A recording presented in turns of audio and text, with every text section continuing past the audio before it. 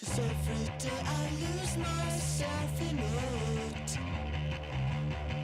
This writing games are making me so sad. Oh, I better go.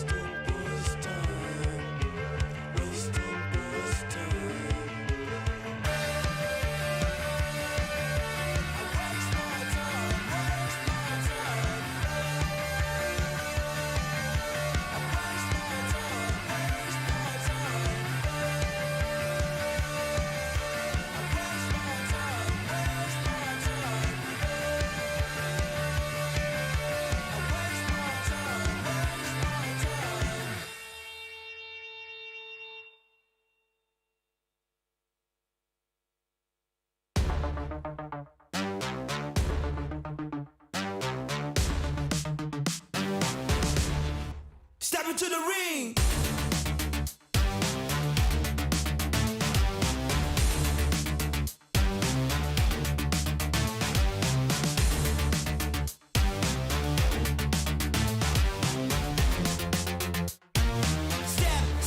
Step into the ring.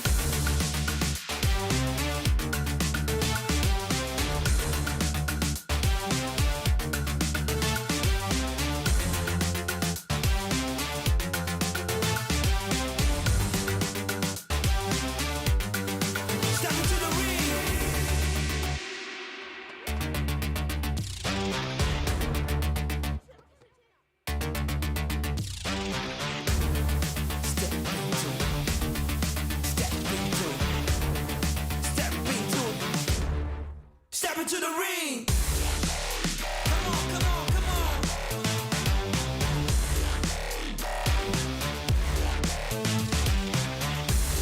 Let's go.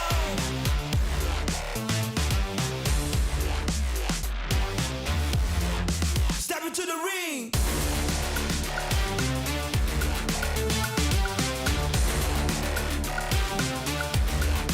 Go.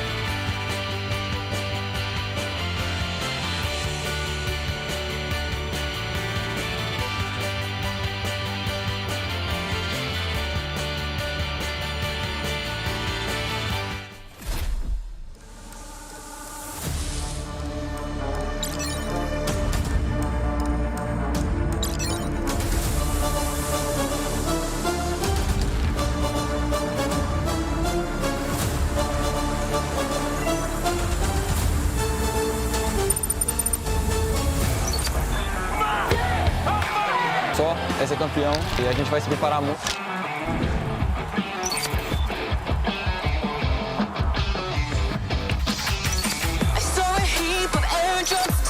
For us, it's been hard 4 days. We've been fighting. I got a feeling something's gotta change. Chasing the wind, no matter what it takes. You be the one, I'll be the next. Where do we go? Clickety clack, firing up like wind blown. You don't wanna lose, neither do I. Here in the sun.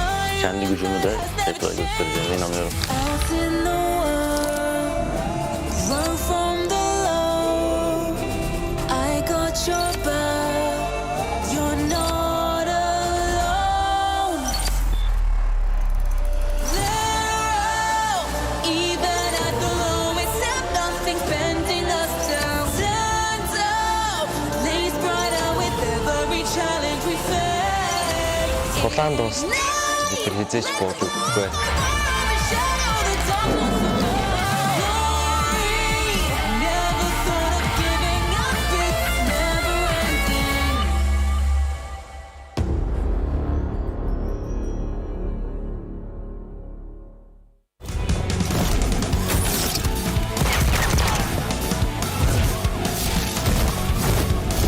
Great news! As the highly anticipated 2024 PMGC Grand Finals approach, the annual tournament outfits everyone has been waiting for are finally here. We prepared loads of surprises for everyone this time to show our sincerity. Let's start by introducing the limited PMGC themed prize path. Get it for only 500 UC and instantly receive a 2024 PMGC helmet. Continue completing specified missions to earn points and increase your prize path level for even more awesome rewards, including a 2024 PMGC parachute, nocturnal judgment grenade, and the awesome limited PMGC with Royale backpack, designed in collaboration by our lovely friends at American Tourister.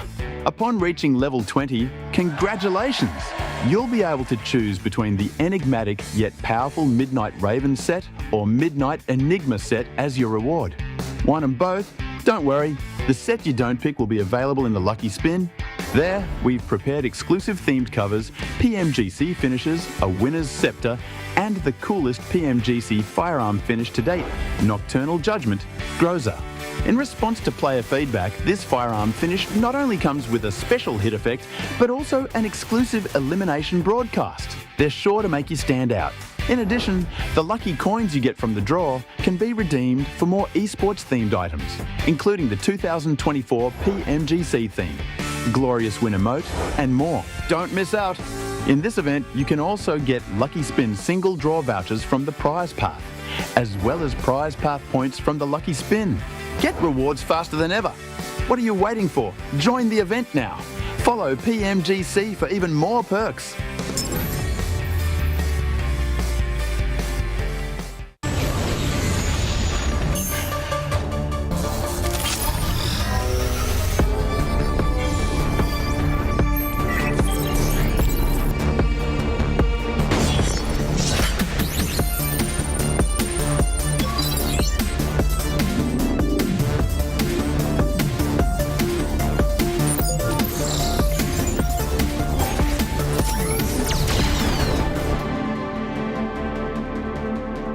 Welcome to the 2024 PMGC Grand Finals Prediction Event, PMGC Clairvoyant. Guess the top 5 teams for each day of the PMGC Grand Finals for a chance to win exclusive PMGC collectibles, limited PMGC finishes, emotes, and loads of AG. The 2024 PMGC Grand Finals takes place from December 6th to 8th. There are 3 rounds of predictions corresponding to each day of the event. On the predictions page, you need to predict the top 5 teams each day. The same team can't be selected twice. If you wish, you can check to see your friends' predictions and copy their choices with a tap. The PMGC Grand Final starts streaming at 10:45 UTC 0 daily. You can change your predictions anytime before the live stream begins. Results for each round of predictions will be announced the next day. You'll earn prediction points based on your accuracy. Reach target scores to get amazing progress rewards. Start predicting now. Keep participating in this event to earn points. You'll get better rewards the more points you have.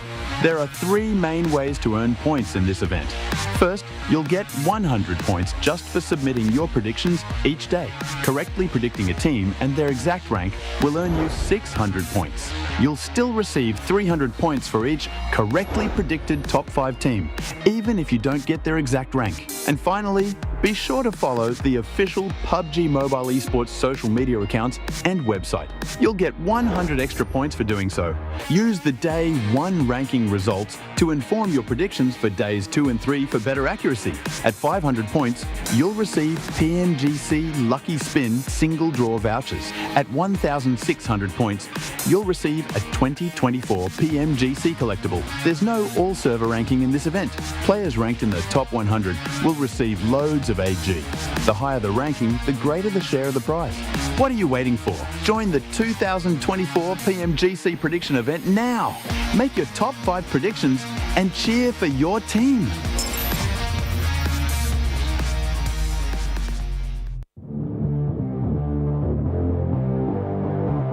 Ladies and gentlemen, please put your hands together and welcome your PUBG Mobile Global Championship Grand Finalists.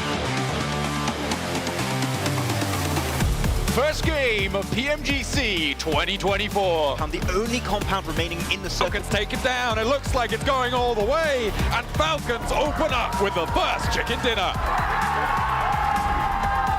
Vexy on the low ground is low, but holds his nerve. 2 versus 1. It's up to Vexy now. Enigma Galaxy are able to keep it under control. Finally able to shut it down from the east side. Break Incilio's hold on the south side, and they can move up to the wall. Void Donkey ID just about get up into 3rd, and Team Spirit to close us down. They've been quiet in the first 2 matches. Get through as quick as he did. Thundertalk going to try and send this one. Now 1 more left remaining, and Reefers looks to finish it off, and it's 4-B with 23 eliminations and a chicken dinner. You are the best! Triple. O-South looks for RCB. Zara will take it down and immediately gets clapped back onto the 1 elimination denied. But with 3 players to D+ Kia, the order is tall, but he might be able to stand up to kick more chips. Is storming forwards in the meantime. The MG3 out of action, and it is D+ Kia.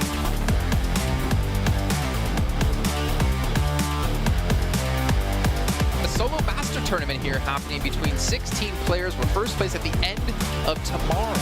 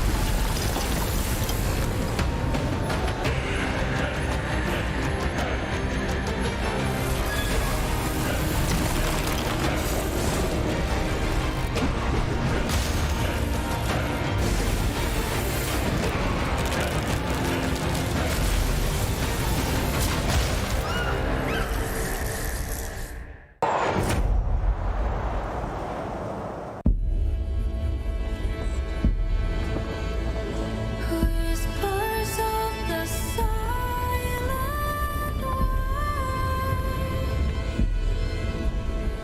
softest dreams in twilight's storm,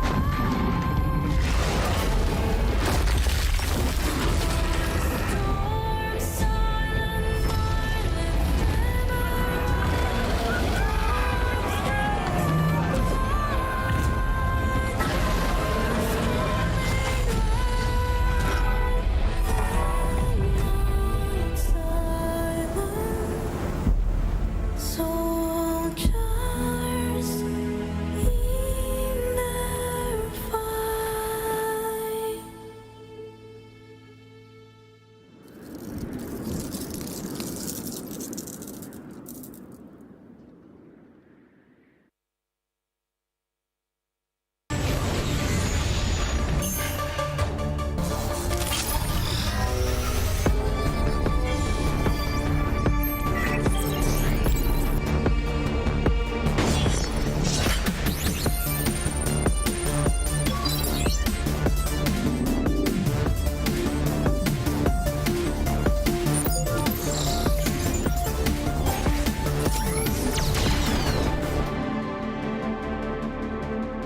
Siapa yang akan menjadi juara PMGC? Аваргын цом биднийх авна.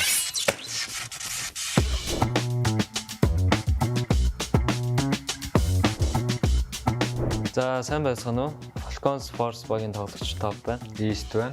Halo, aku Potato dari tim Point Donkey. Halo, aku Vexi dari tim Point Donkey. За бид хоёр ингээд 2024 оны PMGC Grand Final-ийн prediction хийж байна. Тэгээд бид хоёр дамт байгаарай. Alpha 7 байна. World Cup явраг 2024 оны World Cup тавьчида. Abang-abangan nih dari dulu kan, jadi kita top 3 in lagi nih Dani. Brute Force. Menarik sih, tapi toxic. Deep Plus байна. За стауучлаарай. Хайртай шүү Sanhok. Lanjut dari aku ada DRX Dari Korea juga ya. dari Korea juga ya. Bawahnya lah. 팀의 Falcons.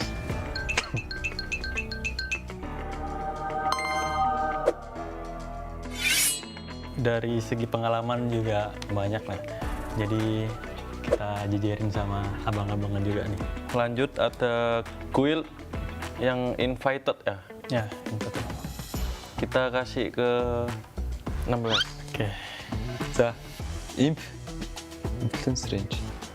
За яг хөө. Энэ за голдон дэлч дөө энэ. Уушлаа. INS. Dia last chance di atas kita, mungkin hoki ya. Kita taruh ke 11. Angka keramat. Oke, lanjut ini Navi boleh lah ini. Sangat meyakinkan ya, tapi kalau grand final tak lah. Angka 7. Enigma байна. За Enigma-г 8 дээр тавьчида. Бас манай группийн эхний оороор гараавсан. Dia langsung lolos ya ke Ya. grand final dari grup stage. Pasti underperform, kita 15.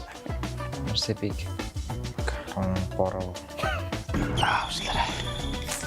Yang udah mulai dapet tempo permainannya ya, tapi ada salah satu player mereka yang juara dunia juga nih.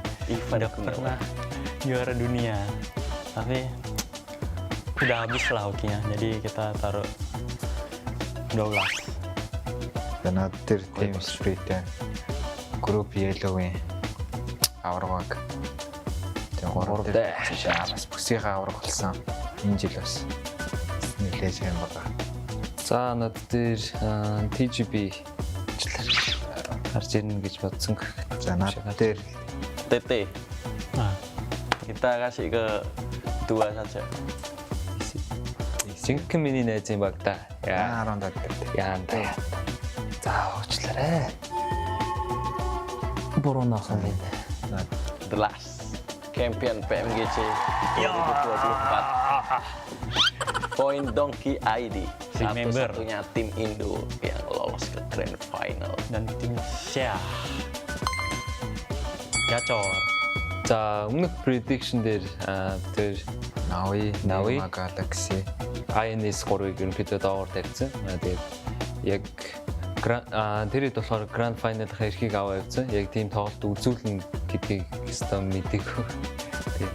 Тэгээд төсөөснөөс илүү тоглолт үзүүлээд эрхээ аваад явуулсан. Kenapa aku milih TT di nomor 2? Karena mungkin aku sendiri udah tahu ya gameplaynya mereka kayak gimana waktu sebelum PMGC dimulai. Kita latihan WoW terus sama dia, hampir 60% lah kita latihan WoW sama TT. Itulah kenapa aku milih TT kedua. За өмнө жилийн IC-тэй адилхан зүйл болж магадгүй гэж бодож байна. Яагаад тэгэхээр ерөнхийдөө энэ жил бүх багууд амар маш сайн өрсөлдөөнтэй байгаа. Тэгэхээр аль багийг ч басч одоо тутам үнэлэхийн аргагүй өрсөлдөөнтэй байгаа да. Kalau kuda hitam mungkin dari tim kita ya. Karena kan kita benar-benar orang-orang baru dan tim baru dibuat lah. Jadi mungkin dari segi komunikasi atau gameplay dari mereka nih tim-tim lawan nganggap kita kuda hitam sih harusnya. За ингээд бид хоёр prediction-ээ ингэж хийлээ. Тэгээд яг Grand Final дээр бас юу болохыг мэдэхгүй байна. Mohon doa dan dukungannya. See you in London, Grand Final. Bye-bye. See you. Баярлалаа.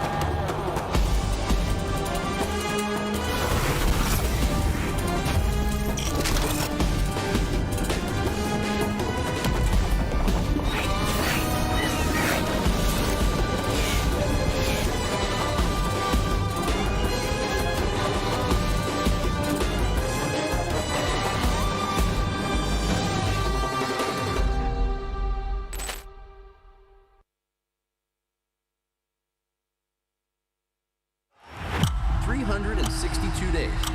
Finally, we are here for the 2024 PMGC Grand Finals. 362 dias treinando com apenas um objetivo: ser campeão. Impianku itu untuk menorehkan sejarah untuk Asia Tenggara dan kami siap. The podium is ours because we've earned it. İkinci kez dünya şampiyonu olmak istiyorum ve tüm dünyanın bu ana tanıklık etmesini istiyorum.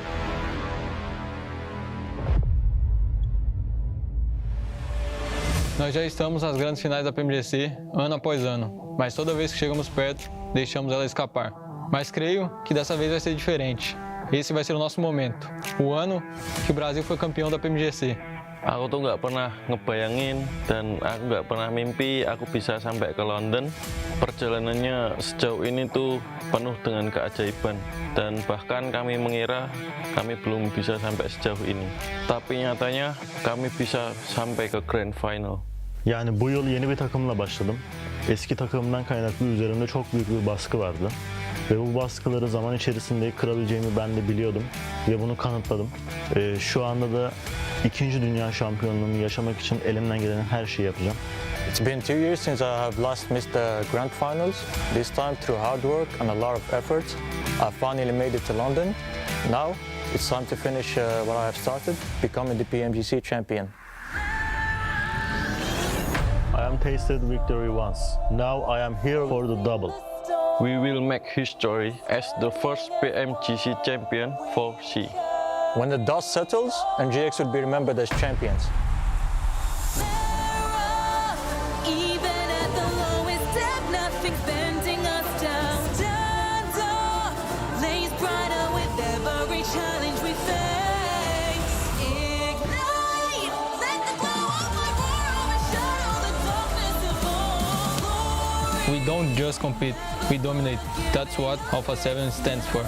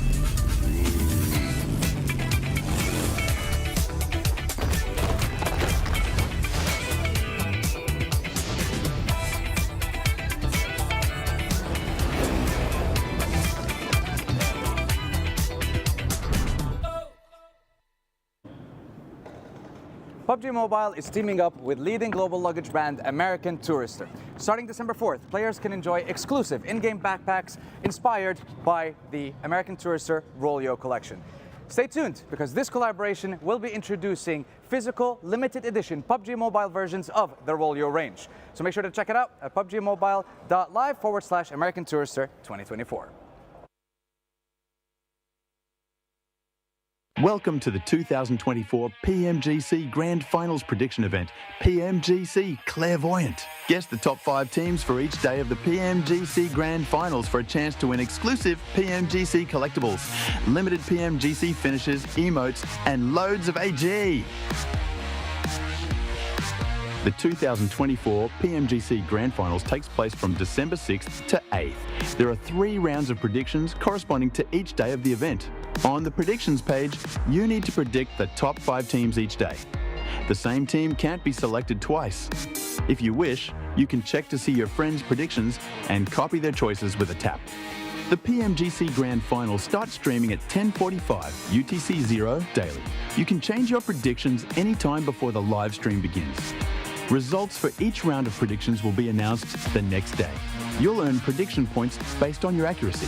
Reach target scores to get amazing progress rewards. Start predicting now.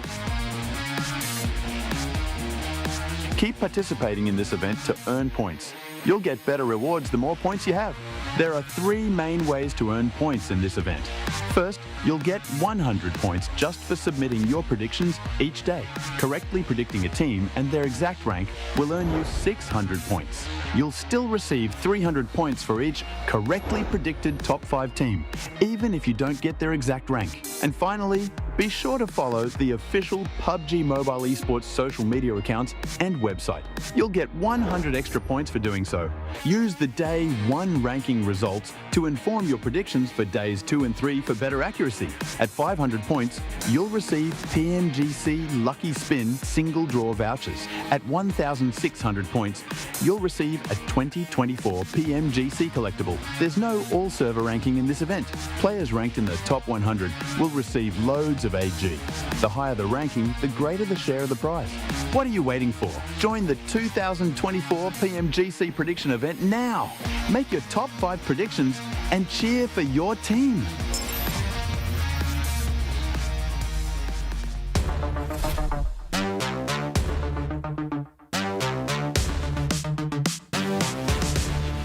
Step into the ring.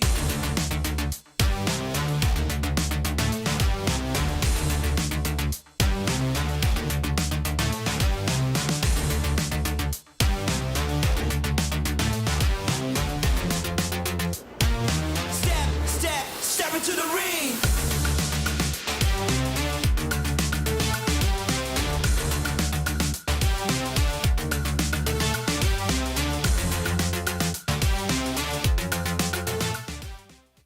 Hello and welcome, ladies and gentlemen, to day 2 of the PMGC Grand Finals. Yesterday was nothing short of spectacular. Thrilling plays, record-breaking moments, and the kind of action that keeps us coming back for more.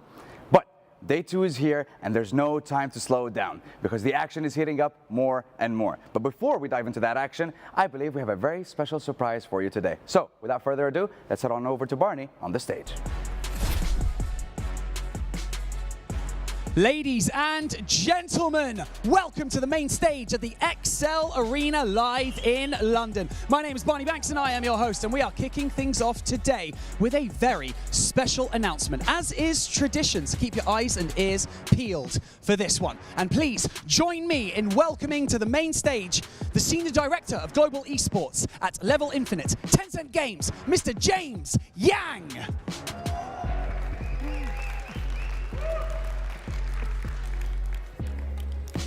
Woo.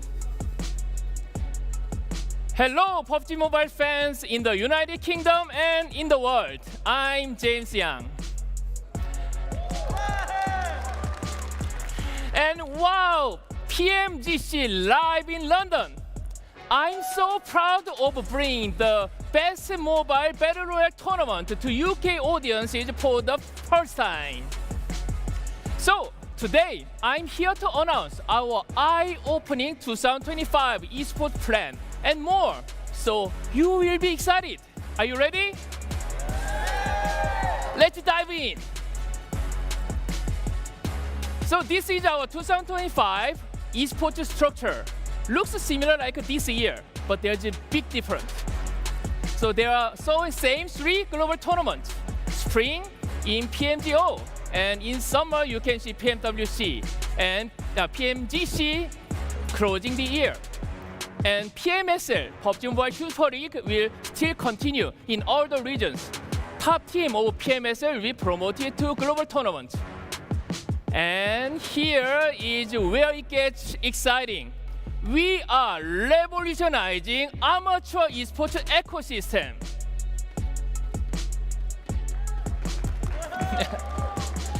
Yeah, so you, everyone can be the one. PUBG Mobile players continue to ask us, hey, we also want not only to watch but also to play esports. Yeah, we listen to you. So we are creating very clear ladder from amateur to professional. How to do? Here it is. In 2025, we are launching more than 20 official amateur tournaments in all countries and regions. So it's your time to rise from unknown to legendary. Chance is open to everyone.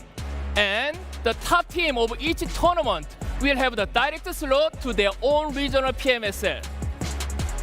This is an amazing chance. And also, PMSL EMEA will be divided into PMSL Europe and PMSL Middle East and Africa. This will provide a fair chance to the local talent. PMSL Southeast Asia will still have 3 seasons and others will remaining 2. So by this, PUBG Mobile Esports is targeting to have the most robust amateur esports ecosystem. And I believe we can achieve it with all of you together. So let's talk about global tournament. PUBG Mobile Global Open 2025 is heading to Uzbekistan next year, March to April. And here is a game changer. Because it's Global Open, we decided we will open registration to all over the world, everybody, so that you can also register to play in PMGO. That's great. And also, there is Ultimate Royale. It's one of the most popular game mode by skillful players. We provide very special privilege. Top 500 players will automatically skip the first round of online qualifier. Wow. And here, PUBG Mobile World Cup is back. 2025, PMWC is back to Esports World Cup in Riyadh. So I promise there will be an epic battles by all best teams in Riyadh again. So please stay tuned. This will be great.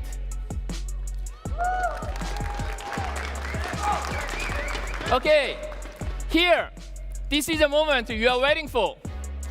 2025 PUBG Mobile Global Championship Grand Finals will be held in Thailand. Yeah, I can hear the big shout from Thailand audiences. Next year, PMGC will be really special, really astonishing. I'm so willing to unveil everything, but please wait. All breathtaking news will be opened soon. So, yeah, that will be great. Please keep eyes on us. And here, you see the big number in my bag.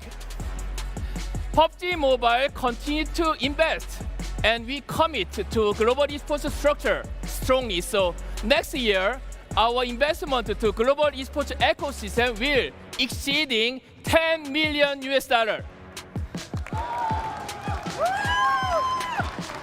I can say PUBG Mobile Esports is not just a tournament, it is an opportunity. So, 2024 Grand Finals now ongoing, and next year, this shiny, bright, brand new PMGC Trophy, who will lift it? Maybe one of the teams in this 16 teams, but also it can be one of you. So let's be together, be the one. Thank you. London, make some noise once more time for James Yang. That's right. Right. Now, before we get started, before we dive into all of the action, we have another very special announcement. We are proud to present the second PDP Esports Outfit Design Contest with an incredible prize pool of $60,000, and it starts right now. So make sure you submit your designs between now and December the 2nd, 2025. Unleash your creativity and best of luck to everyone involved. And with that being said, it is time to kick off day 2 of the PMGC London. Make some noise! Let's do it.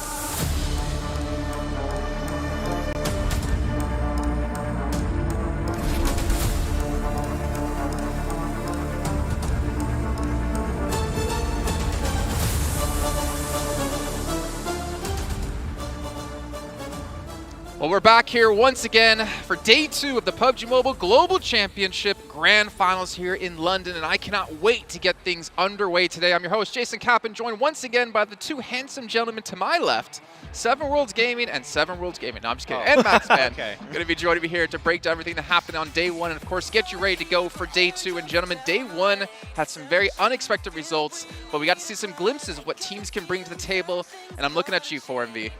4MV in first place after just making it barely in here to the grand finals and able to hold on strong to that first place and also creating a bit of a lead for themselves. But Seven, we know they like having circles coming their way. That happened a lot. What's going to happen today if the circle goes north? That's going to be the biggest question for me. How is this team going to react when they don't end up getting blessed in a way by the circles in military base? We saw them being able to do some great things. The biggest question mark for me for this team, besides what they're going to do if the circles don't go their way, is also how they're going to be handling 2-2 splits. It's something that happened in the Miramar, and it didn't end up working out well. It would seem like an unnecessary 2-2 split, something that I've seen out of other teams. One that I think of right away, Influence Rage, and another one, Falcons. That was a little bit of an issue for Falcons because Incilio is in Milto. We don't want to forget about it this time, hopefully. Well, I'm glad you bring up Incilio, a team that we've been heavily focusing on because of our use of these hovercrafts. Now, when we went to Miramar, unfortunately for them, they had 2 16th-place finishes with 0 eliminations. But just to get you caught up on all the teams that are participating here, here's your list. And any other teams out here that kind of stand out as having a good or bad performance when it came to day 1 here, Max? Well, bad performance. I think we have to cover the PL teams, unfortunately, right? Hey, day 2 is the real day 1. Wait, exactly. So, like, day minus day 0 was not good. Day 1 is media day for them. Oh, okay. Day 2 is the real day 1. Rehearsal day for them. No, really, we expected a lot more coming out from Tongjiabao and, of course, Thunder Talk Gaming. A little bit of an upsetting start, but, you know, as you said, yes, day 2 is the real day 1. And we talked many times about the comeback potential of TJB in their home region. Globally, it's a different ballgame because they're not going to be the only team trying to adapt and step up their game going into day 2 and day 3.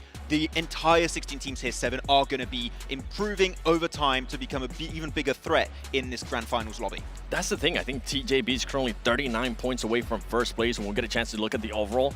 That is a massive task. Unless they end up having a performance like we saw yesterday out of 4MV, a record-breaking performance, and that's why you're currently seeing 4MV there at the top with those 63 points.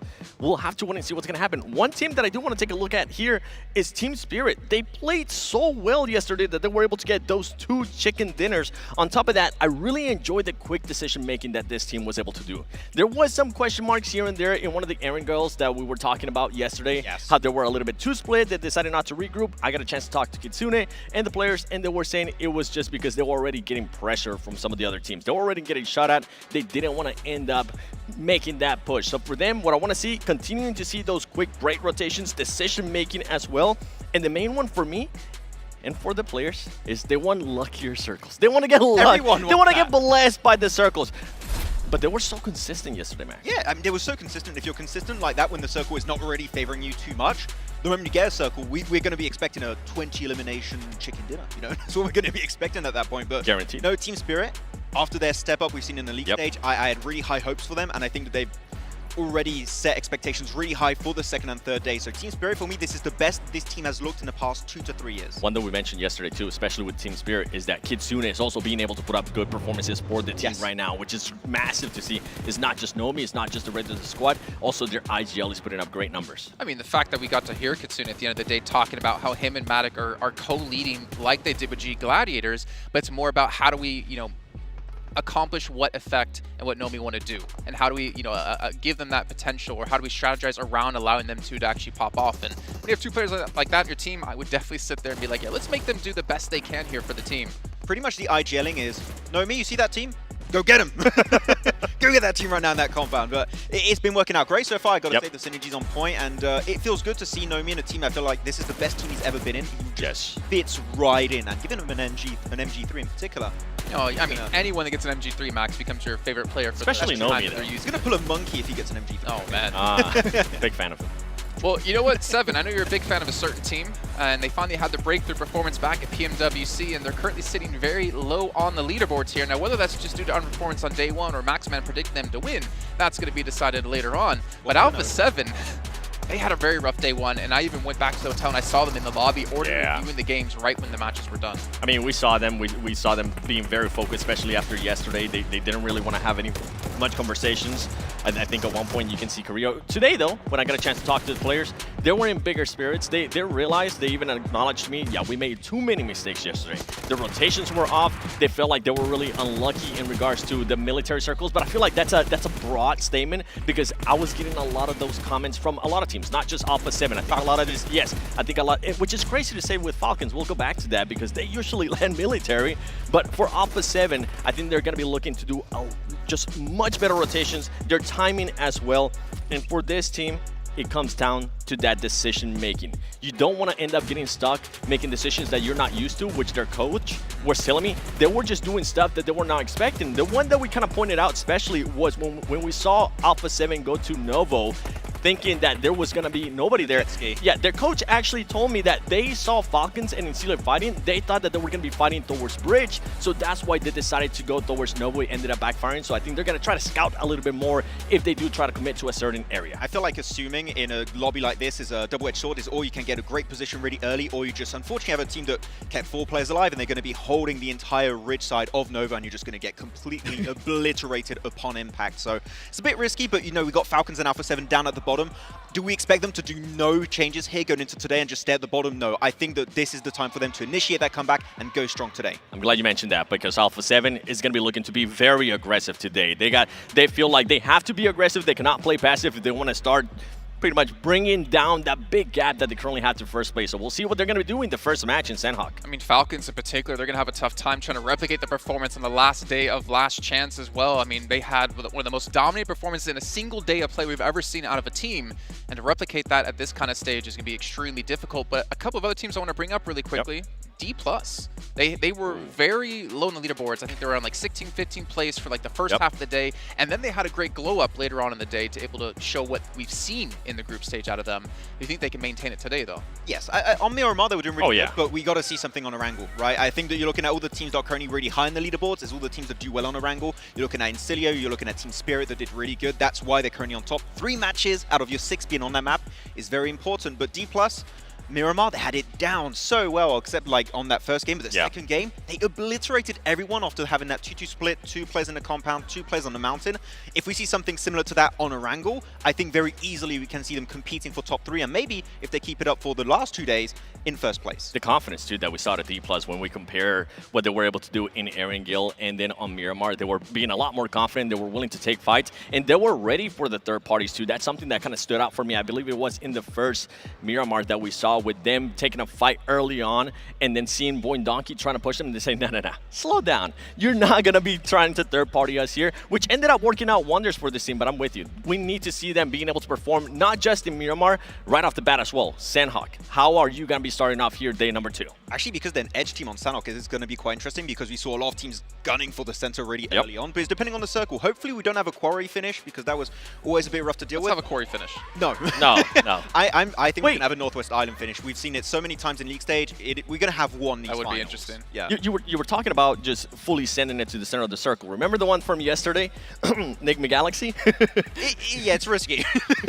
No, but for them, I actually went up to Raouf and I was asking him, why do you guys do that? This is not the first time that you guys do that. And he said that that's how they play Sanhok. They just, if for some reason they are going to be late towards the circle, they're just going to fully send it towards the middle, and they are expecting that hot drop again. I mean, it worked out yesterday. They lost Norvalo, unfortunately, but if you get 4 eliminations from the get-go for them on a Sanhok, that was pretty much a win for them. They were like, we're happy with the game. We got 4 eliminations. We got a little bit later on into the game, but the full send center was always a bit risky. But if they could have survived in that spot, maybe they could have got like a top 5 finish there, and that would have been amazing for your first game of a PMGC Grand Finals. Well, speaking of amazing, you got to talk about the devices these players are using. Their Infinix GT20 Pro with this dual chipset, 144 Hz AMOLED screen. Oh no, guys, here, you can't do this. 7 does not look good at 120 FPS. All right. I don't think the camera can There even you see go. this. Okay. You guys are setting up this whole bit. I don't think the camera can see. You know what, Maxi, get out of here. Go walk up to the camera and show it. Do I have to? No. No, he was about gonna do to. You're I'm so happy cool. you can kind of see it though. Cool, You can cool. kind of see it. Let's see. Kind of see it. Kind of see it. Can you see it? Yeah, you can. Yeah, It's pretty good. It's a good picture. not bad. More of that, please. It's a 7 great in resolution. HD, that's a scary thing. I mean, in real life, it's pretty scary, but HD is a little bit more scary. Just feel taller right now, okay? You know what, we're going to take that box away from you eventually, but also a big shout out here to another sponsor, Kadia, because the entire district is designed to be like a real-life video game, which honestly is so cool. If you guys saw the video earlier on today as well, I would love to go there someday.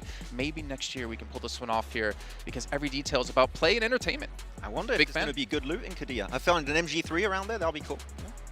I hope. I've seen your DBS. I hope you don't find an MG3. I've seen your DBS on Pandemonium_News. You can check them out on Instagram, TikTok, and YouTube. The 7WG. Yeah, go on. Bro, Wait, we're just plugging. I was like, all right, I'll plug. No, we can plug. You can't do that. Well, also, while you guys are sitting here at home, or whether it is after the show is done, make sure you use this code PMGC Dragon, because the Ice Matter Frontier Frostborn Dragon has awakened. If you haven't checked this out, Max, we talked about this so many times yesterday, and as well as 7, the greatest fight you will experience in PUBG Mobile, the best event we've seen so far, for sure. Yeah, you had Dracula in the update before that, but no, the Dragon is even better of a boss to go against. I even recommend going with an M249 if you can, because you're going to need to shoot a lot to take him down. You got to get across. You got to get like a crate before going in. It's hell, but it will drop an MG3. Actually, 2 MG3s if you beat him. So go. Should try it tonight. Well, you got to get across the bridge for the first part. Well, that's we already hard, struggled with that one, but use the code PMGC Dragon at PUBGMobile.com/redeem to get yourself 30 extra Frostborn Dragon scales to help you out with the event. But gentlemen, it's almost time to actually kick off our first day. We got our teams to focus here down towards the bottom of the screens. For me, I went with the 2 PEL teams, of course, because day 2 is the real day 1. But obviously, we expect very high standards out of teams that come in from PEL, and we haven't seen it just yet. But also in Celio, if they fix the problems of not being able to do well in Miramar without the hovercraft, that's why I went with these teams to focus. What about you, Max? I think they went out asking to spawn the hovercraft on Miramar. That's what they were trying. Well, no, we got a chance to talk with them yesterday, and they were talking about the hovercraft. They were saying how much they actually do focus on trying to get one before they leave Meltdown. Yeah, they delay their rotation so much to try and get as many hovercrafts as possible. Of course, it's depending on, are you lucky with the spawns? Are you going to get a jet ski like Alpha 7? Are you going to get a boat? Are you going to get a car boat like Team Spirit? Or are you going to actually get the hovercraft? It is very important to get it when you are a river team where you drop. Could we see in Celio all drop different locations with all their players just to get as many hovercrafts as possible and meet up wherever it might be? If I have 4 hovercrafts coming my way, I just go back to lobby. You know? I just Influence Rage is going to hate themselves. Well, you know what? We do have 2 more gentlemen here to cover PMGC if you missed out on yesterday's action. We've got our 2 commentators of John Anna Blank looking good, looking ready to go. So, gentlemen, what do you got for us? What do we have for you? Well, we've got a game coming up very shortly. We're going to be jumping into Sanhok first, of course. Thank you very much to the guys on the desk, but absolutely... It's me. Oh, yeah. Oh, you're twice. There's two of you. I don't know what. I don't know It's which way my to look. twin. Look, there it is. Whoa, is that? That's crazy. The double lower third. Love to see it. But yeah, true, we do have some crazy plays coming out today. I'm imagining more stuff to be had today. Team Spirit looking for that first place position. Alpha 7 not doing so great either. Though I said it many times yesterday, slow burn type of team. Can they bring things back today? That's the real question, because I do think the further you drop now, you need to have somewhat of a decent day today to have that chance going into day 3 to get a top 3. To day 3 to get a top 3, we're all There's over something the in there. place. There's some rhythm going on, you know. There's a little bit of a beat underpinning the entirety of it all. And you're right. You do need to absolutely give yourself that platform. The more runway you have, then the more likely it is you're going to take off, right? So. True, we'll see if our teams can lay out that tarmac for themselves on the points tables, because 4MV at the top right now is quite an interesting factor, right? Obviously, coming through on their sort of like double extra super duper last chance situation. They've come into the first day. They had two massive one very, very massive game, record-breaking in fact, with 23 elims in a chicken dinner, and then topping it off with a second chicken dinner as well. To be able to do, with a second strong game as well, to be able to put up that sort of a number, to extend that sort of a lead, Blank, is phenomenal. The question is always, in the same way that Alpha 7 need to step up today, can 4MV keep going today? I think for 4MV, it's an interesting one. I mean, 8k damage overall for them is very good, but a Voin Donkey ID with 7,783, that's a lot of damage done, and Voin Donkey ID is certainly a team that is attempting to get towards that top side of the lobby. We had the pleasure of speaking to Defi yesterday, the coach of Voin Donkey ID, and he said that, look, not many changes had to happen from yesterday. I think they were quite happy with how things went down. I think at this point, it's a smart decision to make. You know, you just want to keep going forward with what's working, and it is working. And the damage numbers don't lie either. For the positions they've had, they've been getting a lot of work done, not necessarily all the way through to that end game. They got 2 second places yesterday, but they are putting up the numbers. And I think teams at the top do need to worry about that slightly. Team Spirit, on the other hand, good performances overall, all round yesterday, from difficult positions as well. So everyone was saying that they like some more circle look. Wouldn't we all? Absolutely. I mean, it's always so much easier when the circle just comes to you. You don't even need to rotate. It's great. But yeah, Team Spirit, they were adapting, and they were playing smart and fast enough to take down the opponents that stood in their way. That was the big change that we've seen, the ramp up in pacing from Team Spirit. This is quite funny. I mean, Creo, fair play to him. Like, these things you do not need to move around at all, but the guys are so used to at this point shaking around the old hand warmers that you just can't quite get out of the habit. There's Revo on your screen as well. Absolutely awesome player from yesterday. I think he honestly kept Alpha 7 afloat. Sure. Right, you can even see here 6 eliminations for him yesterday on Sanhok, staying alive all the way through to his second place. Really, really strong stuff from Revo, and people were expecting him to do a lot better. These type of tournaments is where he shines the most, because it is under pressure that Revo performs his best. That is true. Alpha 7 definitely needs some strong performances as well. They are down in 13th place right now with 22 points. So it is quite a way behind the 63 that 4MV currently hold. Over 40-point gap that needs to be made up over the next 12 matches, Blank. That is not easy. That sort of a gap does start to loom over your head. So if you kick off with three poor performances today, Alpha 7 are really going to be stuck down bad at the bottom of the tables. We'll have to see if they can pick up the pace, and we're hoping that they can. Over the course of yesterday, I think that you're right in pointing out Team Spirit and Voin Donkey ID is probably the two most consistently impressive teams to be able to come on through. But we also had an interesting turn of events for the Falcons, right? And in fact, the entire opposite. They started off 11 elimination chicken dinner on Sanhok, and then they kind of just faded away. They disappeared for the rest of the day, right? So I'm hoping that the Falcons can spread their wings a little bit further, because we were expecting great things from this team coming into this tournament. It would be a little bit sad to see them go down so early. It's somewhat weird starting off very strong on Sanhok and then not being able to translate that to other maps, and sometimes that can happen on a Sanhok where it's such a small map, right? Sometimes you get the look there. They did have to travel far off towards that east side, and they picked up a strong position. It is sad that they were unable to pick themselves all that much more coming through from Sanhok into our other matches. It did feel like a lot of their splits were wrong. I think that is what it clearly comes down to is that some of the splits were over-aggressive, teams were taking advantage of that. We even saw that very clearly over towards Miramar Sejong over in their group stages. Their splits were unbelievable going into the group stage. Sadly, that team could not translate. Now, the big difference between Falcons and Miramar Sejong is, I would say, the firepower is way more there for the Falcons over Miramar Sejong. So despite them having these splits, they can still find the good off angles. And I think that's something that East and Icy have both been extremely good at doing in the past, playing almost solo or as a duo, providing strong anchors for the team. It's a difficult one though, because what do you do going into today? Do you change things up too much? I don't particularly think that their playstyle was wrong yesterday. I think that it was maybe a little bit disjointed and some of those things need to be brought together, but you might have this shift in mindset. As the boys were saying, day 2, that's your adaptation day.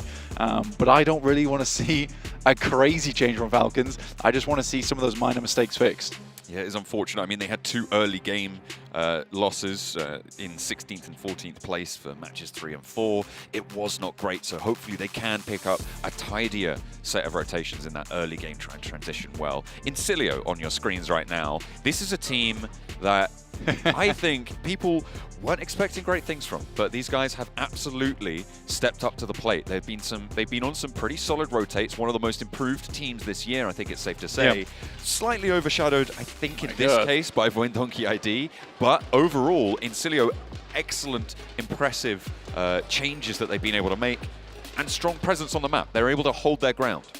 I think when you talk about Incilio, it's very important to mention that although you can say, I think people didn't expect much from them, as soon as we saw their group stage and then into survival and last chance, I think at that point, it was very clear to everyone going into PMGC that they were a fearsome contender. So it wasn't a case we came to PMGC and we were like, look, maybe Incilio's not going to do too great. I think we all had high hopes for this team coming into PMGC this year. The Grand Finals was where they were going to stand out. So I'm very excited to see Incilio continue to bring that kind of presence, that kind of power through to the maps going forward. Especially Sanhok. I think this is a team that does very well. Basically flying by the seat of their pants sometimes, and they're good at that. They're good at that, especially with the hovercraft. And I think it kind of buys into that strategy of we're going to make it work no matter what happens. We're quick to adjust on the fly. It takes a very rare team to make that sort of thing happen. A lot of teams have plans that they will make out early game into mid game, and then how do they want to transfer from there. Incilio is very good at like, oh, I'm in a bad spot. Doesn't matter. We've got to move for this. Yeah, they have got a lot of strats in that playbook. It is yards thick, really. I think it's safe to say. We'll be digging into that over the course of the next 2 days. Look pretty fresh with the sunnies there. The polarized glasses for the Falcons, making sure that they are keeping themselves focused. I mean, top handing off the map like you just don't care. Fair enough to him, honestly. That is one zen guy. On our screens at the moment, we have D+. Great team from South Korea. DRX, sorry, doing a lot of work. I genuinely think that when you do look at DRX as well as D+, you're fairly happy with how much they've been able to get done throughout the year. I think for South Korea overall, they're a very strong region now, and a region that was sort of underestimated in 2023. Coming into 2024, so much more work was done by them. I think it used to be a case of, look guys, this is 100% a fact that D+ Kia had the strongest central circle performances in the world. They were very, very good holding down those compounds, but they have extended that kind of presence now over towards rotates, over towards playing edge. I think those were the things that South Korean teams absolutely had to focus on. Yeah, they've definitely come through for the region and made their presence known. D+ came 5th back in that last chance stage, with DRX as well, placing 2nd behind Team Spirit over the course of their group stage and getting that direct qualification spot. We also saw good things from teams like Miramar Sejong.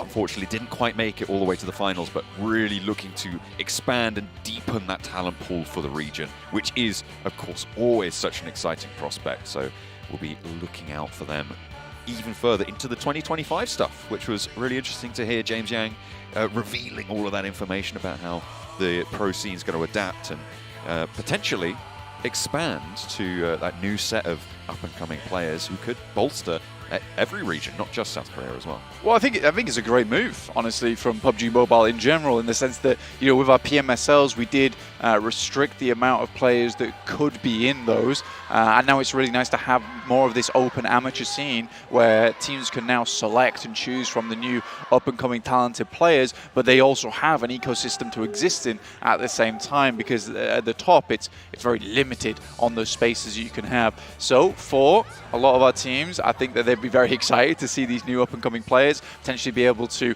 rip a few from a couple of rosters and be like, that could be added to our team. And speaking of rookies, we're talking about Voindonkey ID. I mean, a lot of those players are rookies on that squad, 3 total, with Potato being that experienced player, taking the lead, taking the charge for that team. So there is a lot of potential. And you in the crowd could also be the one, potentially next year going into 2025. So make sure to check out that scene when you have the chance. It could be me, but more likely it could be you. I don't think I'm going to be stepping into the battlegrounds with these guys anytime soon. There is plenty of fierce talent to be triumphed over. If you think that's your thing, make sure you clock in, get ready for it, because 2025 is just around the corner. But first, we need to conclude 2024, and PMGC is the place to do it.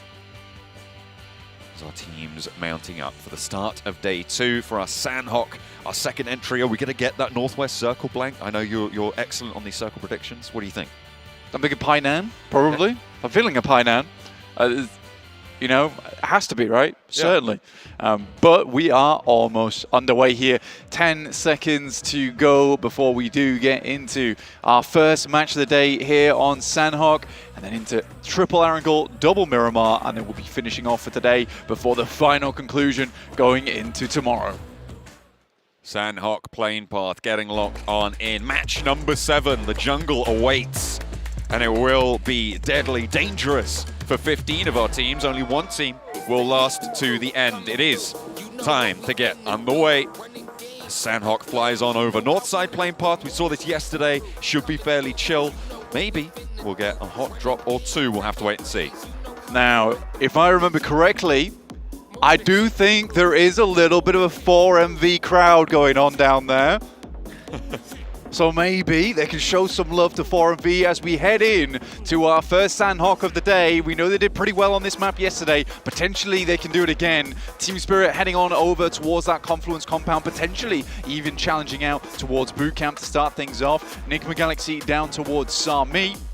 And Voindonkey ID will be picking up Hatin. So all very prominent positions in the map here.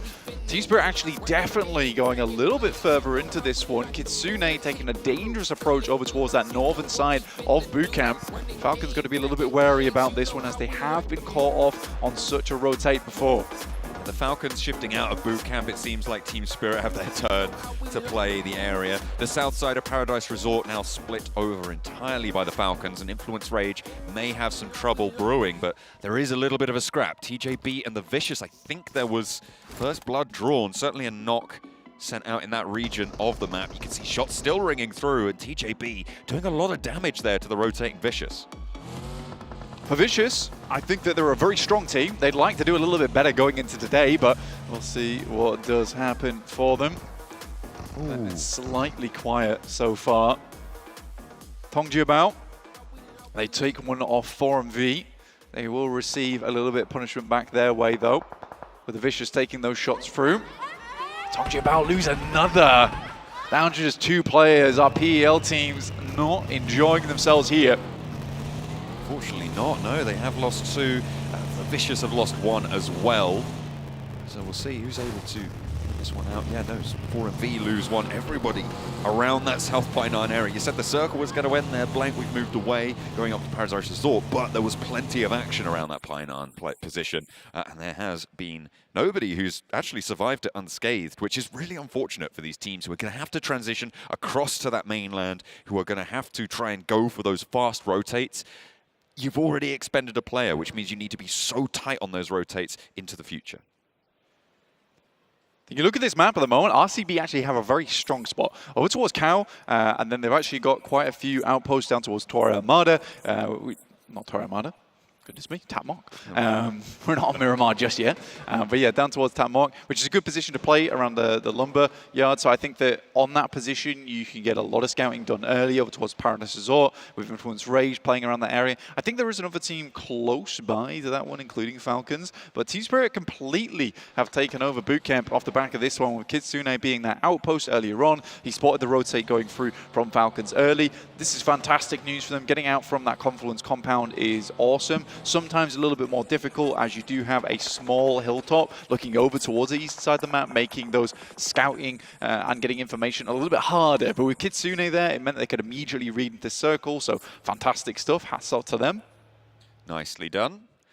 DRX moving in from the south side. They've managed to push up to one of the junction compounds that sits south of Paradise Resort, so a nice little stronghold for them to wait for the second circle to show its hand, to tip its hat. Na'Vi over on Ruins, yet to make their move, but the south side with the Vicious, actually, I take it back, they did manage to get out of that Pioneer position unscathed. They rotated down south towards Camp Charlie, but I think their crossing ahead of them is going to be pretty treacherous, Blank. The Vicious's path goes either through TJB, or they go for a wide rotate out to the east side. I'm not expecting that. I think it's more likely they head into the vehicles and go across the bridge, go back into conflict with TJB, or maybe push up towards Painan yet again. What's interesting, Blank, is Incilio. I'm looking at where Incilio started around that quarry side. They're moving in to guard out Painan's crossing. They've moved out west, away from the circle, where they had an option to just hold the edge inside the circle to try and guard all of these teams on the southwest side. Yeah, I think this is a very basic play coming through from Incilio, actually. I mean, it's the one you'd want to go for usually on this circle, because there is this hilltop that runs through just underneath that southwest side of Quarry, which looks down towards Painan. You can catch a lot of players off by doing that. You do need a little bit of a split here, but you have hard cover up there in terms of rocks as well as tree line. So I think this is the right play from Incilio. It's pretty much a set play coming through from them. For the Vicious, easy enough decision for them to make going forward. They had information over towards TJB. They took down a couple of their players early, so they know that they are definitely weakened. Falcons, though, is an interesting team that we do need to talk about, because they did just take a knock. It was rezzed, but they're not in an ideal position just yet. No, just on the east side of Paradise Resort, they have, as you say, managed to get that res through, though, and staying as 4, wait for that second circle. It's unlikely too many teams are going to be able to make their way towards you as well, so you can restrat, go into that next phase, hopefully unscathed. We'll just have to wait and see if they can repeat their performance from Sanhok, because if yesterday was anything to go by, this is the only game they can get any points on, so they need to make it worth their while. Falcons, when you're on this eastern shift, though, it's quite easy to make that rotate to get into position. But what they need now is a couple of knocks, a couple of flushes. They need to expand space around this area. At the moment, it's just getting more and more claustrophobic for them. The walls are closing in for Falcons at this minute in time. Incilio finding 4Vs. They head up that hilltop. This is exactly what I was talking about earlier on. And Incilio starting off with a bang here. 2 elims found there for Redlick. And 4V lost a player earlier on, so now down to just the 1. Yeah, Apex, the last to stand for 4MV, unfortunately, and trapped inside Painan, not in this circle, meaning you're going to have to move. The question is when, for me, right? When does Apex try and make that breakout? Because in Incilio, they will probably think about moving at this stage, but they're aware that they haven't fully flushed the team. They're waiting for the remnants of 4MV to leave Painan. And as Apex, you can probably outlast the blue for quite a while. So do you just want to allow Incilio to get away, try and play solo into this, or maybe try and pick up a frag from it? I think we're just going to see Apex hunkering down, waiting this one out a little bit longer to see if he can sneak away and try and play solo into this Sanhok. To be honest with you, I think that 4MV just really do blunder there. That is a big blunder. I'm sure the desk will talk about it. If not, I'll talk about it right now, because it's a case where 4MV, if you're in this position, you know that the circle still benefits teams holding that ridge side down towards Painan. But you also equally know that Falcons on this circle yesterday immediately moved east. Team Spirit followed them shortly afterwards. So there is that ability to head up towards Confluence Compound. That was always an availability to 4MV. I think the play of we're just going to run up the hill and hope a team's there and not there is somewhat manic. Yeah, I'd agree with that. Especially with only 3 players remaining, right? Yeah. That's well, they sent 2 up, which was even worse. It's kind of an interesting decision.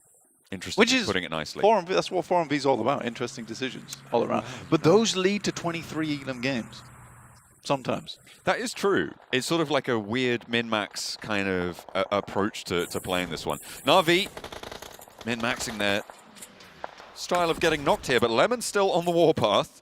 The Falcons, they lose a player here. They're still on a little bit of a split, and they've got pressure on the north side with Guild going in as well. So losing one of their players here, not ideal. Lemon could potentially get flipped back up. There's not a lot of time to make that work, though, and I think getting across this road is maybe a little bit too tall of an order for Lemon, but he's going to give it a go. Smoke's dropping out. Looking to try and cover the cross. Falcons are there. Alpha 7 are on the hillside further back. Could potentially third party. I think Lemon's going to give up on getting flipped back and maybe just try and exact more of a toll onto the Falcons. A lot of damage, and there's Alpha 7 chiming into the fight. Lemon on the inside as well. There is no safety for Falcons, and they fall flat. A team on the north side as well taking them down is Guild. Going for the scrap with the last player, Icy. However, Guild not so fortunate in this standoff. Icy looking to move on forward. Trip up the players from Guild here. He pulls out the DBS, but down to one player here. And it was a slight mistake coming through from Falcons. They do pick up 5 elims total, but now Icy all alone versus Guild here. Can't take the shots through the window. We'll try and go for it. Sees a player on the outside. Long distance DBS shot. He is dodging, ducking, diving, trying to get out of the way, but it's not working so far. Has to get the reload on the DBS. Short time ahead of him. 6 now in the chamber, ready to take the fight again. Looking for the pop shots, the nade over through the top, not going to connect here. No third parties just yet. It's possible, though, that we're going to see a team like D plus Kia roll in from the east side. RCB may be poking their noses in from the north, depending on how fast this fight can conclude. Icy still just hopping about, but he's such a nuisance here to Guild. And not quite finding the shots, but neither are Guild, as the Vicious, actually a lot of teams still on the south side. Blank, we've got 3 teams, well, make that 2 with TJB finally going down all the way. You've got Nick Galaxy ahead of this one as the Vicious. Havarea's taken a knock. Icy, okay, back on board on the northeast side. We are going to be taking the fight continuously as he finds one, and now it's a 1v1, steps the corner. The last player just a little bit too much, and Guild stay alive. It's a good play from Wagner, actually. The fact that he swings out wide, it's not what you would expect. You expect him to be holding inside the small cubby inside this building. So fair play to Icy to pre-load onto that position. Sadly, the pre-fire doesn't come through. Nick Galaxy looking over towards Vicious. They already pulled one out of the vehicle. They have a player in the wings as well, looking down the hillside. This is good news. Should be able to pick up one more onto that rock side, but he's already so low that the Vicious is down to 2. But Nick Galaxy putting a lot of stock into holding out this 4-man. And I mean, as 2 players, you get 4 elims on the game. That's 4 easy points. That's typically what you'd want here, even if you don't get too much further into this game. For Falcons, again, it was a weird play in the sense that they held down the crossroads. You typically want to play a 2-2 on that position. They're way, again, it's that heavy split that comes in to bite them. You play a 2-2 on that one, you have to open one of the compounds. You open the one that's isolated on the other side of the road, and you play off the back of that. For the Falcons, unfortunately, they allow Na'Vi into 2 of them with barely any contest. It's an unfortunate approach, in my opinion. And Lemon was able to take down that south point of it. Narvalo in a 1v2 on the windowsill there, has backup from behind. You can see the regroup from Redox coming on in, but it's not going to be necessary. The Vicious fall to the shotgun shells over the windowsill. Narvalo picks up another, but they're still so far south. We're in stage 3, and we've already gotten rid of 4 teams, though. So a lot of open ground going to be seen into this next circle compared to what we're used to seeing. Yeah, we're heading over towards Paradise Resort at the moment. Influence Rage is extremely happy with this. Void Donkey ID takes 2 knocks in the process. They're currently hiding down towards that south side, and they're getting ripped to pieces. Luckily, they do have a compound, but these nades are coming through thick and fast. A barrage over the top side. Explosions galore. Void Donkey ID holding on as best they can. Team Spirit are chiming in as well. Influence Rage just raining down hell from above. 3 players with 1 player getting flushed for Void Donkey ID, bringing Vexy back in. They're looking for healing. They're looking for a little bit more safety. The nades continue to come through, but they're not connecting anymore. So 1 player down, but Void Donkey ID in a really important building on the south side of Paradise Resort. It gets a lot of pressure sent towards those ridgelines that Influence Rage are holding, should they need to move south on it. Team Spirit have been extremely quiet this game. currently heading out over towards the western side. There is the cliff sides on Paradise Resort that you can play around with. I think for Team Spirit at the moment, it's typically going to be Thunder Talks that they're dealing with. They're coming down from Tap Mark on the western side of Paradise Resort, so if Team Spirit can hold them out, they actually do have a strong compound to work with as well.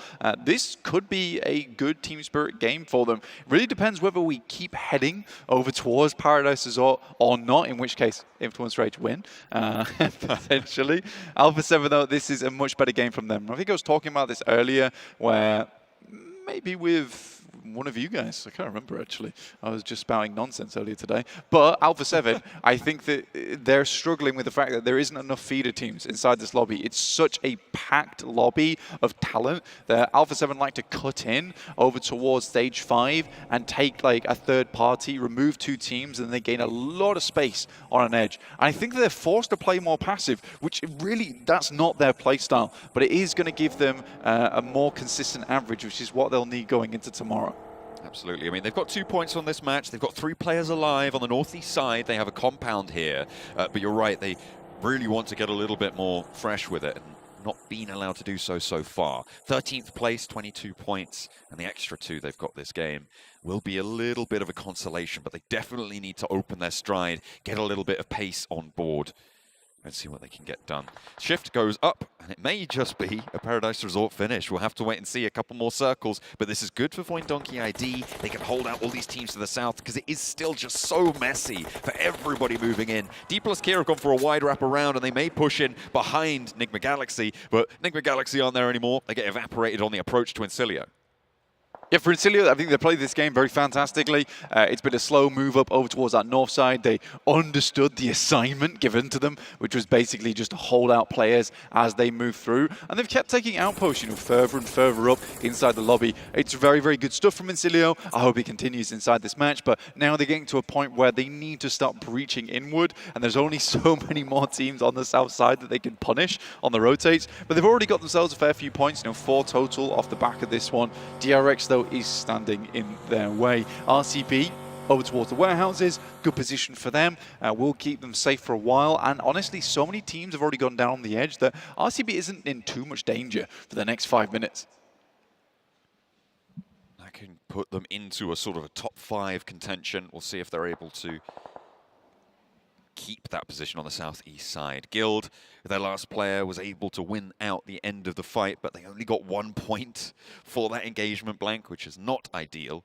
Wagner continues, but so does Apex for 4MV on the southwest side. They're on opposite ends of the circle, so we'll see if their approaches will be the same, despite being diametrically opposed. I'm interested on this west side, Blank, on the southwest side. I'm looking at Team Spirit's split at the moment as they approach up towards these compounds. You can see D plus Kia are thinking about how to approach this one. They look like they're going to find Effect here and find him alone.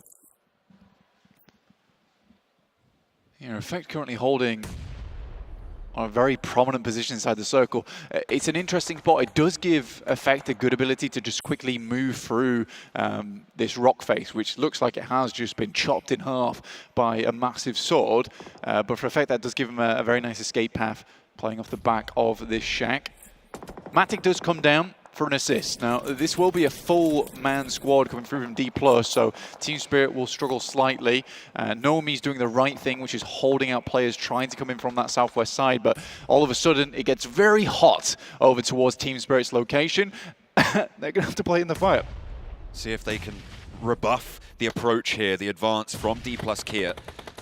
On this south side of their hold, it's a really difficult situation for them. I think ideally what they'd be looking for, especially with this circle shift, is to regroup up towards this north side of this stage. But with Effect going down to a nade from Osal, there's just no way you can extract from this. Another nade over towards the top, and Matic, yeah, okay, he is going to get out of there, trying to give Effect a passage out, but Team Spirit are just going to play on with 3. I think it's the smartest they could have been in that specific spot just then, because D plus Kia, they're going to be drawn in to go for that flush, right? So less attention given to the retreating player, instead of both of them falling back at the same time, but still far from ideal for Team Spirit to lose a player at this stage. They held a lot of area, right? I mean, they tried to hold maybe too much, let's say. I think always holding onside that rock is very, very difficult anyway. You need to have a very quick response time. I think Effect maybe got a little bit too aggressive. In the meantime, Incilio, this is the fight we were talking about earlier. They would have to push through DRX at some point. Right now, the fight's not going terribly badly for them. Redlick does hit the deck, who has been a pretty phenomenal player for them. And now they have to hit one of these nades. They need to get a second knock or a re-knock on side so they can invest time into getting Redlick back up again. Ooh, is that third party? It is. It's D plus Kia coming in from the west side, and DRX are forced over the hilltop to tumble on down. You've got Kaixei still on the grass, looking to try and snake this one out, but I think he's waited too long to strike. Finally stands up, but will get put down almost immediately. And Cilio looking to repair now, but D plus Kia bear down upon them. Two of them down, two of them right by the rock. A single nade could be all they need, and over the top, Fabian launches into the fight. Westron is already down and flushed as well. It's all up to Fash for Incilio on the south edge, trying to keep his team alive, but there's 4 players to deal with. First, handled. Second, up to bat, low HP, looking for the reses. D+, an interesting approach from them, honestly. The fact that they were able to get back into this one, move down the hill, lovely stuff. Fash, though, an extremely strong player coming through from Incilio, making it work somehow, and suddenly D+ is on the defense. See, this team spirit as well. They're rotating back down in to try and third party. We saw this style from them yesterday. Looks like they're trying to re-engage that booster thrust over towards that third-party situation. Instead of finding those knocks, though, they're not quite fully flushing D plus Kia. However, the blue zone may just do the work. Pushing in towards Void Donkey ID, now much more likely for Team Spirit after they've healed up a little bit. I don't think that went at all how D+ expected it to, right? You know, they're already down to a few players alive, which is unfortunate. Just Osal has to continue going forward. Incilio is cut out. I think it was the right decision, the right call to make, especially on Sanhok, to try and pick up as many points as possible. Unfortunately, for D+, Incilio is just a little bit hard to handle. RCB sent Silas out as a scout. This is very typical Silas behavior. He just goes and does his own thing. RCB is like, sure, boss, you do what you need to do. Alpha 7, though, now on that eastern side, attempting to breach on through. RCB has to be very careful. In the meantime, Team Spirit moving over towards Void Donkey ID. The nades are going to have to be phenomenal here. Need to try and find an opening knock, but they're not quite getting the full damage through. A lot of damage sent back towards Void Donkey ID on the inside. They're playing with 2 players on this shack. There's also Kitsune to worry about. That third party, that high ground off angle you see behind that tree, forcing Void Donkey to wait for the breach to come on through. They failed to find the nades just yet. Potato's cooking up another one, but Nomi doesn't want to wait for the nade to explode there. Tries to go for the trade, but it doesn't work out well. Thunder Talk now moving in from that north side, and Kitsune is under a lot of threat now, a lot of pressure. Will be the last to stand and will fall down. Thunder Talk can take that western side. Yeah, Osal actually had a little bit of an impact in that fight, taking down Matic on that sideline. Again, I think this is one of the positions where you need Molotovs, you need nades remaining to make that push here. And I think for Team Spirit, they assumed from the spot that they had, they wouldn't really need those going into the future. And now D+ will be alone with Osal on that southeast side, but Thunder Talk did a great job. I actually enjoyed the fact that AJ split out over towards that northeast side, and the peek in was like, this is really not free for us. I think we're better off trying to take on these teams that are down on that south side who have been fighting for a very, very long time. RCB, though, with that central position, we move off from Paradise Resort, and suddenly Influence Rage have to play the game. They have to move from Paradise Resort. They've sent Lil Boy out as a scout down south, because he's on the high ground ridgeline, and they do have a lot of power to play from that area. Thunder Talk will contest them for it, potentially looking to try and push through there, but Influence Rage still have the angles. They drag down one from the backlines as well. King has been knocked, so a little bit harder to play with. Alpha 7 approaching from this northeast side in the meantime, and RCB may be a little bit too wide on their split, a little bit too bold here. Sara looks to try and control, but not going to stop the flush from coming through either way, and that leaves only Influence Rage as the 4-player team as the west side and the south starts to resolve. Nades pouring on through over towards Alpha 7. They take a couple of knocks, and they're making sure that they are holding this team out. They're out inside the blue. RCB, though, they know they need to conclude this fight quickly, because obviously there's got to be a team in Paradise Resort who are making their way out, who are healthy as anything. Lovely play from RCB, rolling up the vehicle, take down Alpha 7. And like I said, they needed to get them out of the circle quickly. That's one way of doing it. There's the Sarah push, push, push, and you're going to be rolling out with RCB this time around. Influence Rage, they've lost a player, they've lost Lorazin, but they still have 3 players up on this high ground as well, with 1 player from Thundertalk beneath them. Ching trying to give him a fancy feat, the roll around, trying to wrap it on up, but with the last player to stand, the nade at his feet will send him skyward, and it is now 3v3, is actually maybe 2v2. RCB lose 1, Sarah did go down, and now Silas and Loxy trapped on the inside. The circle closes dead center on this. I mean, I think Silas there just forgot to recall Sarah back into the Pokeball, apparently. Just left him out inside the blue, and now we'll have to play on as just 2 players and see what they can get done here. They'll need an absolute hyper beam to remove Influence Rage from this high ground. But a 2v3. Lorazin down. Ooh, okay. Silas opens the bidding. 1 knock found towards that high ground. That gives them a little bit of breathing room. Loxy breaks out to a tree. And Lil Boy spotted as well. Silas standing tall for RCB from beneath. Finds the 3rd as well. The old-time champ steps up for another performance. GG. That was an unreal play. Silas silences the opposition and they come away with a chicken dinner.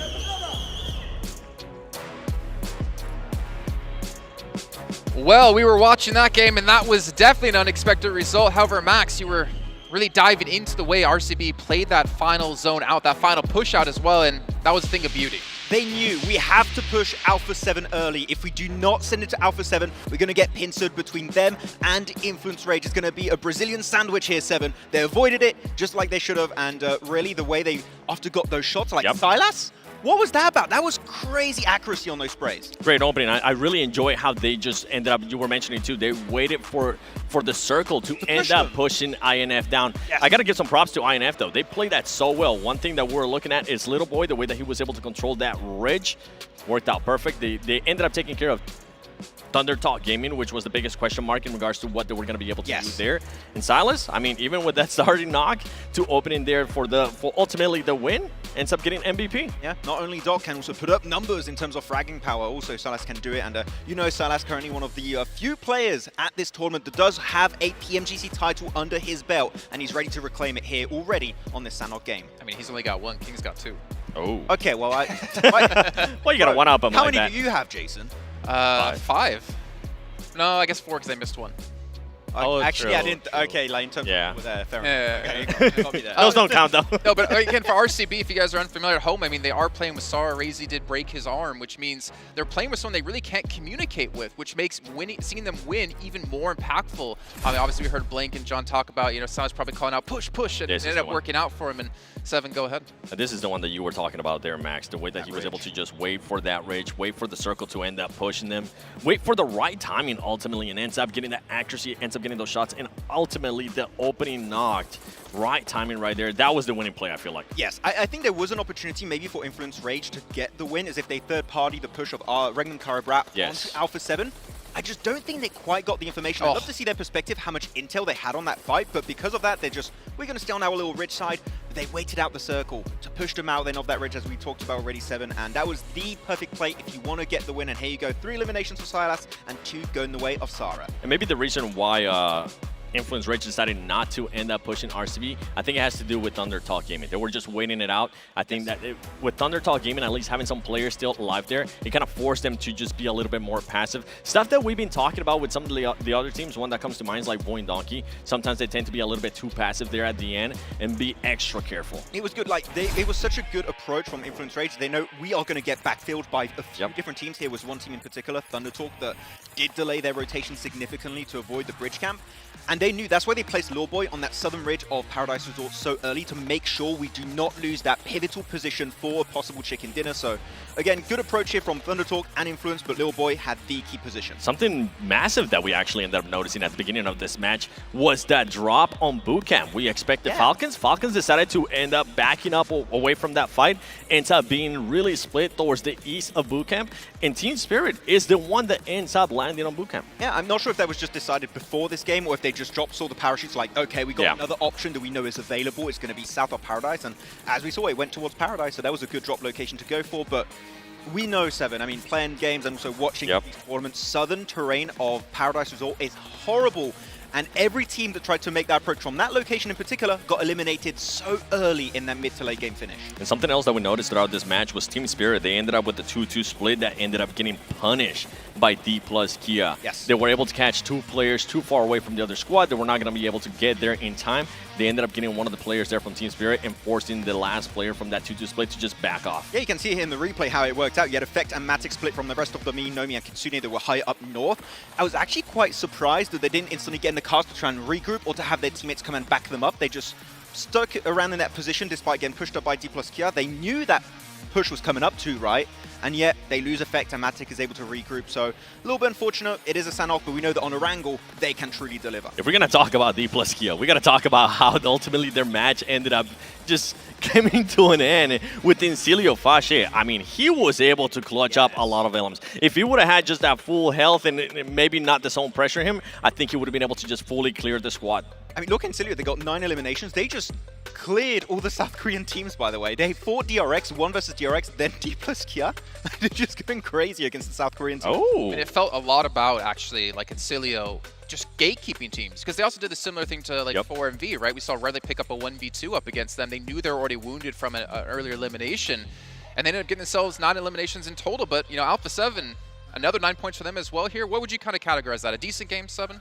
That's how they need to start off today, especially for a team that was far down in the leaderboard after they won. Being able to come out in the first match, top 4, 5 eliminations, is not the usual insane performance that we've seen out of Alpha 7, but it is the performance that they need to start off their day, to set that momentum on the right track. The big question mark, though, is we saw a great performance out of Alpha 7 in the first 2 matches yesterday.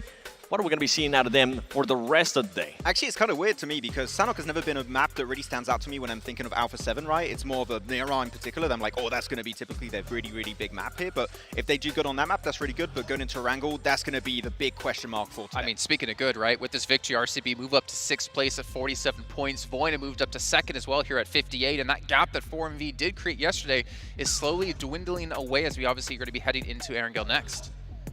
Yeah, Erangel is going to be very important for these teams as we go lower on the leaderboards, and Alpha 7 not budging then. It does close the gap a little bit, so now one other game like that might be able to push them up significantly in the rankings. So we have another red arrow going up here. Is going to be Influence Rage that, with a game like that, sure, it's a 2nd place. They maybe could have got the win, but this is the type of game you want right now, early on in day 2, if you want to have a chance to compete at the top of the ranking. And as well for Team Falcons, even though they didn't end up getting any of those placement points, they did end up with at least 6 eliminations. That is going to be massive for that team, a team that usually relies on the squad to just be aggressive. It's good to see, even in Sanhok, even though they didn't end up getting that bootcamp drop that they're so used to getting, they were still able to rack up at least 6 eliminations. Yeah, you had a lot of stragglers just coming in from the southern side they were able to just get rid of, as of course crossing that road is going to be down into a valley, then uphill, so you can get a lot of eliminations off the back of that. But as we said, southern terrain of Paradise is always rough, so I think they understood we're definitely not going to have a winning game here. We're just going to capitalize on early eliminations and then see if we can get maybe a few points here and there as a backup at the end of the game. I mean, I think that's fair considering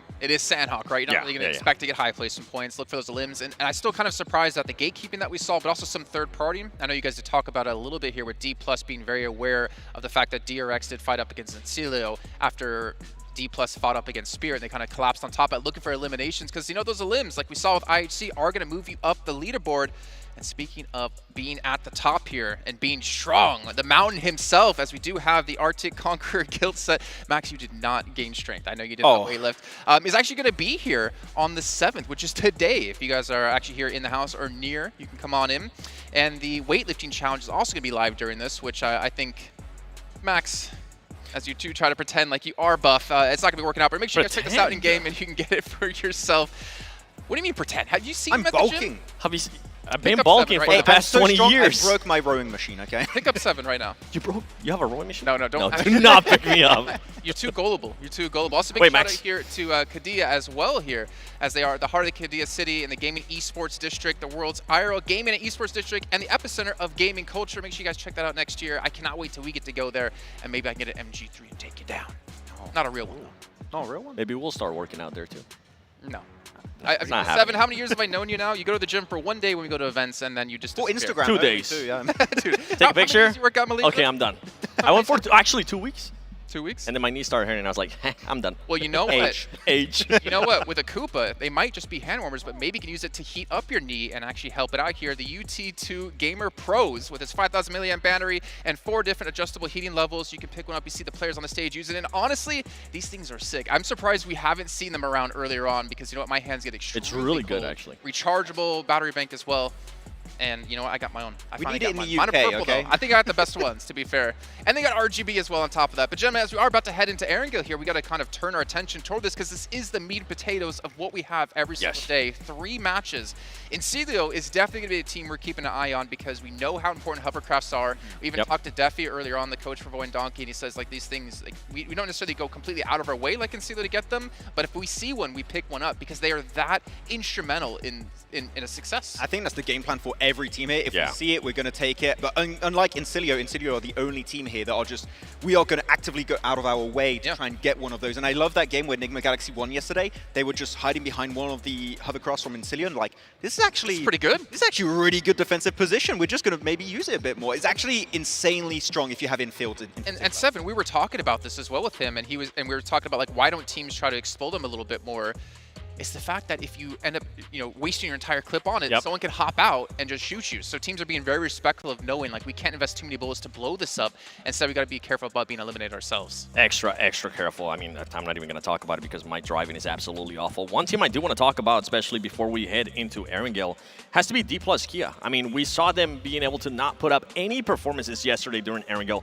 The first Erangel, 16th place, 1 ilm. Second one, 9th place, 5 ilms. And then the third one, 8th place, 0 ilms. For this team, we were talking about it at the beginning of the day. What I want to see out of them, Max, is I want to see that positioning out of this team that we saw that they were capable of during Miramar. That quick thinking, that positioning, and also the aggressiveness to stop any third party from happening. If they can do that, honestly, that could be a champion caliber team. Yeah, in a similar vein to D+ Kia, I'm going to talk about the other South Korean team, right? That has been having, some varying results on their map. They got, I think, a 2nd place, but with only 2 eliminations, relatively low for like a good finish on their angle. Yep. I think DRX, especially after how they played in their Group Yellow, we expected big things going into the Grand Finals. Unfortunately, has yet to fully deliver, but there's a lot of teams that are looking to improve their performances on Erangel, so D+, DRX are definitely some of those teams, and Inciglio, hopefully they're just going to hope to maintain their performance on that map from yesterday. We're talking about teams that need to be able to improve in Erangel. I think one team that was actually able to do really good in the first Erangel was Enigma Galaxy. Yes. They were able to get that first win. They were able to back it up with 10 eliminations. I want to see what this team is going to be bringing into Erangel today. And I see your thinking face. I'm thinking, actually, real quick, before we do go into the game, I want to see Falcons. What are they going to do with their 2-2 split drop in Milta and also Novo? Are they going to fix it? Because Inciglio are still going to be there looking for the hover. We heard Senator that they need to fix those mistakes. Yes. Well, not to mention 4MV, can they pull off another amazing match yet again on Erangel in day 2? There's a flash in the pan in League stage to see if they can change their future as we head over to our commentators and drop it into our first Erangel of the day with John Allen and Blake.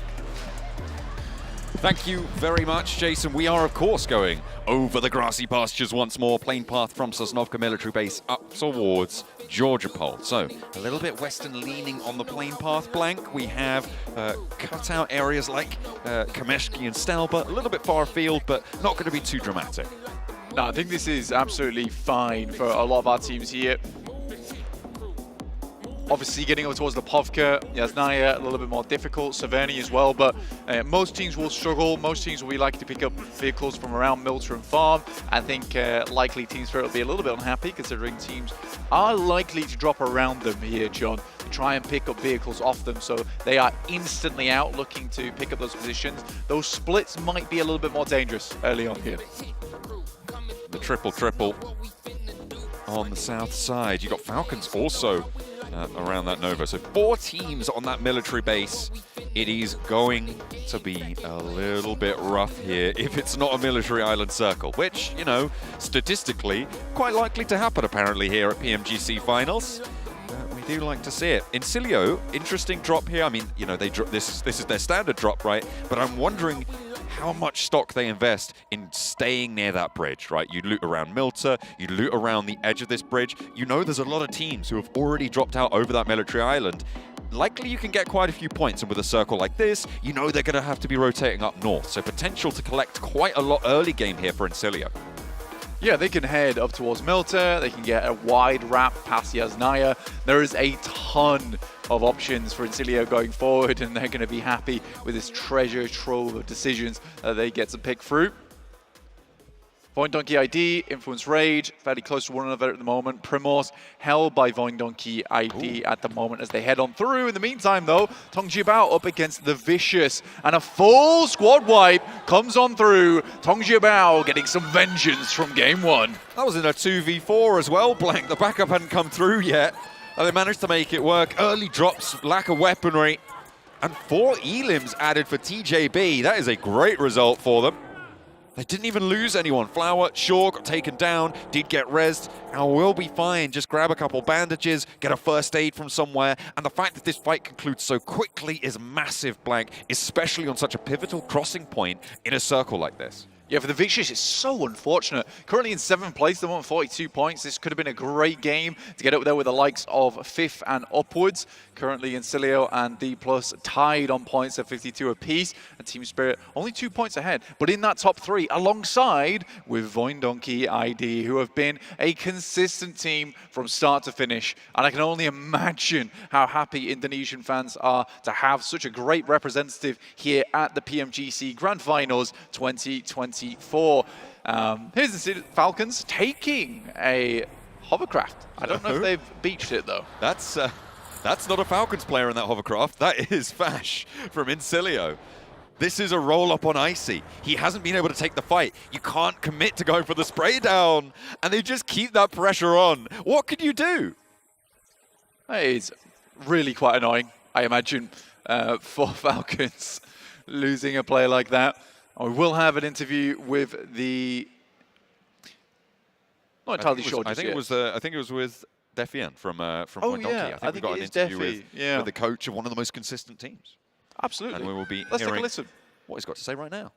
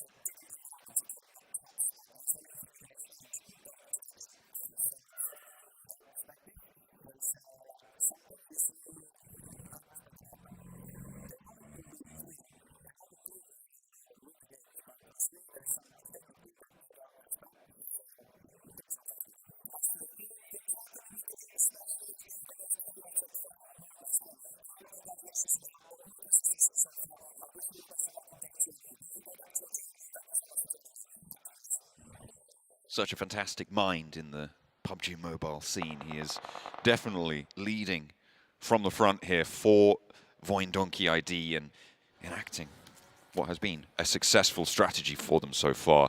Very cool, very calm, and that's what he's saying his team is feeling like as well. They are just coming into this one thinking, you know what? This is, for most of us, the first time we're going to be seeing this sort of stage. Let's just give it a go. There's nothing to lose, and right now, there is everything to gain, especially in the second place that they sit. Yeah, I think for Voin Donkey ID, there's certainly going to be pressure on side for them, but they are playing out fairly well. And I think that you come in, this is the big thing. You come into day one, and what you've done in day one has worked. Always a massive blessing for a lot of teams when that happens, because you don't have to change anything. And a lot of times going into day two, it's much, much easier for you than teams who have to really slog through all the VODs in the evening, really wake up quite sleepy, because I imagine there's a lot of work to be done. But if you can just go back and be like, yeah, that was good, maybe we could change a couple of things here and there, but not major tweaks, that means that you can feel very fresh going into day two. Team Spirit very close to D+, and a lot of grudge matches coming through so far between Tong Jiabao and now even D+ versus Team Spirit. It's an interesting way to start. Ooh, finally, the hovercraft has been countered. with an elimination over towards Incilio, and it will be pilfered as well. Thundertalk will take that one away from them and carry on in on the east side now.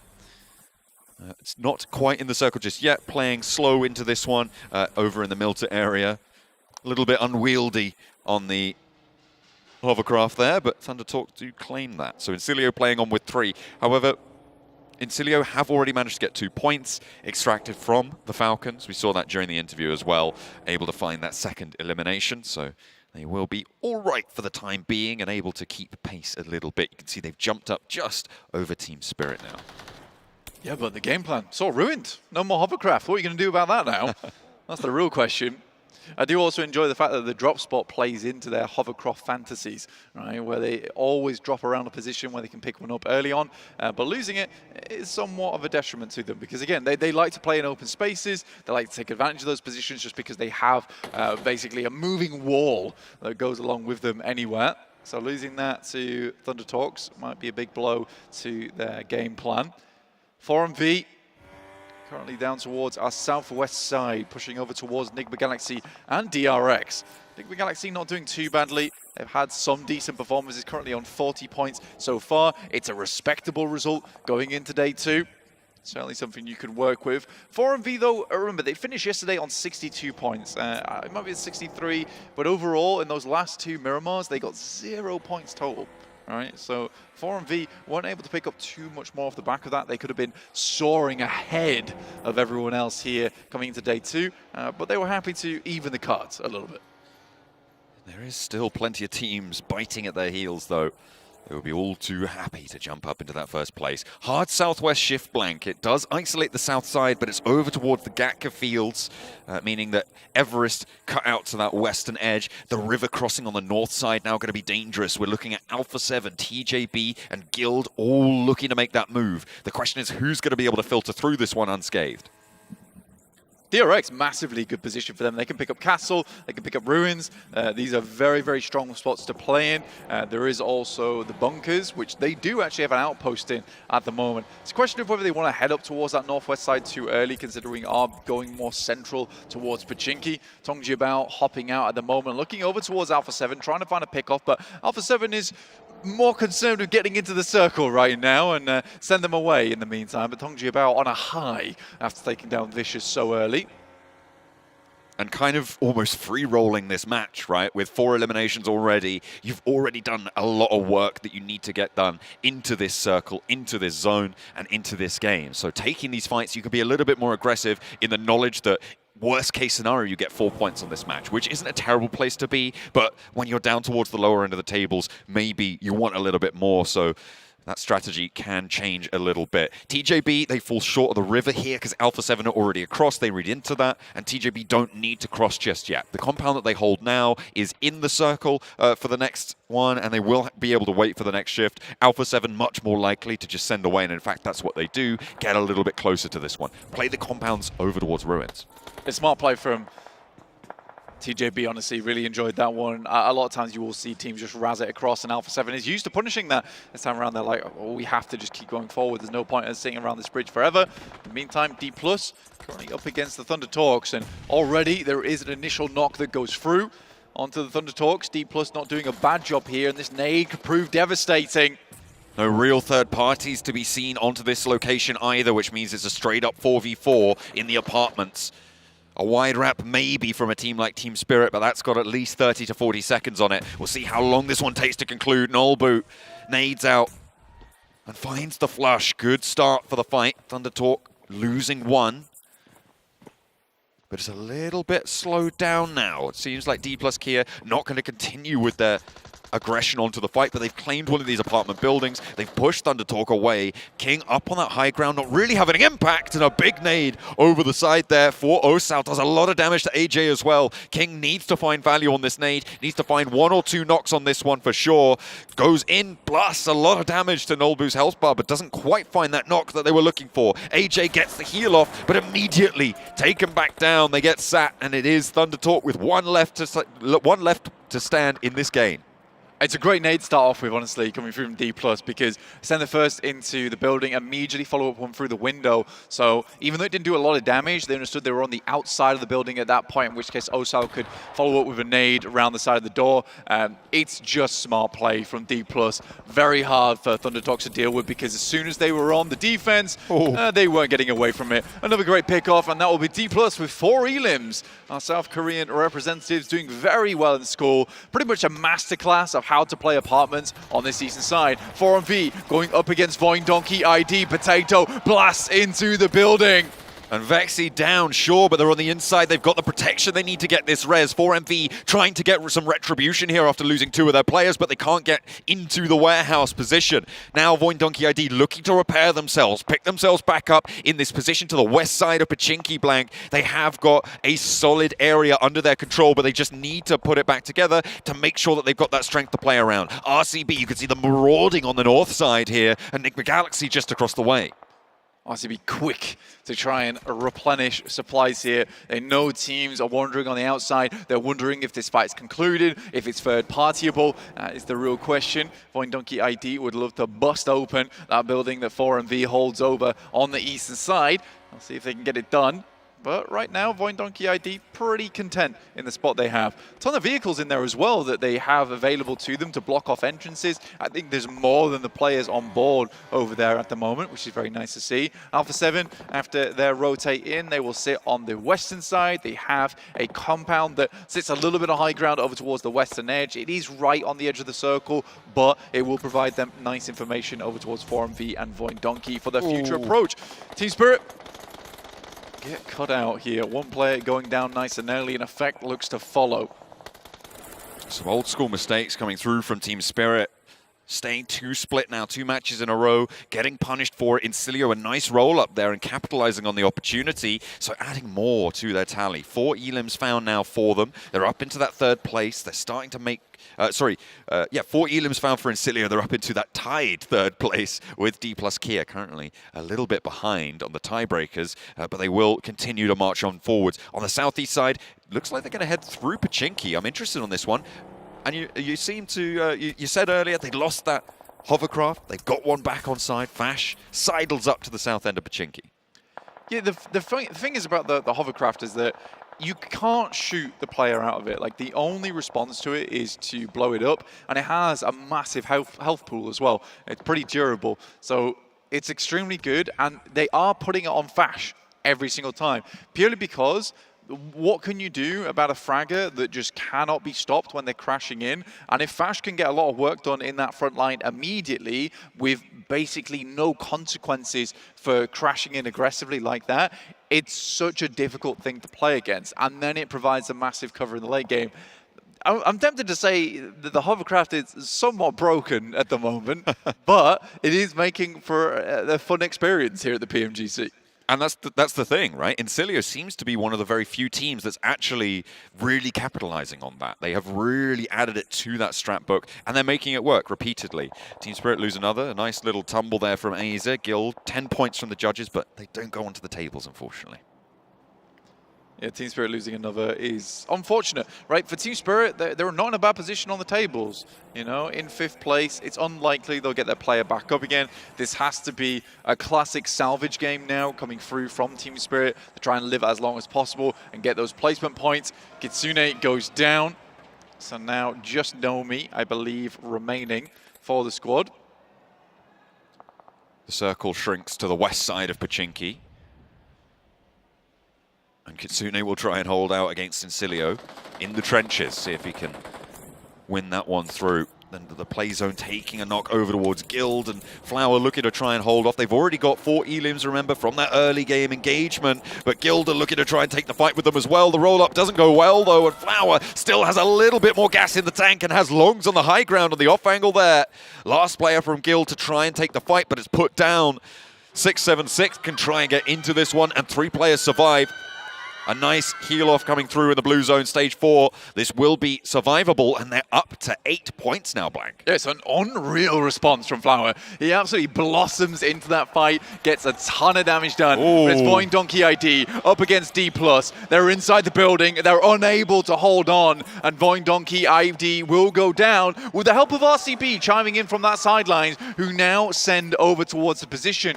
D+ is suffering at the moment. They have a player down. Nades coming through for 4MV also. Crash on crash on crash. RCB try and step on in. 1-for-1 on the trade, but the numbers are in their advantage. That gives them their favor, but Fabian tries to take it back. Unfortunately, won't be able to find enough. Now, is there another team? Anybody else? Anybody more? Because Na'Vi are on the south side. They could potentially look to push into this one, depending on how fast RCB can get themselves back together. Maybe TJB want to try. 4MV quiet on that one. They allow them in. Another team to set up towards that position, but for every team that gets towards there, it's safer sailing for 4MV going forward.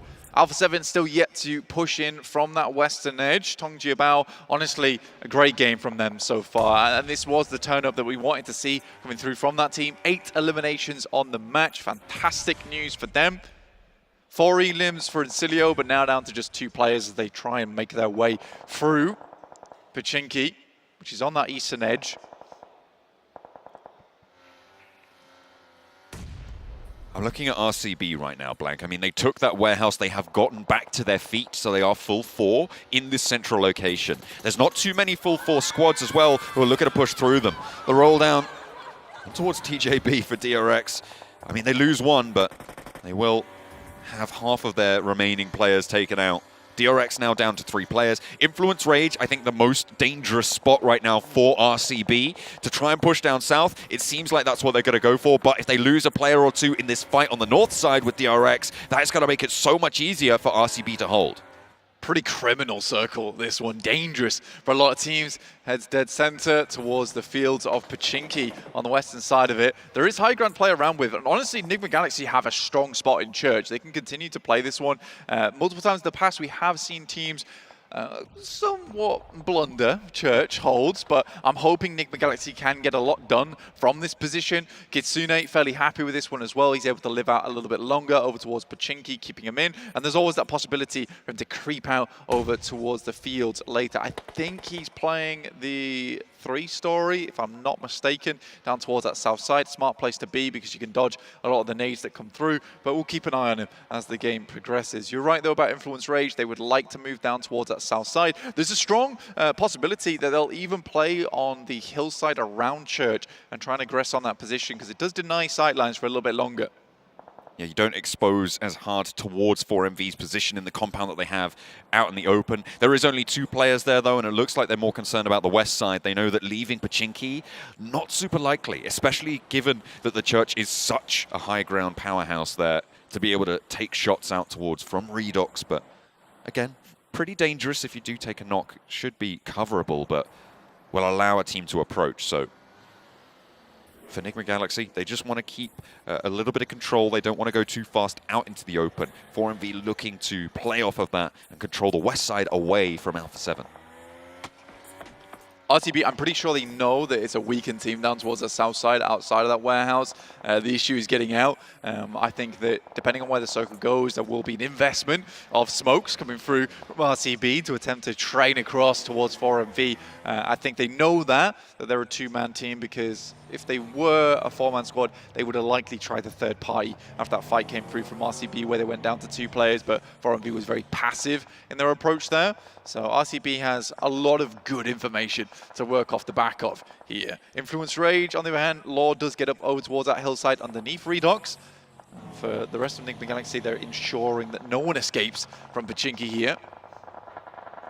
Na'Vi on the southwest side trying to play from their hilltop that they've had for a little while. Quite quiet in that zone of the map, Blank. Everybody on the north side of this one, but the open ground that sits between Na'Vi and everybody else is going to be like a sea to cross, and they will need to breach it. Kitsune in the trenches, and Cilio trying to move out of Pachinki.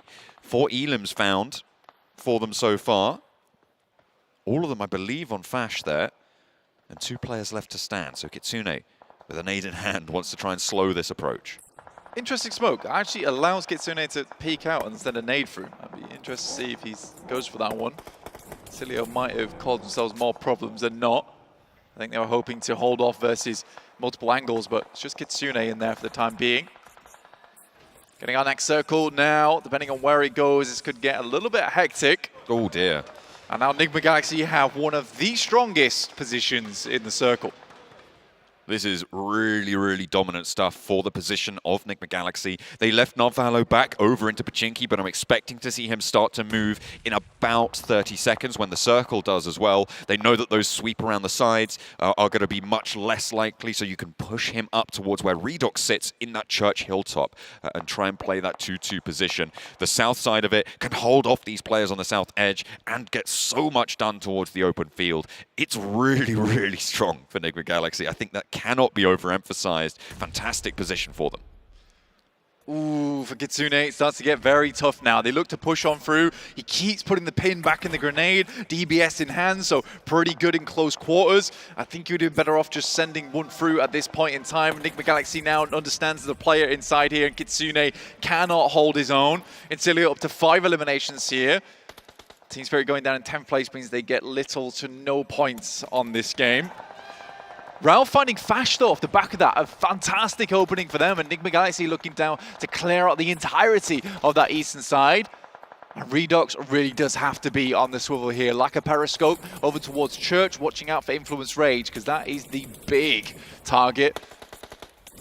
The smoke's about to fade as well on Alpha 7's position here on the west side as DRX continue to put pressure on. They've been in this standoff for a little bit now, Blank, and it seems to be going the way of DRX. Even though DRX did lose a player as well, but Na'Vi looking for the roll-up. Okay, they're the first team to try and crash in towards 4MV. Everybody else is preoccupied. Out the west side, Enigma Galaxy seemingly not having a say into this one. Na'Vi clean up to this one. They've left one player behind. Flip is still out in the open. And with Na'Vi on 4 players finding a nade over towards them, Reefus is down, and this is an excellent opener. The roll-up for Na'Vi going miraculously well. Through the nade up the stairs, I'm pretty sure it bounced and then hit Reefus, which is really unfortunate. I think Baron was like, haha, you missed me, guys. But realistically, they weren't exactly where they wanted to be. And now Na'Vi comfortably control this compound off towards the western side. Influence Rage make their way in. Alpha 7 taking shots over towards DRX. And now that there's a full 4 team in that compound, Blank, that changed the dynamic dramatically. It means this roll-up for Alpha 7 just got 10 times harder. There is no easier option at this stage to push north into DRX. You've got the blue zone on your side. RCB in the warehouse and Na'Vi now taking residency in the compound. Alpha 7 have got their work cut out for them. And with only 1 elimination, 7 teams still remaining, it is going to be tough to make this crossing. 6 does go down, but that's traded almost immediately by Puncher. And now it's up to Mafioso to try and cross through this one. Lemon with the off angle, but what a stand-up. What a shutdown there. They're looking to try and keep this one under control. Na'Vi had a great roll-up, but the hold, not so good. Mafioso always has been a bit of a maverick when it comes to clutch plays. An insane shot running through the fields there. Finally, a bit of a shutdown on towards Alpha 7, but the fact they're able to get this close is disgusting. Opening up onto another with Carrillo through the window. A nade needs to be phenomenal. They will find the last, but not without punishment onto Na'Vi.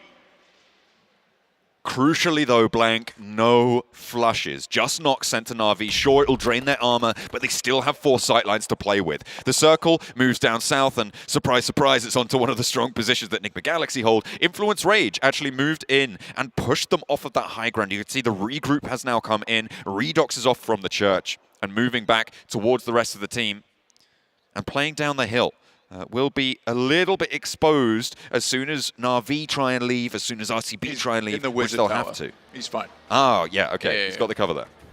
Inside the Wizard Tower, great spot to be in. It actually sets up a lovely off angle for Redox. His nades do have to be pretty potent, but even if they lose him, he's a very good stopgap between him and Influence Rage. And I think it was the right decision to give up Church. I think a lot of teams realize it's not likely to finish there anymore, but he got the early warning signs coming through for Enigma Galaxy, in which case they could pull away from that fight between them and Incilio and further cement themselves inside this circle. Quick push out coming through from Na'Vi. Dangerous stuff, but it will keep them in the game a little bit longer. Oh, Puncher giving them the shimmy, shimmy, shake off to the round sent his way.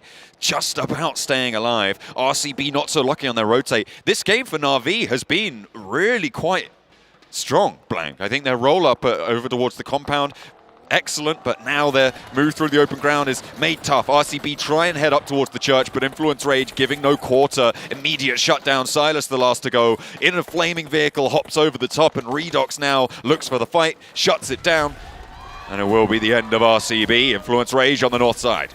Yeah, I think for RCB, they would have been better off trying to fight versus Na'Vi earlier on, and then they just have a last-ditch attempt there, trying to move over towards Church, hoping that it's free. I think it's your last play, really, inside there. You could have maybe dropped some vehicles over towards the loot crate in the middle and create a little bit of impromptu cover and just taking a fight toe-to-toe with Na'Vi, although it would have been a bit awkward, but certainly possible. But I don't think RCB were getting much further into this game after what occurred earlier on. They were a little bit too passive inside that warehouse. Now, this is interesting. Moving back over towards that northern side, suddenly Influence Rage have a ridiculous position to play in. Oh, that's nasty, and they will take shots out to the open. I've been impressed by Na'Vi this game. A top 4 and the elimination count that they've gotten so far, Blank. It is a good result, and they've been needing one pretty desperately up until this point if they want a chance to step towards the podium. We'll have to wait and see how much exactly they can get back into it, but they're out of the circle. They'll need to cross open ground, and I just don't think they've got the gas left in the tank. The cover is there, and the nades continue to roll over the top. Enigma Galaxy with the bounce on top does actually find the protection from the rock, from the hay bale there somehow, and doesn't go down. Enigma Galaxy continue the bombardment. I get it works out. I understand what Enigma Galaxy is trying to do here. I think that you give up the eliminations, though, for favor of more nades in the pocket, because Enigma Galaxy expended a lot there, and I'm pretty sure you'll need these when the push comes through from Influence Rage. It all depends on how many more death crates, how much more nades they have in the back pocket, but for Na'Vi, they were somewhat doomed. Slightly worried for that first place coming through from Enigma Galaxy, though they put up more points off the back of it. We'll see if that comes back to bite them. Westron now pushing up. Imagine if Team Spirit had more than 2 players here. They're able to fight off against Incilio. Potentially, this is a 3rd place for them. Unfortunately not to be. 5 elims though in a 3rd place for Incilio, and they just keep going, Blank. We were talking about consistency at the start of the day. Donkey ID really impressive, but Incilio were still there, and they continue to chug away that diesel engine of a team, making it work. Westron, though, probably not long for this one with the blue zone pushing him around the back of the tree. Has to make a crazy dash. Does manage to get up to the wall, but the corner not going to be super friendly here. Enigma Galaxy know that he's made this cross. The smoke is there. A little bit of cover. He's getting some healing done, and will try and take a fight. Hopping forwards. And is he inside? I think he's managed to make it to the shack. However, last circle starting to close. Moving into Zone 9 now. And this will close until there's nothing left. Influence Rage as well as Enigma Galaxy trying to make this one work. Influence Rage moves over towards that high ground. They expose themselves. Enigma Galaxy not able to find too much off the back of this one. It is a tough rollout from Influence Rage. But like I said earlier, nades are dry for Enigma Galaxy. Redox has been holding in this tower for a while, and finally Influence Rage descend. Looking for the shots. Navallo looks for Lil Boy, clocks him on the descent, and 2 players down onto the ground floor. They need Redox away, but he's just been so stalwart in his hold. The cross in the open, though, gets cut through by Lorazin, and the spray down is good for a flush. Influence Rage with 3 players now left standing, and it's up to Snowix and Redox to try and find the crossfire, but there's nothing. It's Influence Rage. They move into the church, and they evict Enigma Galaxy from the game. I mean, for Enigma Galaxy, there was a possibility to basically extract themselves from that fight between them and Cilio a lot earlier, but they just do not go for it. Influence Rage, though, with a fantastic chicken dinner from Church. Back-to-back games here for Influence Rage as well, and if you went into this whole event saying which Brazilian team would be towards the top of the table, I don't think most people out there would not have said this team for Influence Rage, but a great finish off for them playing from Church, and they get themselves the points they desperately need here, Max. Yeah, it's all over the place. We thought Team Liquid would also be able to make it through, right? But no, the Brazilian teams is all over the place here, 7 coming on through, but their push into the northern side of Church, able to bully out Enigma Galaxy of that position they were holding for almost the entire game, and then claim a game-winning position. Yeah, Redox making him push back towards that Wizard Tower. One thing I do gotta mention, I mean, Diego being able to put up those 5 LMs, 522 damage, but I really enjoy out of Influence Rage how they were able to control most of the circle towards the northeast. They were taking full control of it. They were making sure that they put pressure on DRX as well whenever DRX ended up fighting with Alpha 7, and I think they were able to pick up some of those eliminations as well. Yeah, I mean, when you're playing north of that roadside here, 7 in particular, you want to clear the space because any kind of off angle that teams have on you is just going to result in you losing players or maybe the entire team getting eliminated. They knew that was going to be their main weakness in that kind of terrain. They cleared it, and once they had free control, as you said, in the northern side, they send it up in those dips north of the church, and then, as you said, bullied out Enigma Galaxy of a game-winning position. And I gotta give props to Influence Rage because Lorison kept getting knocked whenever they were pushing towards the north, whenever they were trying to just hold that, pretty much that area of the circle. With them, they didn't want to give up on that player. They wanted to make sure that they kept going after him, picking him up, because they knew how important it was going to be to have all those 4 players alive there at the end. Yeah, we saw at the end that final push of Enigma Galaxy over the road. If they had some of those nades still available, or any kind of utility, maybe they can make the cross. But we saw, right, a lot of those nades were thrown on the crates onto Na'Vi to eliminate that angle, which I understand. But the issue when you're just playing all in one building, you can't loot those crates, and the lack of utility might have just cost them the game. I wonder how much Westron actually had inside the little shack that he eventually finished off, which I don't know why he peeked out to be taken out by Little Boy, because every point's going to matter. But maybe that would have an opportunity. But you did say, Max, like I think they're a little bit too afraid to push into him and get knocked and then have Influence Rage clean it up. I think he just had a hovercraft in his loot crate. He just looked, whoa, what is this? but maybe if they get those extra smokes, I think we're talking about nades, but smokes in particular to cross that road were going to be very, very important. But as we go through the replays, I do want to highlight one fight I know you in particular here, 7, you really want to talk about. It's Team Spirit that keeps just getting caught off guard on the edge of these circles. Yeah, Team Spirit, those 2-2 splits that they've been having, it wasn't just them, 4MV as well, ended up backfiring, but for them, losing 2 players to Incilio. That is massive. We talk about how they've been able to make the right decisions, how they've been working on their timing so well, but I feel like in Erangel now, today as well, certain things have not just been going their way, and Cilio has been able to take full advantage of it. And honestly, Fache, he's been having a great performance, not just in this match, earlier as well. I think it was against D+ that he was able to stop him. D+ and DRX, he was killing the South Korean teams in that first Sanhok game. He was on a field day. But yeah, it's really interesting to see Team Spirit a little bit slower to regroup when they are being approached by teams around them. And I think that's just the slow response time is definitely hurting their results in these first 2 matches today. Though, as we go later on in these replays of this match, the Western side was just completely full of teams. You had your Alpha 7, you had DRX trying their best to just make an approach to the upside of this hill to then push maybe into 4MV, but at least Alpha 7 are able to beat DRX in that position and get a few extra placement points. Yeah, and with Alpha 7, I feel like it was just their timing there. They were trying to push out at one point. DRX was able to get there at the right time and just kind of hold them and gatekeep them. And on top of that, you saw what Na'Vi was able to do with 4MB. They ended up pushing him first. They ended up controlling that compound. Even though Alpha 7, we saw why those players are so great. They were able to get some shots there on the players from Na'Vi in the compound. Ultimately, it was just too much there. They were not able to cover all those angles. And Alpha 7 ends up getting just 1 elimination for that match. That's not how you wanted to be able to be following it up. Actually, you brought up timing. I do want to say, I don't think it was timing that was wrong. I actually think the timing was pretty decent for Alpha 7.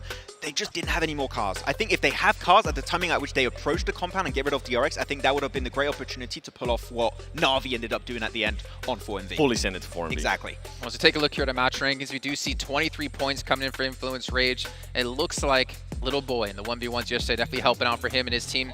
Got to give a shout out though to TJB here, 9 eliminations. I wanted to focus a little bit on these PEL teams because we expect them to do a lot better here in day 2 compared to day 1. But one team who had a very unfortunate time was Thunder Talk up against a D+ over in Apartments. And D+ is a team that's been stepping up because their fragging power yesterday was left a lot to be desired. Not even that, especially in Erangel. That was the biggest question mark. Going into this match, I was saying, okay, what are we going to be seeing out of D+ here in this Erangel? I was really impressed at how they were able to defend whenever Thunder Talk, as Jason was referring, whenever Thunder Talk decided to push onto them. The grenades that we saw out of D+ here were amazing. On top of that, being able to adjust with what Thunder Talk was able to do as well.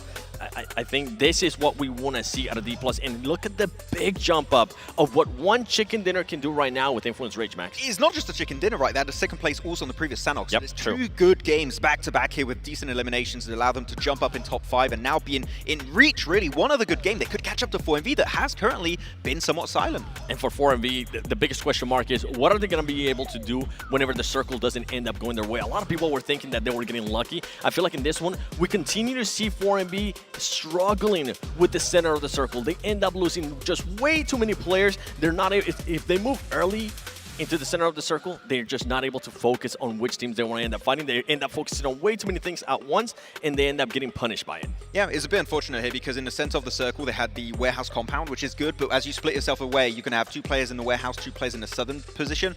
One team, that in this case was Voin, are going to crash one area of that compound, so you're going to take technically a 4v2. I think when you're in a position like this, 7, you commit to all the warehouse or the city side, and you stay there as 4. Unfortunately, they didn't do that and lost an early fight to Voin. Another team that I would gotta mention here on this second match, not just Alpha 7, Falcons. Falcons, this is gonna be the second match now where they get pushed out of where they used to land in. They didn't end up going Noble. I believe it was Navi that ended up pushing them out of Noble. And they're continuing to struggle as well because they're trying to go for those 2-2 splits that it doesn't end up working out. And now Incilio's starting to notice that Falcons is starting to become a little bit weaker on those early fights. They were able to just fully send it to top, and they made a quick work of them.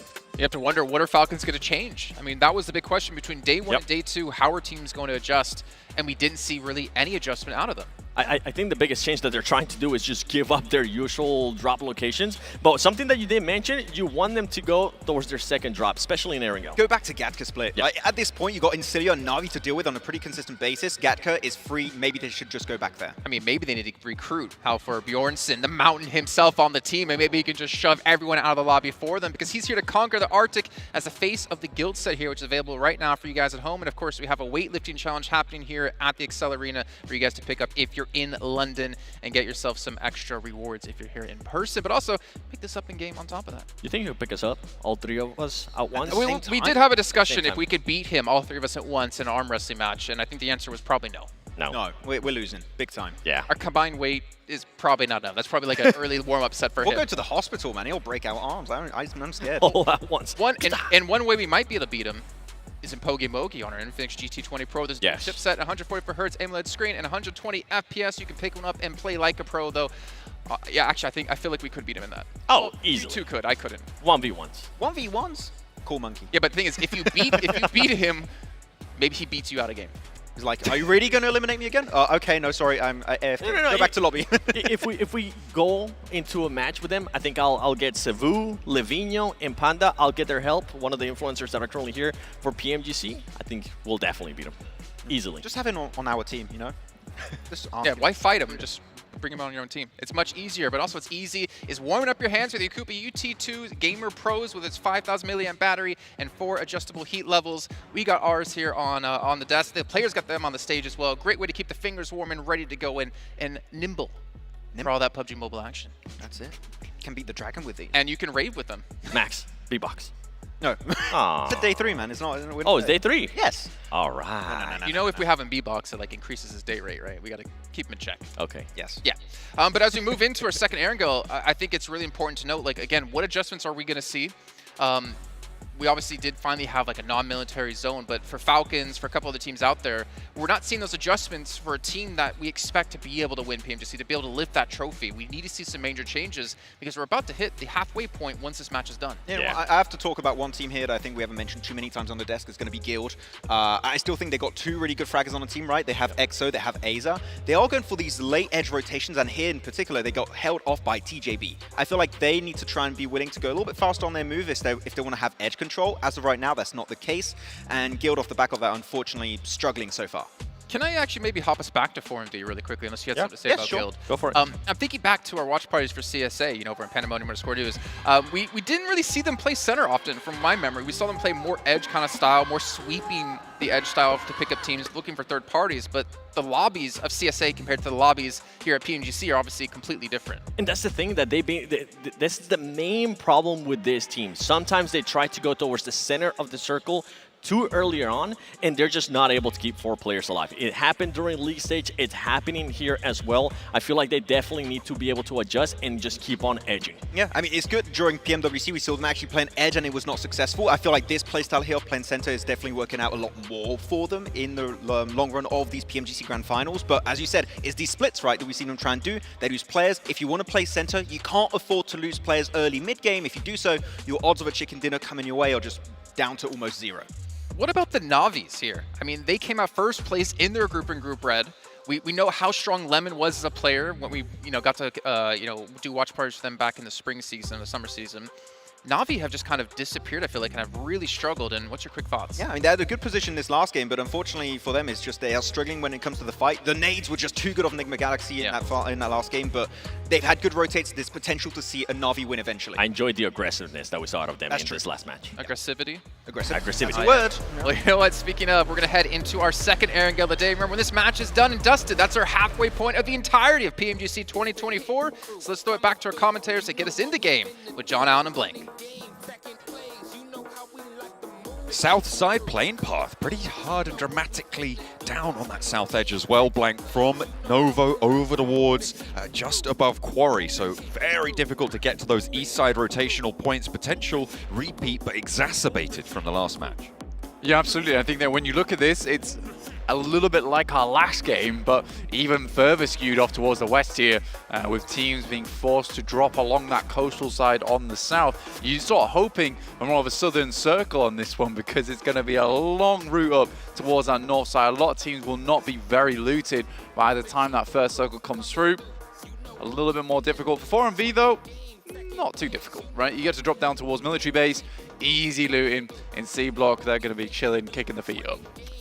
The change I'm seeing is I think it was Thunder Talk who were on the military island last match, Blank, but they're heading out towards that Milta Peninsula instead, so readjusting off of that one. This west side, we're seeing if there's anybody dropping around, those vehicles dropping for those spots. We saw an early engagement last time for TJB that they were able to win very handedly against the Vicious. I don't imagine we're going to see a repeat of that, but there are teams fairly close by on this western side as well. Circle heads over to center up on the Yaz Fields. Yeah, this is definitely an awkward game for a lot of teams then. As we head over towards our north side, it's going to be a lot of early rotates. Saverni lightly picked up by one of our teams here inside this game. A long rotate to get there, but plenty of time to loot up. In comes Tongji about. Shut the door on him. Goodness me. David's on the outside. He's swinging for the hills. Able to find one and a second found. The flush is there. Bruno's in the wades into the fight. Diminor is down and likely going to get flushed away as well, but it looks like the Vicious are going to come out on top of this hot drop. Blank Erangel hot drops as they keep unfolding. Not ideal. It severely limits your point scoring potential no matter what happens. Either you get a game or you don't. And this time around, it looks like both teams are going to lose players. Triple S with a shotgun. Signature weapon on the pump shotgun, but it's nothing as the DBS tries to go a bit of disrespect, but DRX is here in the sidelines. Almost falls for that one. Oh, Kaikse rolling close here, but not quite speedy enough in the McLaren to get up to that fight in time to have the confidence to go for the full push. However, you know that the mids are going to be super limited, Blank. The healing is not going to be there for the Vicious. That means you know there's low health bars inside. You wait for Soaz to get into position. You wait for the rest of DRX. That is discipline from Kaikse. You don't need to risk it when you know that there could be two players on the inside to immediately flush you. This time around, DRX, they're looking to try and stop this healing coming on through. It's only bandages to play with, and Brenozen will hold the staircase, trying to keep his team safe. But will DRX be able to breach this one? It's a nightmare of a situation coming through for the Vicious. It will have to be an absolute fortress of a hold. They want to make sure they don't go down here. Really awkward though, and this is what happens with that kind of plane path and this kind of circle. These teams are obviously going to drop near one another. DRX though, fantastic response time on this to get up towards this location immediately off the back of that initial hot drop.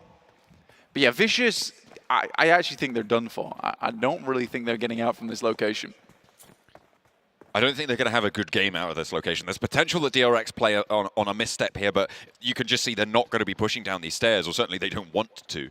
So why are they going to step into those clear sight lines? The question for me is, how long do DRX want to stay here, right? Because this isn't in the next zone. Do you want to waste this time? And sure, you could get 3 points for it. You could lose 2 players on the flip side as well.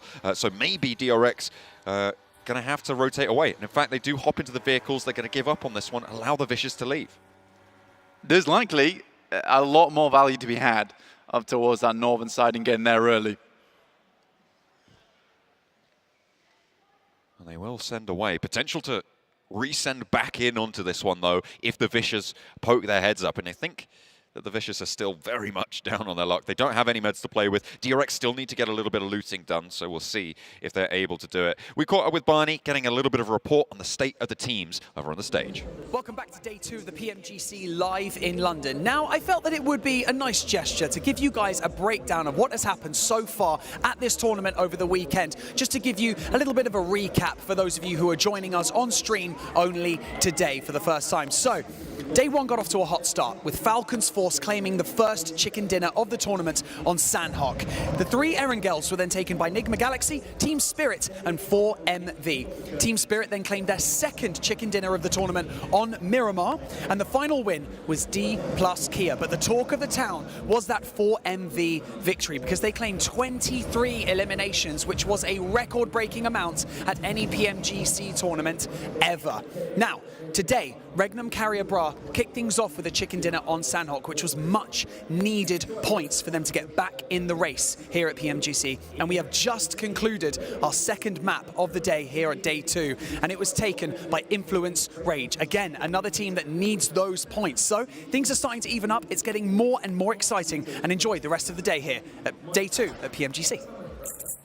Thank you very much, Barney, for a little update on what has happened so far. And he's right, you know, it's a couple of teams who have needed those points desperately today that have found the early results that they were looking for, whilst the top of the tables, to some degree, stagnates. I love that he didn't skip a beat for that whole report. He got everything down to a T, but then forgot what day it was. Well, you know, days are tough. It's true. Right now it's Tuesday, right? Tuesday. Yeah, Tuesday, innit? We are going to be heading on into day 2 for this one. What DRX have actually gone for, Blank, is they left Soaz to just watch over what the Vicious were doing in the basement whilst that interview was going on, whilst that state of play report was going on. And the rest of DRX moved out to grab some loot to bring it back into the fold, and Soaz has just been watching this. Influence Rage are actually now rolling through that hold, straight through the middle of it. I wonder if they're aware of what's unfolded there. They have been a little bit late to this one to get too much value, and it seems like they're just going to continue to send it around the side. But that does back Soaz off, and that may just allow the Vicious to get out of this basement, finally. But you can see they just have no loot. It is at 7 minutes into the game. They are going to be really threadbare when it comes to taking any sort of engagement.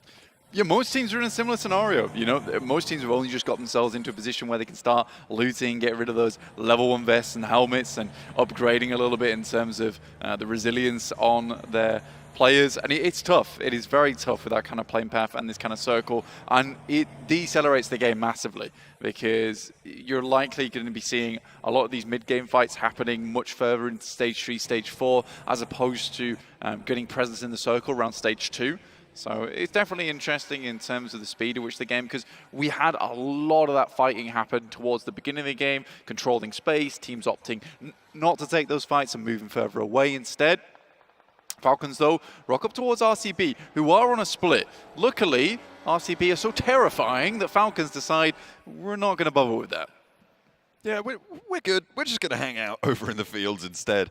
Maybe push into South Yaz, which currently doesn't have anyone overlooking the fields, but instead they take that central Yaz fields position, actually breaking out all the way back to action over on the east side. I thought they were going to stop on the center of it, but no. They are going to try and hold on both sides. I mean, East being out there, is this another wide Falcon split? They've got 2 and 2. It looks like that's what they're going for, Blank. We'll see if it's going to work out this time, because every single other time it hasn't. I mean, it's fair play that they don't want to fight Silas in the exact position where they won PMGC way back when on S2G. So, fair enough. This is Silas's batting ground. This fight is concluding between DRX and the Vicious, finally able to pick up the pieces and immediately rolling straight back into the fight. Going to get a knock around the edge. Would be pretty tricky to make it work, and the last player does finally fall. A long and protracted bleed out there, and both TJB and the Vicious go down in the same place. 4 points for the Vicious, though, so a little bit more successful on that front. Yeah, which is good news. I mean, the Vicious have been sat around about 40 points for the past 3 games, even yesterday. So managing to get up to 46, and a little bit closer to that 50-point margin is good to see. A lot of our teams did actually slip from the top of the leaderboards, which are very close right now. 4MV at 65. They've been putting up a good 1 point per game, which has slowly been keeping them in the lead, but Incilio is catching up on 62 with Voin Donkey ID at 60 currently, and then drops down by marginal points, right? It's around about 2 points per drop down on that staircase, with Team Spirit, who started the day in second, now all the way down in 7th. They have really had a full start here over the first 2 matches, but they have a fairly central location, south side of the AS field, stretching out towards just over near the apartments on the road from Rosoc on the east side. A 2-2 split for them as well, so a little bit of control on the north edge of this circle. Again, I'm going to wonder how long they can hold this 2-2 split. I think it's fairly viable right now to hold, but I'm looking at the end of stage 3 is when they're going to look to regroup on this. Yeah, I mean, it's possible, right? It's definitely possible for a lot of teams to be able to get back into position. You're waiting for stage 3, honestly, like you're saying, John, for that to come through, because that's where the game's going to get a little bit more spicy, a little bit more interesting, especially with Yasnaya still in play, with the fields over here, Rosoc over towards that northwest side. There's plenty of positions this circle can head over towards in the coming future, which is going to cause problems for multiple teams, especially over towards Dip and Mini Dip on that eastern side. Teams are going to be using that for the time being just to stay alive. That's Thunder Talks, as well as Incilio looking towards that position. Guild slowly making their way in on that eastern side. Just creeping in, trying to stay as silent as possible. It's pretty tricky, isn't it? I mean, they just don't have any access paths here. Thunder Talk right now, probably their easiest approach, but even so, not ideal. Not an easy road ahead of them to try and push through, especially with Incilio being over the ridgeline there. It makes it so tough to approach from this east edge. And they have just been wrapping around trying to find a little slice of something, but it's just been denied to them. Falcons do regroup as a full 4 blank towards the south side of the AS fields. Influence Rage rotated in towards School, and they currently hold that clean on the west side of the circle, but it does pop out that way, which means that they are pretty much dead center, and it is over to apartments, where currently D plus Kia take up residence. And we saw last game D plus actually do a very good job of holding in apartments. That was their stomping grounds. And they will be stomping on the rooftops, honestly, and teams will be getting a little bit upset. Potentially putting the vacuum cleaner on as well, annoying all the neighbors. But you do have RCB on that northern side who are starting to make their way in. D plus absolutely cannot hold every single apartment in that area. So it's likely going to be a couple of teams in that location. 4MV taking shots over towards Voin Donkey ID, who do lose a player in that process. Down to just 3 now, but they are fairly close inside that circle. Vexy still has to regroup, and with Potato getting knocked, also awkward time ahead for Voin Donkey. Luckily, other teams start to pass into apartments, locating renting positions for them. Oh, goodness me. A lot of teams rolling on in. You got RCB, you got Incilio, you got Voin Donkey ID, who now have regrouped. They're looking to get that res. Influence Rage, we're thinking about it. They took a knock there. 4MV moving in from the west side.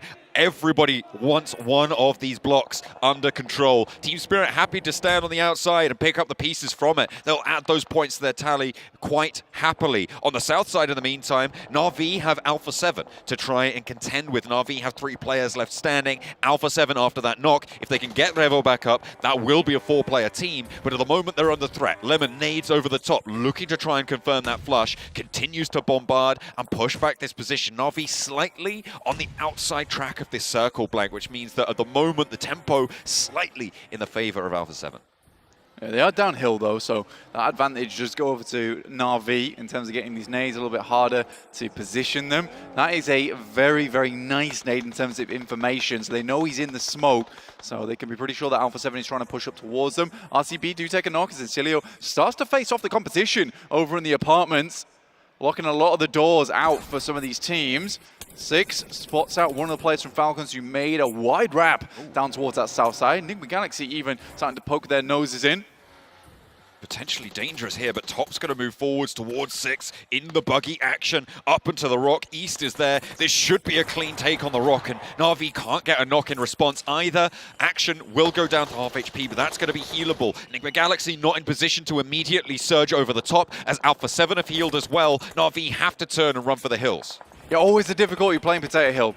right, is that you can't really hold both sides of it. And Na'Vi had to massively focus over towards Alpha 7. In this situation, they just send out, they try and get away. Only one player survives from that.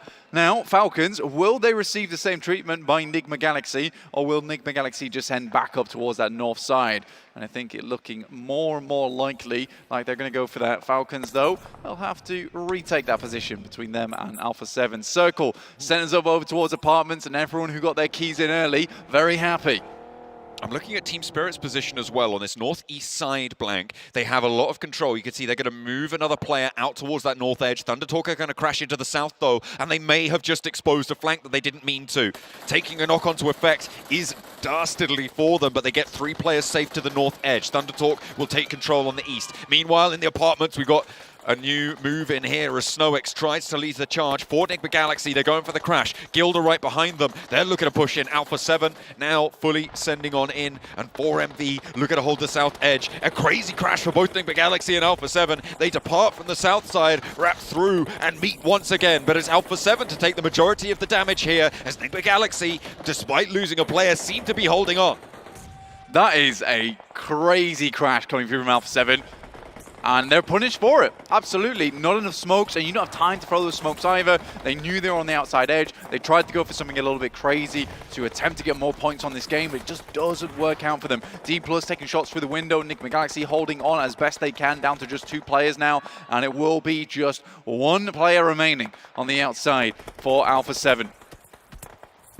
Unfortunate stuff for them, and right next to Nigma Galaxy as well, a dangerous place to be. Incilio putting damage over towards D+ Kia, who are now on 1 player left standing as they do take the flush as well. This is so mean to D+ Kia, who are here first. They were the only team in this location, and then immediately, bang, you got 8 neighbors, and they are all looking to take you down. It is really rotten. Falcons trying to roll up as well now, a late entry to the east side of this compound as Incilio looking to rebuff them yet again. Knock over towards Redlick. That comes through from a nade from the last player of Guild, so it is going to have a little bit of an impact still. Into the ground floor, the Falcons find the east edge, and top is in as well. Somehow, Voindonkey ID still having impact inside this circle. They will knock out and flush Narvalo from Nigma Galaxy, adding 1 point to their total on the game. I actually like what Team Spirit tried to do. The timing was not off, it was just unfortunate that at that very moment, Thundertalks takes the opportunity to move in, and it's either very good scouting from them or a good opportunity that they found in the midst of everything. So for Team Spirit, this is the type of game that you could absolutely win off from, only having 4 players, but the fact that they only got 3 does lessen their impact into this game. It's one of those things where you don't get this opportunity unless the rest of the lobby all has this hive mind approach to move into apartments at the same time, which is meaning that we are losing players thick and fast. We are already down to just 35 in the lobby at stage 4, which is a massive culling. And we only have 6 teams with 4 players alive, Blank. We've got 4MV, Incilio, we've got Influence Rage, DRX, Falcons, and Thundertalk. And most of them are looking very close by towards those apartments. I'm surprised nobody crashed onto school to join Influence Rage. Everybody focused on those apartments. And I mean, it's such a difficult crash to go towards school because of the amount of open ground that surrounds it. At least with apartments, you've got those hills to the south that give you a little bit of cover as you approach. But around school, it is just flat. It's so hard to make that approach. And as soon as you cross that ground, you are the fish in the proverbial barrel. The circle does center up on towards it though, Blank, so maybe we're about to see that.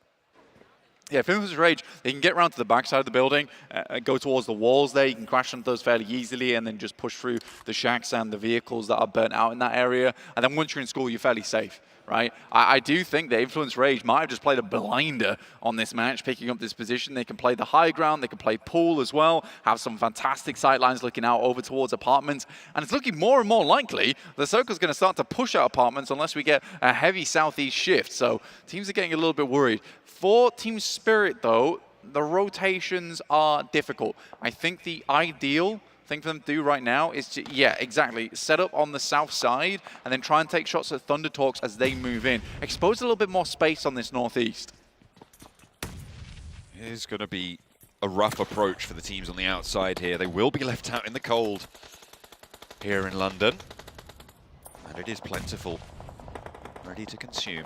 As D+ Kia trying to hop in, hop out, giving them the run around, but steps it back into the nade. And Incilio keep 4 players alive in these apartments. They made the roll-up work. They're up to 5 elims now. This shack ahead of Team Spirit is going to be an important rotational position for them, and they are slowly clearing it out. That's Thundertalk, who just get completely obliterated on the approach, as Team Spirit taking shots out towards school as well. Yeah, classic PL gameplay, it would seem, here in PMGC, which is, if all else fails, just send it. And it's not working. It really isn't. I think you need first-class mail to get towards that location, the speed at which they had, and they weren't quite on there. So RCB will certainly give them a stamp, but it's a stamp out of this lobby. 4MV on the south side, they've pushed 1 player in towards the apartments, but the rest of them have maintained position on the south edge. Not being super aggressive into this one, I think, has played very well for them so far. The question is the next circle. It's the coming phases when they will likely have to leave from that high ground. Everybody in their apartments will take the shots out their way. Na'Vi, they're trying to leave with, well, I say Na'Vi, Lemon is trying to leave from Roshok as DRX have managed to move up the west side, been very quiet so far after their engagement with the Vicious earlier on, Blank, and they are just slowly moving around, slowly gaining some power, some high ground position over the rest of this circle as well. An MG3 in the crates. I mean, people would love to have that, but leaving outside of apartments is going to be fairly impossible, I would say, at this rate. 4MV very much on the outside edge down towards that south side, watching for these teams coming out from apartments. They have a lot more maneuverability. Obviously, that comes with the added caveat of having basically no cover. Team Spirit, though, moving over towards Lemon and DRX now. Lemon being this outside player could cause big problems. Team Spirit now down to just 2. 2 players standing, but they are into this next circle, Blank, so they can hold out here for just a little bit longer. They try to get across the road, losing that player on that transition. Far from ideal. Lemon going to be holding it down inside. I don't think he's in this zone. Will maybe have to move. Yeah, is consumed by it and will go down. The Molotov actually from Kitsune picking up that point. They'll know that that's a squad wipe, so they'll know it was a solo in there, and they know there's a team up on the top of the hill. So likely they can divine that it is just the top of the hill that they need to be worried about, given that Lemon has been able to sneak through Roshok on his own. Yeah, but DRX being as a 4-man is somewhat worrying. Teams need to move out. They are making a run for it, bolting over towards, I imagine, either the western side of school or down towards the south here. RCB looking to move out from this position. They know it's outside the circle. Team Spirit equally have to move. And Influence Rage is on track for a back-to-back. 4MV find DRX as they make that rotate. They got in towards the south side of school, opting not to go down towards 4MV as they gave them a very bad time. RCB losing 1 on the rollout. That's Falcons able to get 1 and the flush as well. RCB going to move out towards DRX's corner of school now as well. So we've got 3 teams finally starting to learn their lesson maybe. In just a moment, RCB diminished in power. Only Wild remains. And Influence Rage looking to shut that one down. Crossing the nades over. But it's DRX to hold the pool. See if they can send anyone else down. Silas, nade over his way. Leaves Wild alone. I actually think that spot's really good for DRX, honestly. It's hard to aggress, and you can play fairly well from that position. Oh, Team Spirit make a very dangerous approach here, and they have to go wide either side. Nade goes through over the top side. That might do enough damage over towards Nomi. Does hit him fairly hard, but won't quite take him out. Leaves him very low, though. And depends how many first aid kits they really have remaining. But Team Spirit can play this position. It's just extremely dangerous. Influence Rage, if they want to get rid of them, they will have to expend smokes. And that's the thing, right, for Team Spirit. They can just chill here for a long, long time. Wild lighting them up. Okay. Hang on a minute. Kaikse's gone down. Wild hops out. Is Team Spirit going to spot this? Have they seen this hop out? I wonder. Because they've got a player on the corner. They've got the potential to just launch one forwards and see if they can find that knock onto Wild, because that would be a full squad wipe, add a placement point into the mix for them. But Kitsune, no, he's not going to be too bold with it, not going to expose anything to Influence Rage. He knows that they have that high ground, so it can be dangerous. DRX, though, they're not similarly pressured right now. The teams over in apartments haven't made that break, so they can just afford to step out on these angles. That they can. RCB over towards the south side, still 1 player alive here. Wild not quite taken out yet, though. We'll continue forward. I think he's a lot further over towards that north side, though.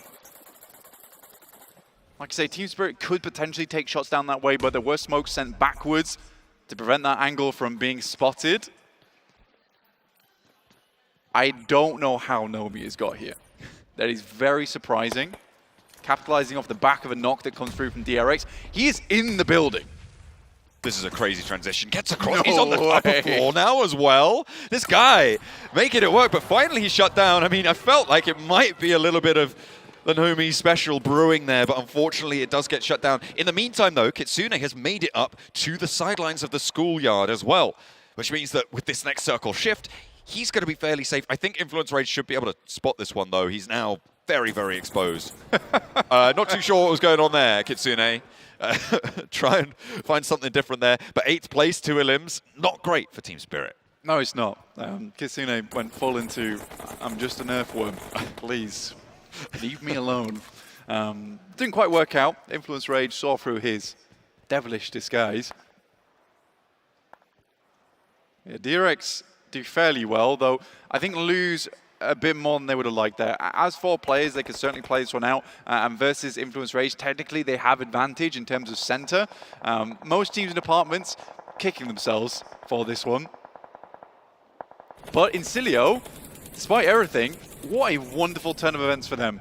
I think they've done incredibly well inside of apartments to stay alive as long as they have as 4 and get 5 eliminations off the back of it. Again, they're an improv team.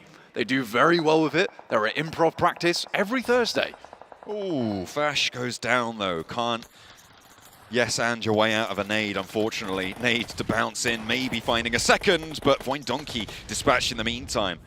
Falcons on the inside looking to hold them out. Incilio with a knock sent their way. 4MV still one step too far, it seems. 3TN with shots over towards Falcons as well. They're handling 2 players from Alpha 7 on the upstairs. The drop down. Apex wants the fight, gets the flush. Can Incilio find anything more? Apex is now pushed out to the outside. Can't really step back in. Doesn't want to either. With the blue zone pushing them away. Needs to try and stand up in this. Engagement. Incilio have still got 3 players to play around with. And Apex steps back into the blue to try and give them the slip. The off angle from Influence Rage from School, though, makes this exit all but impossible. I have no idea how Apex makes that work, and certainly he should go down for it, but what a wonderful way to hold them out. And that helps the rest of the team, who's down towards that south side, prevents as many teams getting through towards this location, which is technically still fairly safe. 4-4. I say that as an nade flies over the top side, will take down 1. He knows exactly where Doc is. That nade should be on target. Attempts to crawl away, but it will not be finding it. Despite that, 4MV do a good job to get towards the position. Now it's Influence Rage and DRX to take control of the rest of the game. DRX have been slow on their approach to this match so far, Blank. They found that south side of Rozhok Hill. They were waiting for their time to strike, and they chose it perfectly. Now in the driver's seat of this game, we'll see if they can take it over the finish line. Influence Rage still stand as 4, but Lorazin knocked makes this harder. An incredibly early cleanup in this match. We lost so many players, and it all comes down to this now. The big fight between DRX as well as Influence Rage. It is a tough one for DRX with only 3 players still left alive here. The 4 from Influence Rage looking for the second chicken dinner in a row here. Hyunbin out on an off angle there. Needs to have an impact. Could be dangerous, but the center of the circle, Blank, lies outside the walls of School, which gives Hyunbin's position so much strength. The 2 players for DRX on the inside are going to look to trade to try and slow down Influence Rage here. Hyunbin, though, is such an important position for them. On the outside, he will be the player to win this for them if they can make it work. Important game for DRX in terms of point scoring. They have been a little bit slow to the party here. This one they're looking to get done in style. Influence Rage look to make their push out. Heading over towards Pool, and they're looking for a splash.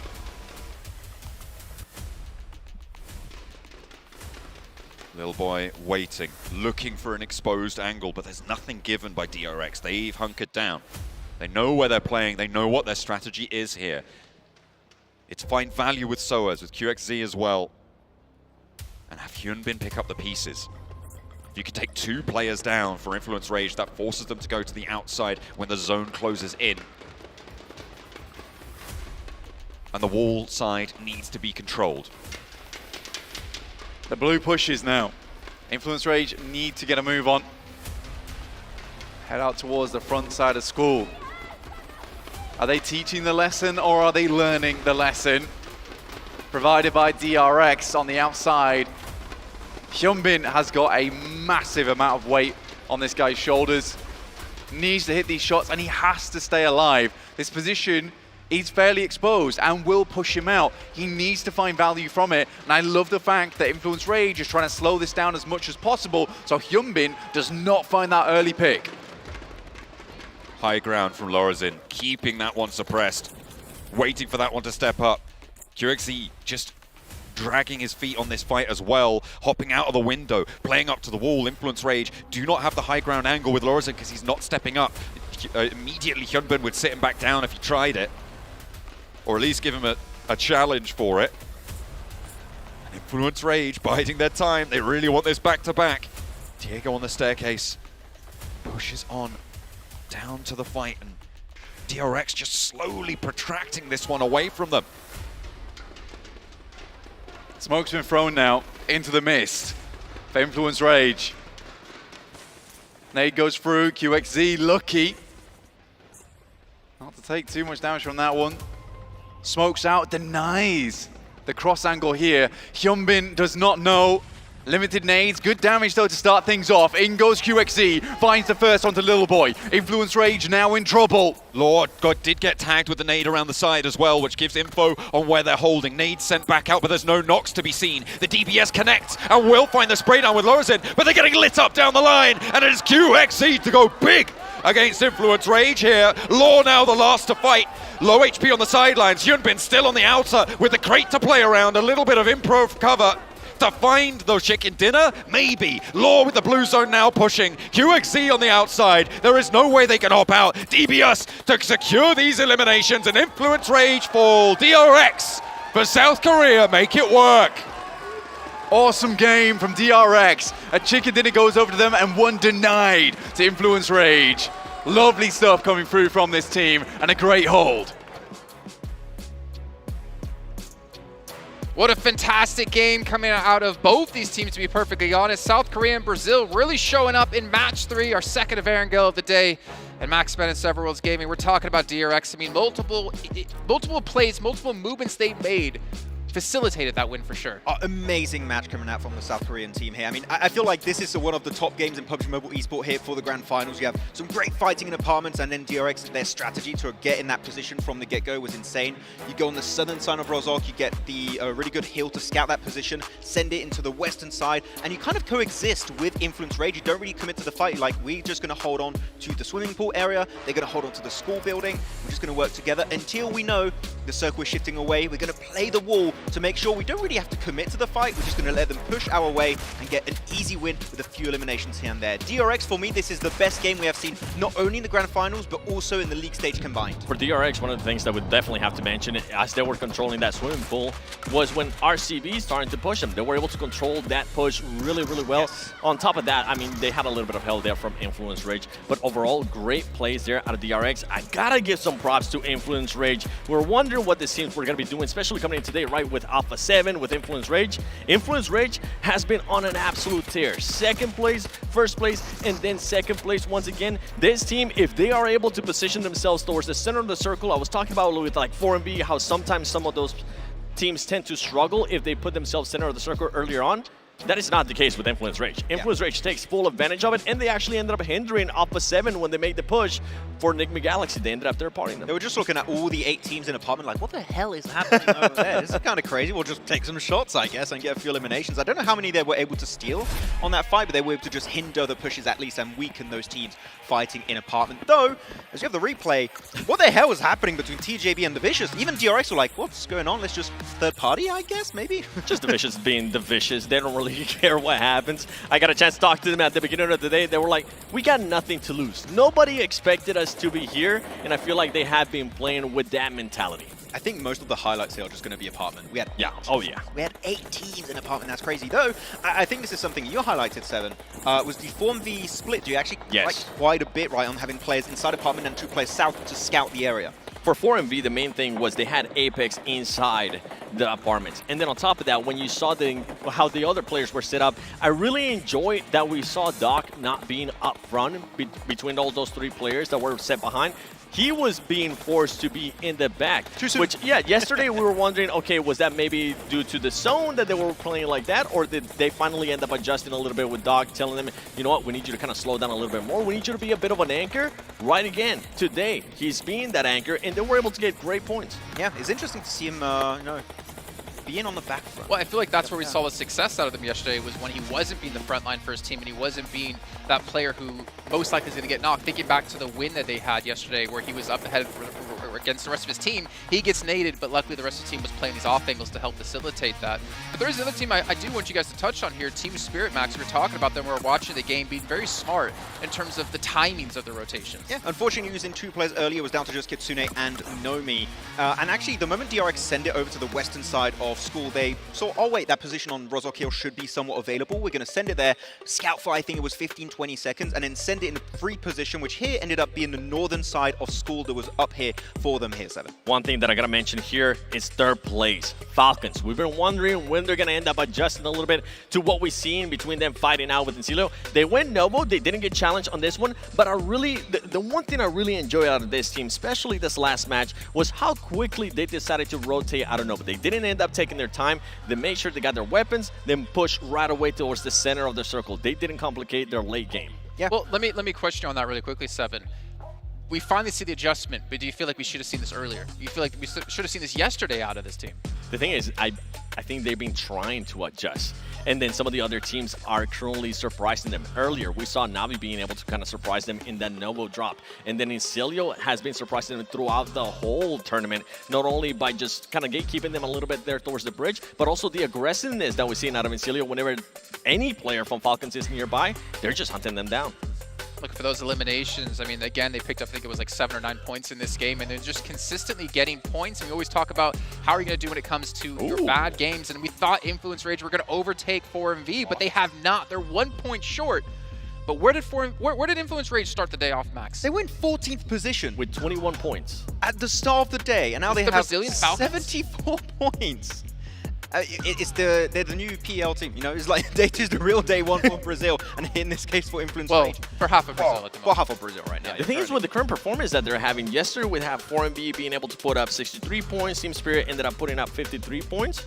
Right now, with the way Influence Rage, if they continue on to play like they are playing right now with this type of consistency, it's going to be absolutely insane. Let's look at the two PL teams here. TJB, 5 placement points, Thunder Talk 6. They're very elimination heavy, and obviously we saw that work last year when it came to IHC. We're seeing it work really well for Encilio, but I feel like we're seeing Encilio get deeper into these games, and I feel like we have to see some adjustments to play towards the late game for these two teams if they want to have a chance to contest. TJB is getting involved in a lot of early game fights. I mean, here you had the fight versus the Vicious that you said, 7, right? The Vicious just don't care anymore, it seems, in this game. They're just, if they see you, they're going to be fighting you eventually. It's not that they don't care, it's just that they got nothing to lose. They're playing they're playing in that mindset of they're like, okay, nobody expected us to be here. We're going to be willing to take fights. We're going to be willing to just get as much experience out of this PMGC Grand Finals to set ourselves up for the future. It's not even just them, right, Max? We talked to Defi earlier. We're talking about, you know, Voin Donkey, and he was saying these guys are just treating like any other event. They're trying not to get in their own heads and just playing it like they want to play, because no one expected them to be the only team from SCA to make it here. Yeah, I mean, that's a big issue to go into this, but I'm looking really at the two PL teams just to bring it back there to wrap up the point PL. We talked about TJB and their comeback potential, right? I'm going to say it's too late right now. If you're at the bottom right now, unless you pulled what Influence Rage did at the start of today, I'm going to say bottom squad's already going to be somewhat out of the conversation. Saying Alpha 7 and Falcons are out too? It's going to get there. I think 1 or 2 more games, and I'm going to say, sorry, it's GG's. Yeah. I think I have to wait until we see what happens, especially with Alpha 7 at the end of Miramar. You know, I think we need to actually hit up Potjukes, because he was very adamant on when he thought teams were out. Maybe we'll shoot him a message here after this to see if he thinks these teams can. Obviously, let us know in chat if you think these bottom teams unfortunately have no chance. But gentlemen, we're done with the halfway point of the day. We're done with technically the halfway point of the entire event. But for now, we need to head down to the stage with, I believe, Sandstorm for a quick interview.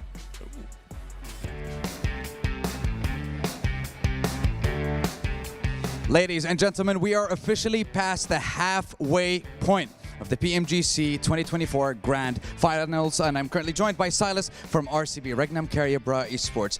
First of all, you guys started off day number 2 with a winner-winner chicken dinner, jumping from 10th place, and now you're currently in top 5. So tell me, what does it mean getting that chicken dinner, and how did it impact the team afterwards? Öncelikle ikinci güne bir chicken dinner'la başladınız. 10. sıradan 5. sıraya attı sizi bu galibiyet. Öncelikle bu chicken dinner'la başlamak size nasıl hissettiriyor? Nasıl bir önemi vardı bu galibiyetin sizin için?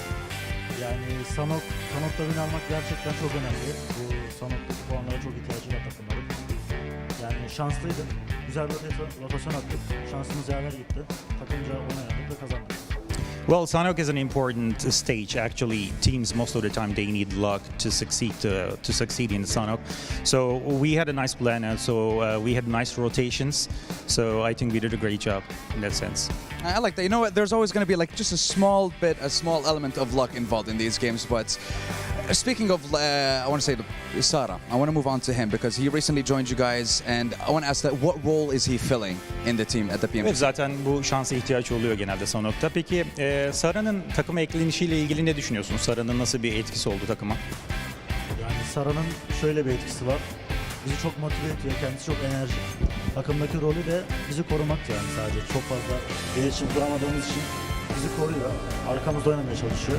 Bunu da iyi yapıyor şu anda. İnşallah diğer maçlarda iyi yapar. Well, since we have a limited communication with Sarah, I think he mostly has a role of protecting us. He's really joyful. He's a motivating guy, so he motivates us, and I think he's a great support in addition to the team so far. I mean, we've definitely seen the impact that he's had with you guys currently in the top 5 and within reach of that top 1 spot. So speaking of that, 3 games left in the day. Do you feel like there's anything that you have to work on to get to that number 1 spot? Evet, yani zaten Sara'nın eklenişiyle beraber bunun etkisini de gördük. İlk 5'e attınız kendinizi. Peki önümüzdeki 3 maçla ilgili neler düşünüyorsun? Önümüzdeki 3 maçta ilk sırayı hedefliyor musunuz? İlk sıraya geçebilecek misiniz? Ne düşünüyorsun? Yani umarım geçeriz. Planlarımız var. Bu planları bir yıldır çalışıyoruz. Bunları düzgün bir şekilde uygularsak bence birinci olabiliriz bugün inşallah. Yeah, I hope we can make our way to the top 1. So we have plans. We've been working on them for a year now.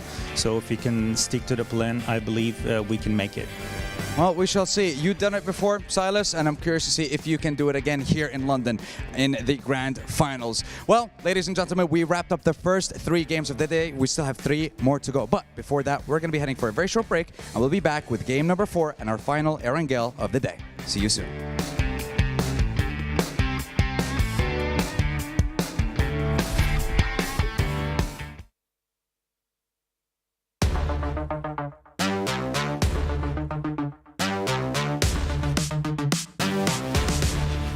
Step into the ring.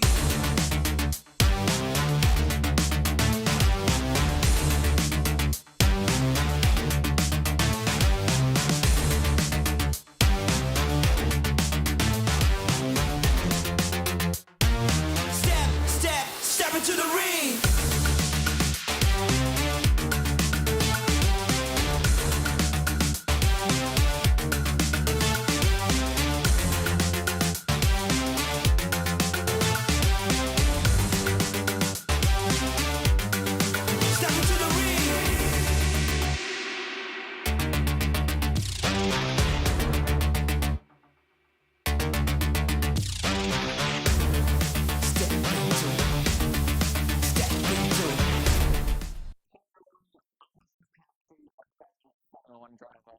I want to encourage every player to take all out in the PUBG Mobile Championship. Let's see what you make of it. And don't look out on the upcoming PUBG Mobile and the current version. Best of luck.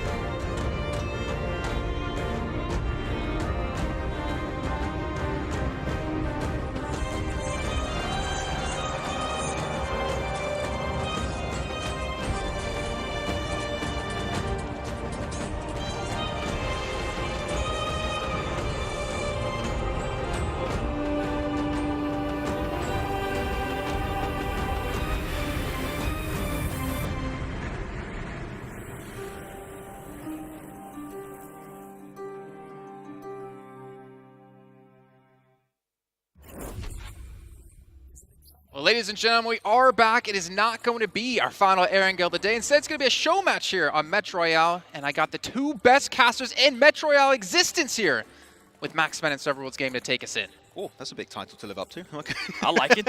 I'll take it. It's a dub. But here we go. We're going to get into our Metro Royale game here to see how things are going to be going down. And we will be playing on the old blockade area of the map. So this is going to be interesting to see how things are going to go down. But of course, compared to the Battle Royale mode that we all know and love here, 7, things are completely different for all the viewers that maybe see it for the first time. It is going to be different, and there you go. The teams that are currently going to be participating, we have seen some of these teams in the past too being able to participate in this kind of events. And in case you're wondering what Metro Royale is, there you go, a quick breakdown. It's actually, it's not just be the one. All you have to do is just make sure you loot.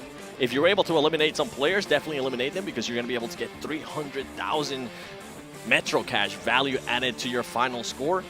But you need to make sure you extract before the timer. And you were mentioning there, all blockade zone advanced, so they're going to get a chance to go into the radiation. And once we get to that part, don't worry, we'll be able to explain it a little bit more, because the radiation is definitely where you need to go. But you need to be careful, because there's a lot of things that can happen in radiation that can hinder your performance. Things that can happen and things that can attack you. Also. Lots of things that can attack agents, especially, are a little bit tricky to deal with. But it's not be the one here, 7. It's be the richest when you are getting Metro Royale and trying to get some loot. And of course, as you said, get some elimination. 300k per elimination is very important. You get a squad wipe.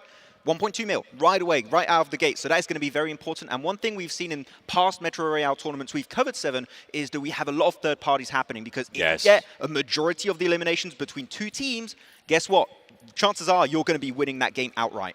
And with the way that old blockade zone is going to be set up, if you do end up going inside the radiation, it's going to be tough. You could end up getting third party. You could end up actually getting camp to extract. One of the things that I'm going to be looking at earlier on is seeing if there's any team that wants to go into the radiation. I'm starting to see some teams starting to fight already, none other than Gold Bapej.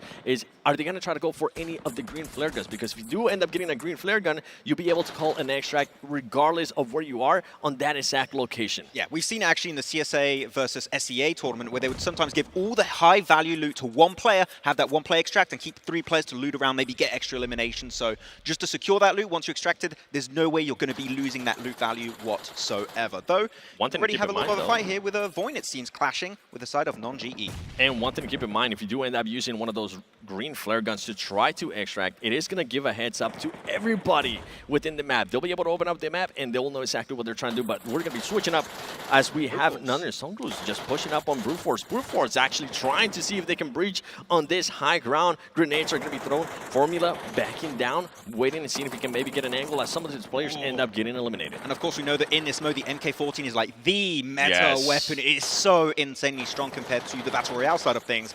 So this is going to be the meta weapon. Everyone spawns naturally with this weapon in their arsenal, with also an AKM. And I do believe it is just the normal bullets they have right away. So do they spawn like in the CSA versus SEA tournament? And here we go, Sim9, one player's going to get knocked. And unfortunately, there's not a lot of support nearby. So I think that's going to be the side of Sim9 down to 1 player, which means instantly the loot value they're going to get is in the red. It's negative. They're not going to be able to do much as Sim9 is eliminated. On top of that, Gold Bapej is eliminated as well. We're seeing on the right side, I mean, Nong Yin trying to get an angle there. They're not going to be able to. And it's just 2 players left from Nong Yin that were thinking about maybe going into the radiation. They're going to have to back off, and they're going to be seeing if they can maybe engage with this other teams. Brute Force, we saw them trying to make a push earlier. They're still debating it. They did end up losing that 1 player. At least Brute Force are now able to get control of the high ground position, able to compete on even ground with Boars Gaming. But here you go, Boars able to control himself, even more space, and able to get himself extra eliminations. It's going to result in an even more Metro Cash going in their bank account. But here we go, it's going to be Old Boy. He's solo, and he is out of the game. And so is the entirety of his squad. Brute Force is now going to be able to get himself a few, actually 4 eliminations. So that's going to be 1.2 mil. But unfortunately, they do lose 2 players in the process, which means the amount of loot they can pick up as 2 is going to be heavily, heavily reduced. And this is when we start thinking about the strategy that they're going to be doing, right? We do have some of their teams still left alive. We have Voin, and then we have non-G as well. If you're Brute Force, you could possibly see if maybe some of those teams are going to try to go into the radiation, see what kind of loot they end up getting. And if they don't have that green flare gun, you can go down into the tunnels, which is one of the ways that you have to get into the radiation, especially for this map, all blockade zone advanced.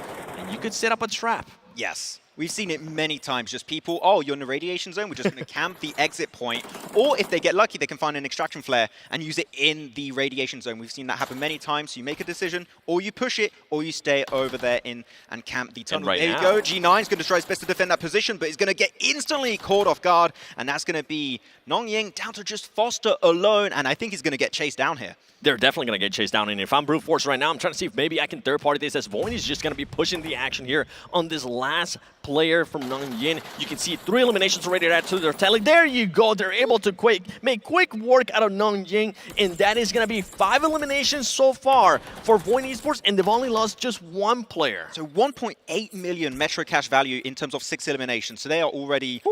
They must be the top earning team in this game already right now. It's going to be down. Can you find some of those gold bars? Can you find some of those gold piles also? That is going to be allowing you to maybe close that gap. But right now, eliminating this team before they get even more limbs and even better loot is going to be a big focal point for the squads against them.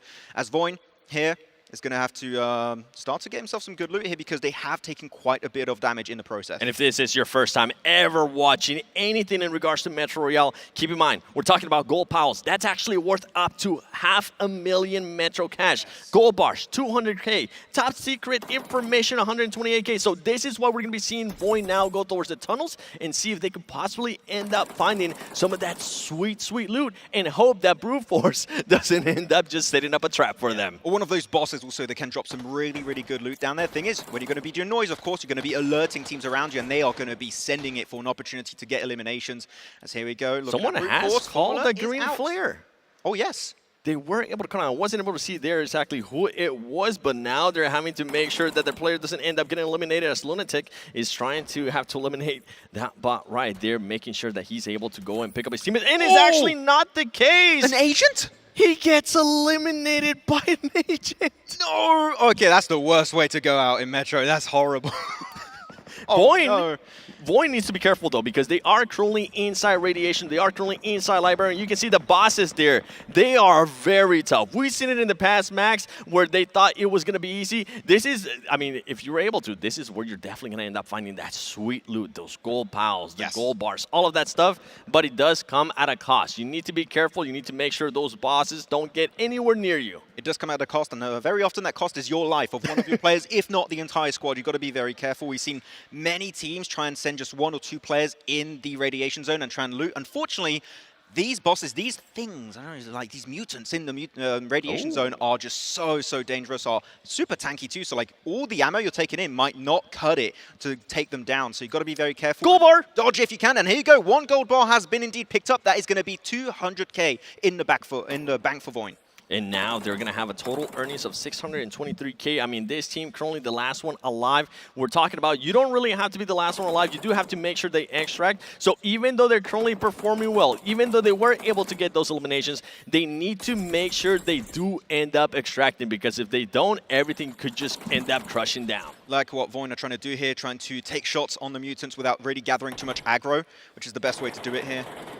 And create a lot of space. Here they're going to be able to loot other buildings that they cleared once. And here you go, Extraction. Aria got all of that loot. I think they even swapped out some low-value loot for some high-value loot to try and just get them to extract and confirm all of that. Now, is the team going to follow up in the Extraction, or are they going to keep looting? Seems like they're going to follow up with Aria and get out of there, and that is going to be a big game here, Metro, for Voin. And I know it says right there, you can secure your loot by using 2 of those extraction points. As I mentioned earlier, you can definitely use that green flare gun to call the helicopter like these players from Voin were able to do. And they just want to be safe. They want to make sure that they extract 1 by 1. And you can see right there, Voin being able to get 2.2 million Metro Cash. Nobody contending them. And on top of that, Max, 6 eliminations. Yeah, those 6 eliminations alone are just massive. Gets you so much value right out of the gate. So that was a really good setup for them. And looking at the extraction too, they're like, yeah, we got all the loot we need. We got 3 players alive. We've got some gold bars. We are going to be looking really good leaving the extraction zone as we go into our 2nd game here. And now I'm really intrigued to see how Voin is going to be able to play this, right? They do have a massive lead in regards to all the Metro Cash that they were able to collect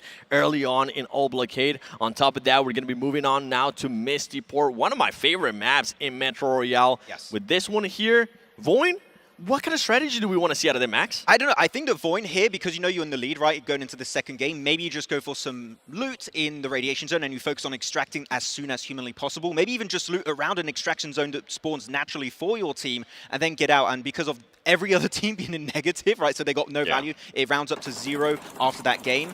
I think here that you just play it safe. But knowing Voin and how they were playing, they had 6 eliminations and losing 1 player. I think they're just going to be, again, chasing down the competition and trying to create an even bigger lead here in this Metro game. And for a lot of these teams that are currently trying to hunt down Voin, that are trying to catch up and just close the gap in regards to the Metro cash that Voin currently has on them, if I was them, I would just try to go into radiation, see if you can maybe find some of those gold bars, see if maybe you can find some of those gold piles, because that is the only way. Yeah, you can get some eliminations, get 300k apiece in regards to elims, but you need to focus on the gold bars, and that's exactly what's crazy right now, is that Voin is trying to be the team that does that, which is a scary sight considering the lead that they already have. Actually, it's quite smart of Voin to go in the extraction zone, because if you go, not in the extraction zone, in the radiation zone, because if you head on over there and other teams come over, you can deny them access to the highest value loot. True. And you can maybe also eliminate them, but if you don't, at least you're able to hurt them a bit and maybe deny a bit of their bag space and have less players to take loot away in the extraction. Sam9's going to be pushing Sam9 taking the fight here in a one-on-one around this truck. And it's going to be actually almost 1v2, but able to actually get down on the competition, and Ginny's will be able to get rezzed up by his teammate. And then on top of that, we have Gopapesh moving up. They know that some players from Board Gaming is going to be close by. Board Gaming trying to make a push. It's going to end up backfiring as they're just getting pushed down the tunnel. Molotovs are going to be coming through. Great Molotov there by Board Gaming, although it's going to stop their push as well. It's going to have them to have some time to think about what they want to do here. Brute Force, we're going to have 3 teams fighting here. Oh, in the underground here, it's going to be quite risky. If you have some nades and Molotovs, any kind of utility is going to be very, very impactful to use it. But here you go, Balls, old boy trying to go for a big pre-fire. Does take quite a bit of damage, down to half HP.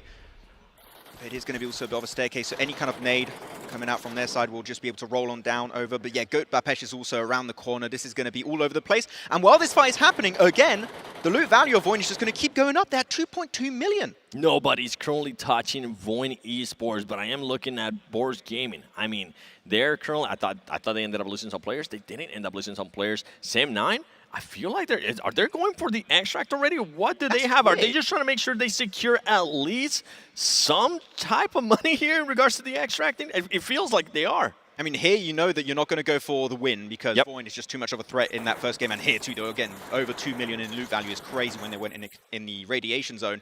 I think the game plan is just we want to secure second place, maybe a top 3, depending on how this fight happened. Because, again, 3 teams, as of right now, are fighting underground. And it's all over the place as Balls get eliminated. And they are not having the game they wanted. They're not. They're currently in 4th place in regards to the loot value. We're seeing Sam9 already has 3 players extracted. They did end up losing 1. And meanwhile, Voin Esports is just having an absolute blast with everything that's going on because this team has radiation fully to themselves. You see the loot value going up higher and higher, and they only have 1 elimination. They really didn't want to have to worry about the eliminations on this one with the lead that they had coming in. Yeah, and the main issue is that if you want to catch up to Voin here, you only have 5 minutes and 20 seconds left in this game. That means you'd have to go into radiation zone and compete against them.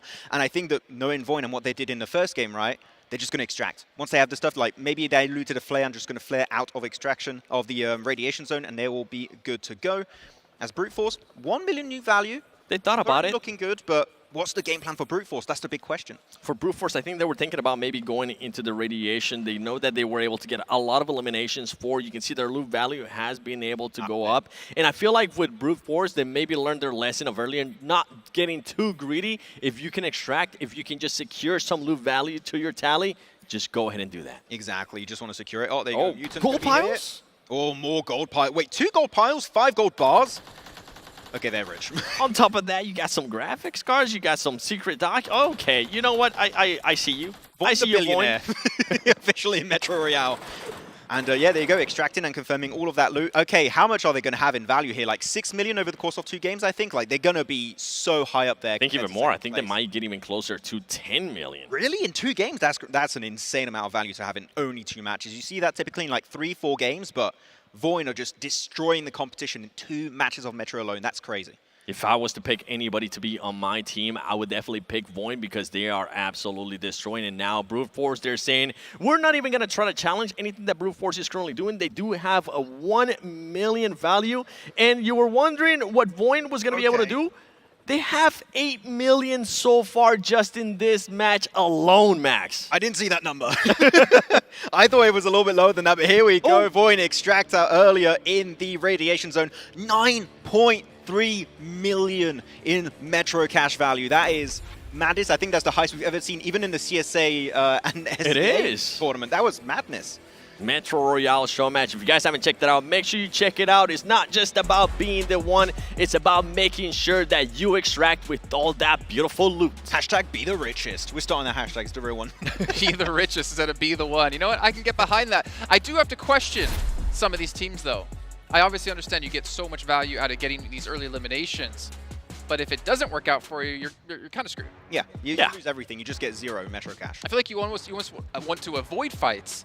And then if you're contesting like certain looting areas, like you're talking about the radiation zones, that's when you want to be like, okay, now we're going to fight for this because the value we can get off of this can get us a win. That's the beautiful thing about Metro Royale. You can either try to go fight people, or you can just take the other route and just go for that loot in radiation. But if you go for the loot in radiation, guess what? You're not the only team typically that's going to be going in radiation, so you're going to fight over there, and then you're taking a risk because high-value loot locations are heavily contested by multiple teams. Well, I mean, if you're going to go in the radiation zone, the best way to do so is with your Coupe UT2 Gamer Pros.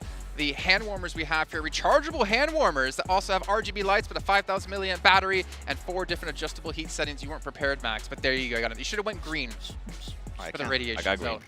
You got green. I got well, the 7WG green. That's a green, right? It's more yellow, but you know, you're number blind and colorblind. Ah, there we go. We got the green. Yeah. You got there eventually, but yeah, make sure you guys are checking out Metro. Honestly, I think it's so sick, and I would love to see more and more events like this. Yes. Also, what I'd like to see is you guys at home making sure to check out the Night Raven set and the Enigma set, which you can pick up right now. It's the PMGC set for you for 2024, and you can use the code 2024 PMGC to get 50 UC off with 10 draws in the lucky spin. So make sure you check that out. You can get your Sandstorm skin in game right here, right now. You know, that's a little too mean. He's not here to defend himself. So the Jason It does look Captain like him. skin in game. Taking up all the oxygen, but I actually like that skin. I need to be able to go. You know what, Max? Remind me. After today, go enter that code. If you had a 7WG skin in game, what would it be? What would it look like? It would be short. That too.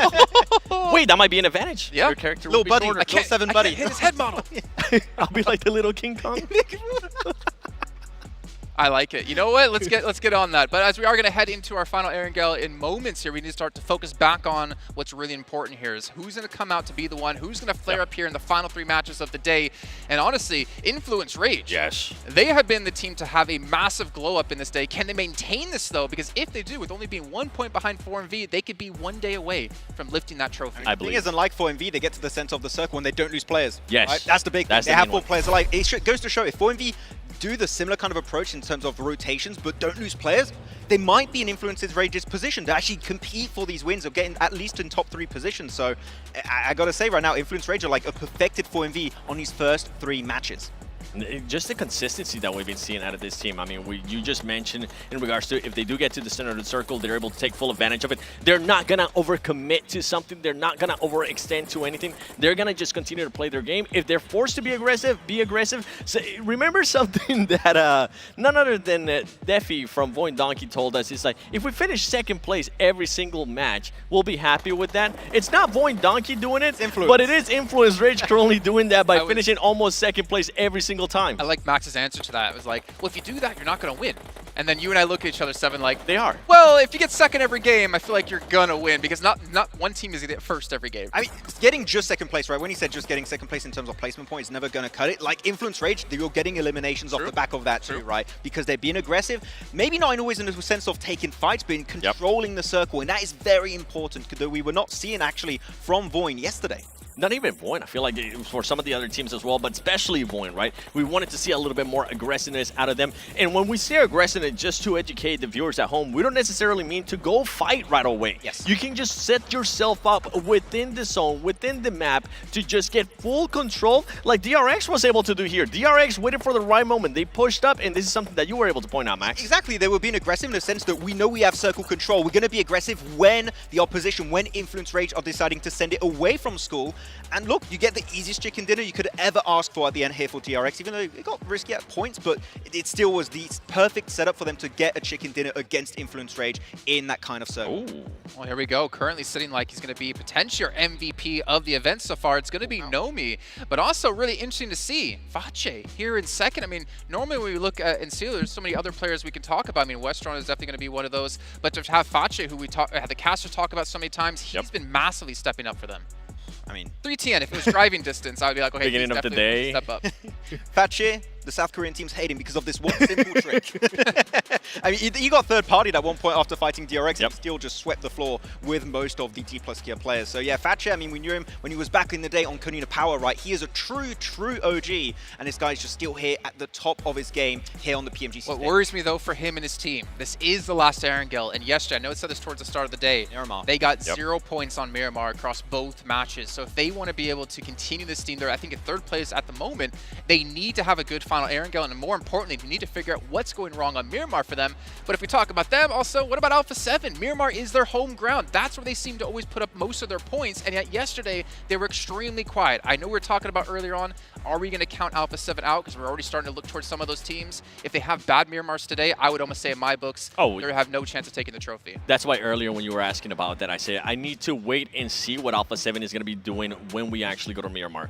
From what their coach told me, yeah, we always feel comfortable. That is our best map. Yeah, you can say that as much as you want, but if you're not being able to perform on the other matches, if you're not being able to perform in Sanhok, if you're definitely not being able to perform in Erangel, those dreams and hopes of being able to follow up the championship that you were able to get at PMWC, trying to get that final championship here at PMGC, it's not going to end up happening. It's not also do you need to see Alpha 7 have good games on Miramar. Do you see the other teams like, you know, your Team Spirit, your Void is still constantly remaining in that late game of those Miramar matches. So if you're only really relying on Miramar alone when the other teams are popping off on every battleground, catching up to first place is going to be super tough unless they get like win after win. It would have been perfect if they did it earlier in the day too, because 4MV just wasn't being able to put up performances.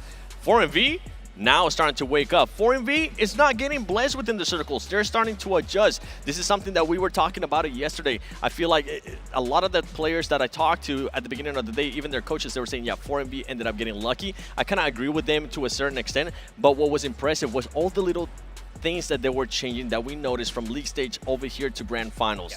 And we're starting to see it not just when they get circle place. Now whenever they actually have to push to the circle. Now whenever they have to set themselves up in a 3-1 split with Doc behind the whole squad just saying, you know what, wait it out, wait for the right moment. Right now it's working out wonders for them, and that's currently why they're in first place. I could hear his team right now saying to Doc, don't go in. He's like, I'm going to go in. I'm going to go for it. I mean, the thing is, I guess you can talk about a little bit of the luck yesterday when it came to 4MV because they had, what was it, 2 military zones? Yes. The first one they got absolutely demolished in, and then the second one they had finally a good performance. So for 4MV, if you're going to use the excuse, especially in the league stage, we just didn't get zone. When you do get zone, you better make those plays work. I have one issue for 4MV that I've seen a lot right now. Is in PMWC, they were trying to play only edge, and that was clearly not working. Here, they're trying to fully commit to the center all of the time, and it's not working. The key word I want to see from 4MV is adaptability. You know, based on the situation at hand, based on what kind of terrain and circle has come in your way, you got to adapt, because center's not always going to be the answer, edge is not always going to be the answer, though, as you talked about, their splits, the way they approach circles is good. It's just later on in the match, what are you going to do to actually try and go for that big winning play? I like their splits. I like the, especially, I got to correct myself there, I like their 3-1 split. Whenever they do the 2-2 splits, they end up hindering themselves. We kind of saw that in this last match. We've seen it in the past as well. I believe it was yesterday whenever we went to Miramar. Those 2-2 splits, even though they feel confident with it, you can feel confident as much as you want, but if they're not working out, you got to switch it up. And right now, the 3-1 splits are working out for them. I mean, we saw Team Spirit, right? They're doing the 2-2 splits too, and it's not been doing great so far today. Yeah, I mean, as we've been seeing with Team Spirit, it's more of the regrouping that they're really struggling with. I mean, you mentioned on Sanhok, where when we were talking earlier on, when D+ pushed them, I think it was Matic and Effect, D+ pushed with cars. They pushed with vehicles. They should have heard them coming, and yet they kind of still overcommitted to their stay, got caught off, and lost too many players. Yeah, I'd say that when you're doing a 2-2 split, which is a completely valid way to play the game, I think 2-2 splits are one of the strongest splits in my opinion, it's the way you set up your 2-2 split. And the very important thing to do is if you have cars facing the direction of your teammates, ready to go at a moment's notice. If you see a team coming your way and you're not ready to defend, you send it. But as you talked about in that Sanhok game, they did not send it instantly. Effect was instantly flushed. Yeah. Like by D plus Kia, Matic was able to survive, but it was not enough to make it out of that game as a 3-man team. You need to be quick to reply and get together. So that stands not only then for Team Spirit, but as you said, Seven, also for 4MV. Yeah, for 4MV. You know what? I'm going to switch off from 4MV. I want to go into Falcons. I want to go into some of the teams that we need to start actually seeing some reaction out of them. If they even want to try to go to make a push to that championship, you could end up being second place against Falcons. That's not where they want to be. That's not where Top wants to be. Action is all of the players from Falcons. That's not ultimately where they want to be. They want to end up being the champion. Right now, 12th place, 44 points is just not going to cut it going into the last Erangel. I want to continue to see what we saw in this previous Erangel, which was that quick rotation out of Novo. If you don't end up going to Novo for Falcons, I don't want to see them fighting with Incilio early on, because Incilio has been getting the best part out of them over and over again. For me, it wasn't even about the quick rotation coming out from Falcons, even though it was like a really big point they were making that previous game. It's just they are now aware that Incilio is there, and they're just going to avoid them. They're just going to wrap a little bit further down south, go towards the farm area, and that because of that, you're going to keep 4 players alive, which is all you have to do. Do not take these early fights. If you have 4 players alive in the mid to late game, you still have a chance to go for that chicken dinner. So if we're going to go in on Falcons, I'm going to bring this topic up. Okay. It's who is going to stand out for their team here today in PMGC. If we think back to last year, it was Top. MVP. We think back to the league stage. In Last Chance, it was Action and Icy. Who's going to do it for them right now? It was Top, it was East when it came to day one, able to put them on decent numbers, but they need someone on that team to stand out and really step up to be the motivation and to really get momentum going on their side. Who you got? We're not going to see anyone right now unless they still have 4 players alive in the late game. Like, you might be an insanely good fragger. Guess what? 1v4ing these players, these teams in this lobby, it's not going to Well, you're not Monkey. You're not playing the show. Exactly. You're not on Warehouse right now. Cappy's getting flashbacks right now as he's listening to us. But in regards to a player, especially for Falcons, that needs to stand out, I think it has to be the superstar that everybody expects to end up performing out of this team. None other than Top. He's the one with the most pressure. He's the one that, I mean, we saw the emotion that he had whenever we were in Turkey, and they didn't end up getting that win. We know what he wants to do as well. PMGC Grand Finals MVP. Exactly. We need to see those kind of performances again out of him. We really haven't seen him that much this year. Top, right now is your time to shine. Do it. Do it. Don't let your dreams be Make your dreams. future kid proud as well, right? Because he definitely expecting a child very, very soon. But I'm going to throw a question your way to both of you here, and I'll give you a second to think about it. You cannot pick Influence Rage because everyone has seen how well they played today. But in your opinions, out of all the other teams, who has had the biggest step up today in your eyes? And I'm kind of thinking maybe towards D+. Yes. I can already see 7 as being that team. But explain to us, what were the changes we've seen with D+ from day 1 to day 2 that have allowed them to have this step up? I would say the scouting is quite interesting to me, especially on the Rozhok or school finish. They actually got some really solid information and made the best kind of decision based on that scouting they got on school. They did it actually in Miramar yesterday, right? Where they had the 2-2 split, 2 players in the compound, 2 players in the mounting. Information is a key factor that helps D+ do really solid plays to go for the win. They did it here on that school finish, and I think that shows to me at least that they are able to bring that Miramar scouting over to Erangel and just perform thanks to it. For me, it's going to be D+ as well. The big question mark is that, we are seeing them being able to perform better in Erangel in regards to eliminations. We're just not seeing really any placements out of that team. We need to see placements, and on top of that, we need to see eliminations. Well, they got 3 matches left to do so today. We're going into our final Erangel of the day. So we're going to throw it back to our commentators to drop us on in with John, Allen, and Blake. Hey.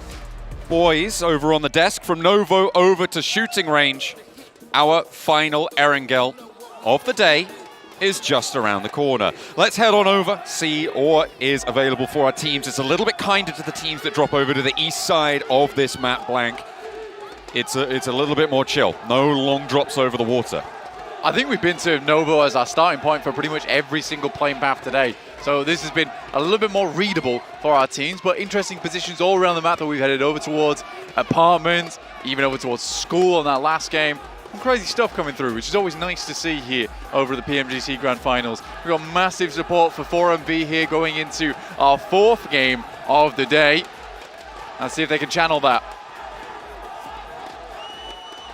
Plenty of energy here in the XL. We're looking for some excellent plays to back it up.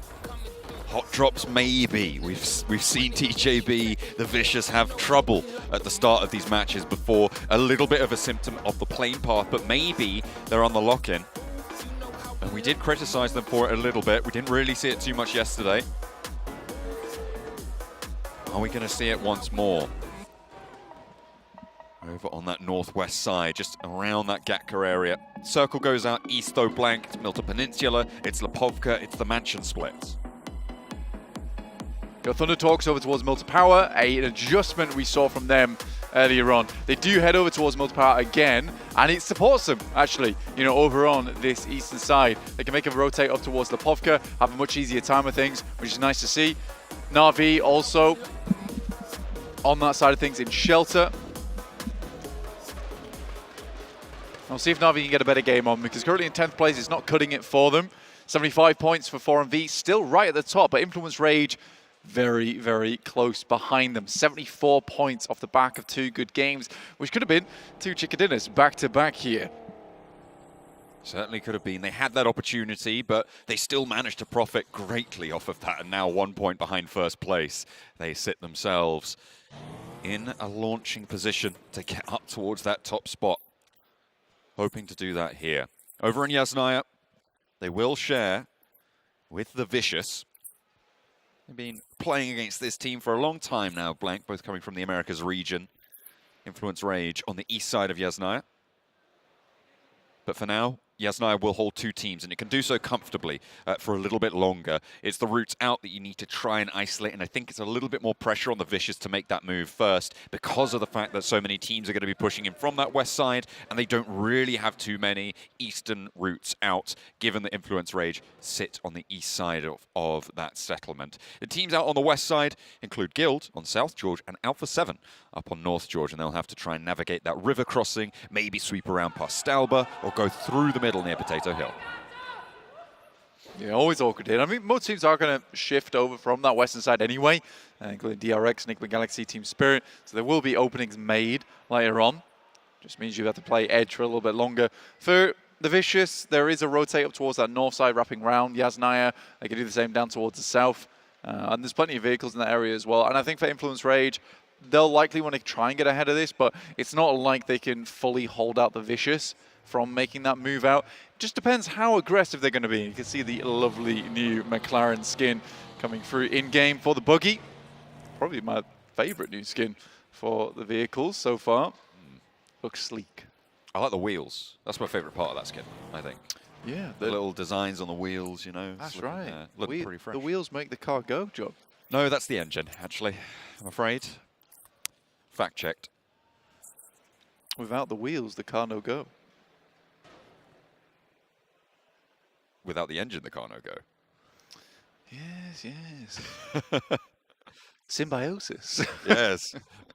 One cannot occur without the other. 2 things, both necessary. Thunder Talk, necessary to hold down this ground as they push in and up from the Milta Power Peninsula towards Na'Vi, who have taken a knock. Not the flush just yet, but Cheng is moving into position on the off angle now to try and enact a little bit of pain over towards the Na'Vi ranks. Lemon exposed and a little bit up on high. King able to give Overwatch from the top rope there, and Flip is found as well. Na'Vi pulled apart by Thunder Talk. For Na'Vi, it's a weird rotate in the first place. It's a strong rotate from Thunder Talks, though. And again, this is something that maybe you wouldn't expect coming from Thunder Talks, moving over towards Milta Power at that point in time. The fact that they're able to do that catches Na'Vi off guard. They're able to make their way up. But again, scouting is key, and things do change on a dime as we move through this PMGC. And I think that's something you've got to be aware of. For instance, even though that last game, there was a great adjustment there from TJB where they were being held up by Alpha 7. They were like, fine, we'll sit in inside box compound.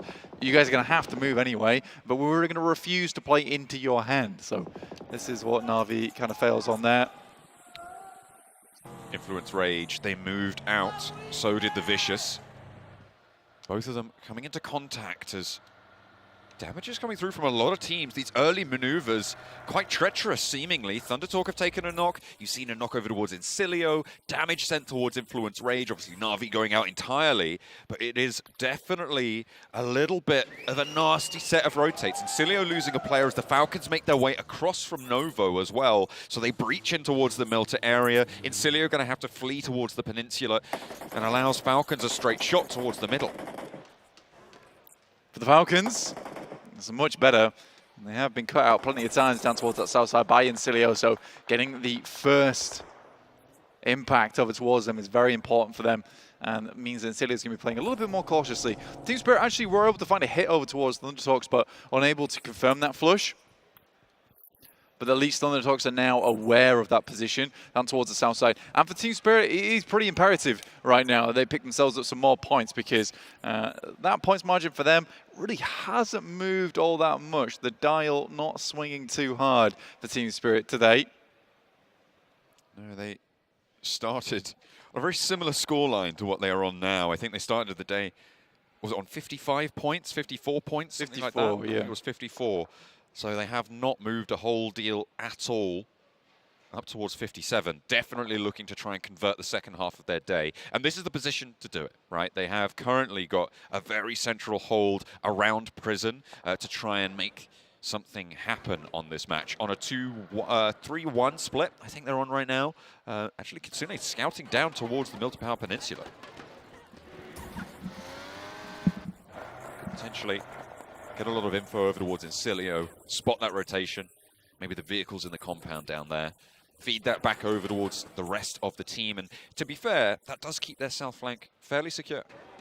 Yeah, playing over on that cliff face for Kitsune, it's a bold move, I'll give him that, but he'll be on his own for a while. But it did provide good information going forward. You can always move over towards the crates, which Incilio likely might want to move over towards later. Voin Donkey, though, outside in the blue, cut out by 4MV. Doc watching that angle. We have currently Enigma Galaxy on our screens, who are scouting everywhere.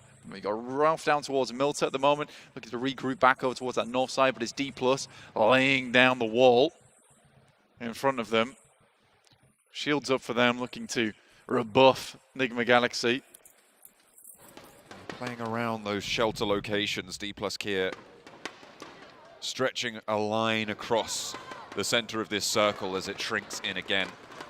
Goes a little bit more land-based, so not too dramatic on this shift. Falcons have managed to get ahead. I mean, this is what that pick over in Milta has allowed them to do, to move in ahead of Incilio on their rotate. Kitsune now very likely to look for the regroup. Team Spirit want to play the west side of that prison opening. And you can see that the majority of the players are going to be moving out that way. Kitsune regrouping on the east side of it. Thundertalk still to their north, and that's going to push Thundertalk up towards the mansion conflict that is very likely to occur between teams like Alpha 7, like Vicious, like Guild, and all the way out. On the north side, you've still got TJB yet to come in as well, so plenty of teams yet to condense on that top side. The south side, a little bit more set in its ways. Yeah, Kitsune regrouping with the team. Falcons move through this area. It's getting a little bit claustrophobic for Team Spirit. Similarly for RCB, surrounded on all sides. I mean, they have definitely a position to play from. Alpha 7 getting scarily close to DRX. This is over towards Alamo. As soon as DRX has to give up this high ground, it gets a lot more easy for Alpha 7 to make that approach, but they do find themselves at home. Will immediately move over towards that location. Good stuff from Alpha 7. It's on the north side. I think they'll be happy to play this spot out for a little bit longer, especially because we're still in Stage 2. Stage 3 is really where we'll really start having to look for more significant portions of landmass.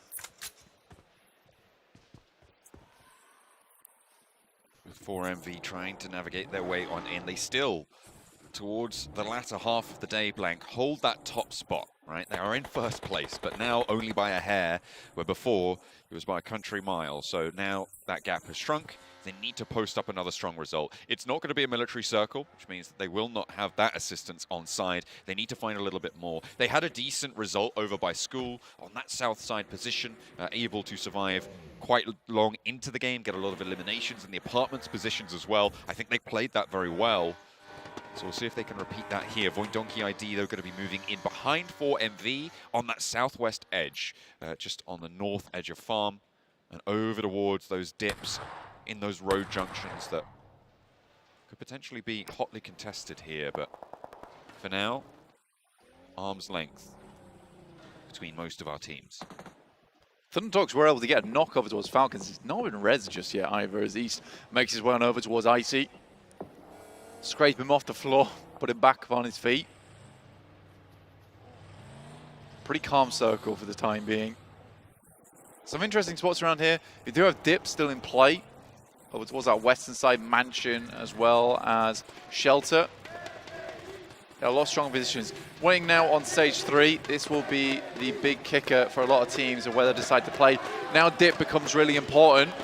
4MV could challenge for it, but Voin Donkey hot on their heels. A fast rotate on the southwest side. As we head up a little bit closer to the Yaz Fields, you've got the Vicious in a really important compound, in that Heaven compound that oversees the northeast side entirely. We have seen it shared in the past, one team up, one team down, but right now the Vicious have it 2-2 on their split. Voin Donkey ID faster than 4MV, and they get up to the roadside. They'll challenge off, they'll stand off against DRX, who actually take a little bit of damage over in their building. Over in the Alamo, and the roll-up for Voin Donkey ID successful. Voin Donkey ID, they've been struggling, but these type of positions, they love to play them. They work out well for them. Voin Donkey ID currently still on 4 players. From the ditch, though, they have a lot of presence when it comes to that long-range firepower. Enigma Galaxy inside a Dip at the moment, holding this one out. Strong position to play, but you got to be massively on the swivel. And this is not likely to be in the next circle. It definitely could be, but with it being so far down towards the southwest, they will be praying for a circle shift going their way. Team Spirit slowly angling their way into position where they can drop the net on Enigma Galaxy and potentially catch them off guard. Oh my! Big nade from Kaikse over towards Voin Donkey ID. They lost Vexy on the rotate. I was worried about their rear duo regroup, and it seems like that fear has come to pass. Unfortunately, could potentially be pretty devastating for them. DRX, they weren't able to stop that first duo coming through, but as soon as they had those sightlines established, they were ready for the second set of Voin Donkey ID players. And now they are down to 2, Zeta and Potato. As Zeta gets pulled out of the vehicle, DRX just being so brutal. Down shots on towards this position, and it's just Potato in the smoke with the shotgun. Looking to try and stay alive, but those smokes will fade eventually. And there's teams waiting in the wings to pull them down, but Revo for Alpha 7. A scout down to the south and up to the ridgeline. It's going to work out. So is immediately is on the case, though. And that forces him back, which gives more time to DRX. For the rest of Alpha 7 starting to move down from that north side. Mafioso not at all close by. He's on the southern edge of Yasnaya, just peeking his way out, getting some information for the teams down towards that southern edge. Team Spirit still playing their cards right, just very safely down towards that south side. In purview, though, of the Falcons on the east, who are just making their way out from prison, so they do have that high ground to play around with. The Falcons did manage to get that res earlier, Blank, so they're playing as 4 on the northwest corner of prison. Incilio going for a wide sweep around the edge. Thundertalk, probably the team that they're going to come into contact with here, with Guild on the far angle. Could potentially be a third-party situation, as Guild are very likely to want to move as well. Taking a look at the map feed, Voin Donkey ID do go down in a central position, and they wish that they still had that under control, because now it's Alpha 7 on the north, it's DRX in their compound in the Alamo. And for DRX, strong spot for them. Looking like it will play out very nice. And again, once you get this spot and it's not been removed from you at this stage of the game, it becomes really strong. Fache up towards that top side, looking out over towards Guild. Azer doing his best, but it's not quite enough here versus 3TN. Incilio takes a pretty heavy hit, but nothing they can't stand back up from. In the meantime, RCB flying past the Thundertalks, getting ahead of them. How in the hell the Thundertalks let this happen? I have no idea. I mean, it was a rotation, I guess, in parallel there. Thundertalk didn't have the sightlines established. They can't really step up. It's worrying, though, that they couldn't stop it.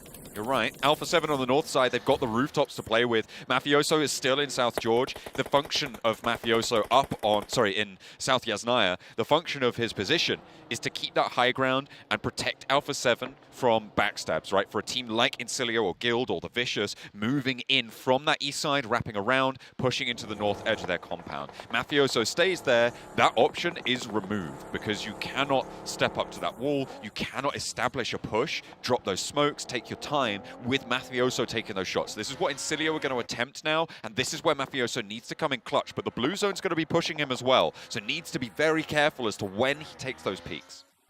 If Mafioso is basically an installed alarm system over towards that northern side, and The alarm is going to start blaring very shortly. In the meantime, Team Spirit rolling through over towards Dip. Pushing further forward over towards Influence Rage. This feels like a very, very dangerous rotate from Team Spirit. Kitsune might get left behind. The vehicle is smoking away, and you can see those shots absolutely blasting away at his team. But they make it in. Strong position to play from. Influence Rage might want to head on forward.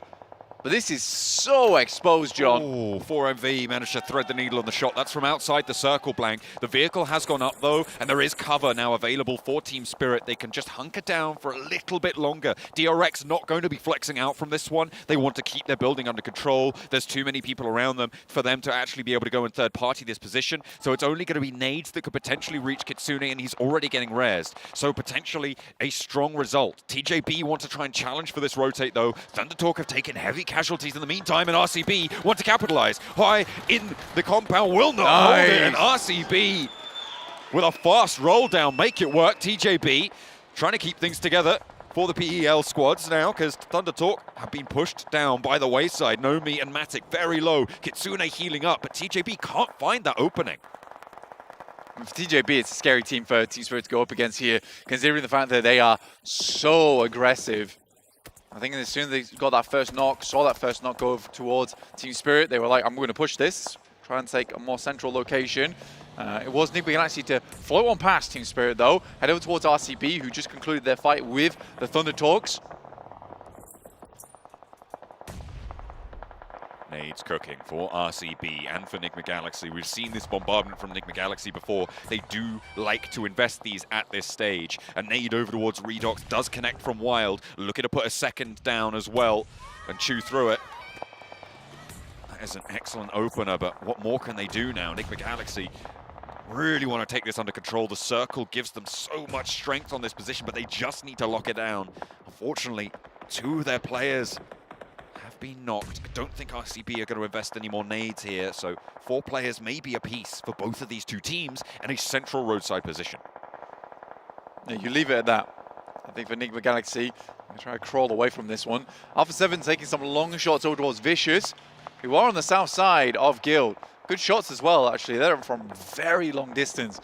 For Team Spirit, as well as Influence Rage, they're essentially waiting for the circle to close, because right now, because there are so many sightlines on the edge of this circle, Team Spirit and Influence Rage's position, not necessarily the safest, but they will be come stage 5. Ooh, a nade over the top from Axo. Able to find a player on the Vicious. Bronozin does get some healing done, but the vehicles are getting battered about by the nades, and so are the health bars. Guild able to move through, and that is the Vicious down from the northeast side. They cannot leave from that Heaven compound. And on the northeast, Guild find a little opening, but Incilio have taken the opportunity to move in front of this. Low HP, this is dangerous, they're getting pulled out. And it will be another elimination going through for Guild as they go down in the open. Unfortunately, the sightline's not playing well for them. That's Alpha 7 to chime in and trying to get that step forwards, but I just don't see it happening. Good hold from Nigma Galaxy over towards the Falcons. They attempt to get a little bit closer. D Plus also holding on stalwartly down towards the south side, where much of the action is taking place. And Alpha 7 might just hit a blinder here over on this northern edge. Able to play this game nice and slow outwards. Falcons now down to 1 player. East on the east, just trying to keep himself together. See if he can keep it under control for the game. 4MV trying to make their way through, but Influence Rage now, with that point and against 4MV, are in first place. There is an overtake now as Influence Rage from the south edge look for D+ Kia as well. Nolbu just about able to sprint his way back to the rest of the team, a little bit closer to cover, but Influence Rage can continue this pressure. With chips down on the off angle, D+ Kia are down a player. Influence Rage can start to exact control over it. So that D+ were able to get back into this one is very good, but like you're saying, Influence Rage controls a massive amount of land, but a great nade from Osal. Understanding the direction that Lorezen's coming from, and he's completely separated from the rest of the team. Unlikely to get their player back up. And D+ can force the initiative. Ooh, Fabian charges it down. over the side of the cliff there, and with 3 players, D+ clear, not out of it just yet. Nolbu gets the information on the push-up from Influence Rage to that ridgeline. Meanwhile, over on the west side, Team Spirit are still trying to rebuff TJB as the nades just bounce overhead, and Nomi once again fades the damage. Team Spirit did lose a player earlier, but now with TJB right on the edge, I think they're going to be starting to run dry on supplies. 676 has at least one more nade here. And Team Spirit just trying to keep their heads down. If they stay alive, they have the edge of this circle. It is so awkward here. I'm more worried about Doc, to be honest with you. He could be a massive outside chance. TJB slowly moving these vehicles up, and Team Spirit somewhat of a stranglehold over towards them. Luckily, though, DRX finds the angle from the sidelines. They pushed over towards the west, and that's one player down in Triple S. They've realized, Blank, that there's no one actually pushing onto their compound. No one's threatening from the hill, so they can afford to flex out like this. And the nades are brutal to TJB. They are not getting 676 back up. There is no way that they're able to make that happen. And what do you do at this stage? It is pretty much done and dusted for TJB. They're locked down by the sightlines from Team Spirit and from DRX on the overhead crossfire. It's so difficult to make anything happen here, and I think that they are not long for this match. Having the buggy as a way to scout out for these nades is so busted in this location. Longs are living as long as possible, but there are these shots going over towards DRX at the moment, so they have to be very careful. Nomi spots one, but will go down as TJB holds on for a little bit longer, but there is a refrag. Question is, are there any smokes to get Nomi back up into the picture? Big nade, overarm from Kitsune. He doesn't find Flower, but his position is known. Everybody has sightlines over towards it. Nomi makes a smart crawl, knows that the ridgeline is covered off towards DRX, knows that he's isolated that angle as well that had threat towards him. And the regroup now from DRX leaves TJB's head spinning. Team Spirit may have just been thrown a lifeline by the flex out from South Korea. It's a good play from Team Spirit. It has to be said. A Doc nade gives me the spooks. I think when you look at this, it looks bad, but for Team Spirit, they realize it's the only option they have. They just need to survive it. It literally is survival. RCB crashes through. But they've still got one more to go. They find it. RCB with another roll down. Blank. They're up to 11 eliminations on this match. They have been sweeping, they have been aggressive, and they have been earning point after point. A fantastic push up the tables for the team from Turkey. Oh, I've been waiting for it. It's good to see it come through. On the northeast side, it seems like things have been isolated.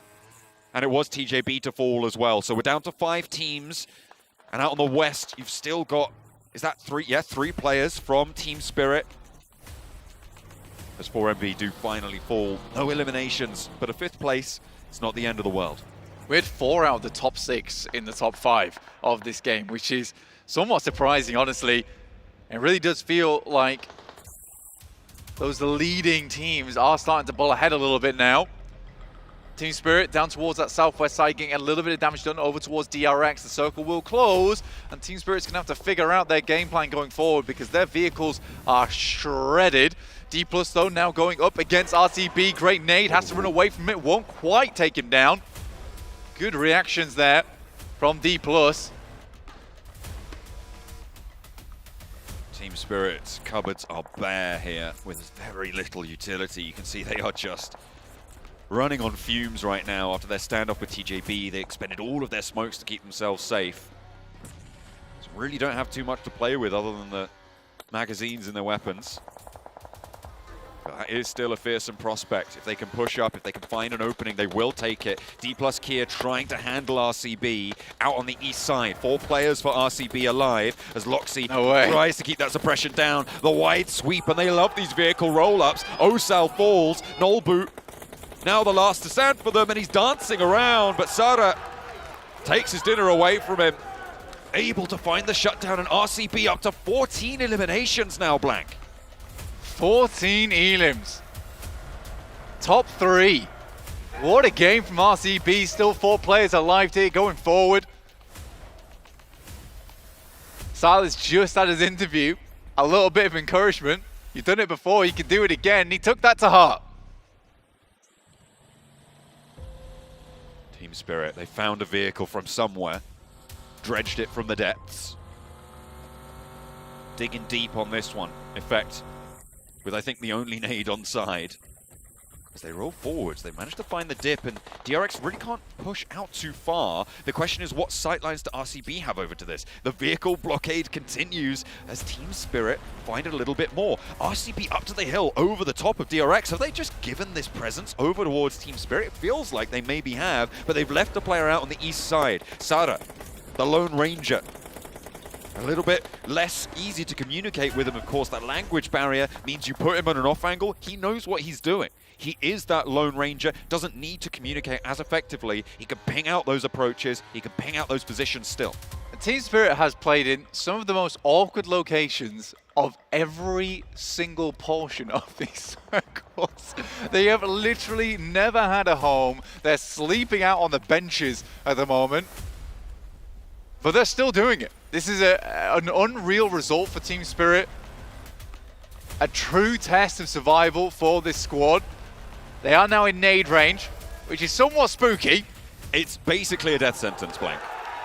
At this stage, Loxy lands one on Kitsune's head and finds a second from Silas, sent his way too. The bounces still continue, and Team Spirit have nothing. They have no answer to this. Their nades are completely gone. They blew them all earlier on that southwest hold. They're playing for second. They got some more nades off of that ditch in the first place, but they're all on Nomi at the moment. But they have to essentially hope that by the time this circle closes in, DRX becomes the focus for RCB, which they should do from Alamo. Hyunbin trying to jump peek the smoke there, Effect crawling up behind it. Those smokes are about to fade, Blank. They're about to disappear. This is a great play. I really like this play, John. Honestly, getting Effect up to here to damage the exit here from DRX is huge, because it means that they're likely to go down first, and they're just hoping that Nomi lives long enough. Ooh. This is so good. The delay is massive. It doesn't matter that Effect's down. Like I said, this is a death sentence for DRX. The blue zone pushes, and DRX need to find their way out. They have not got the pace.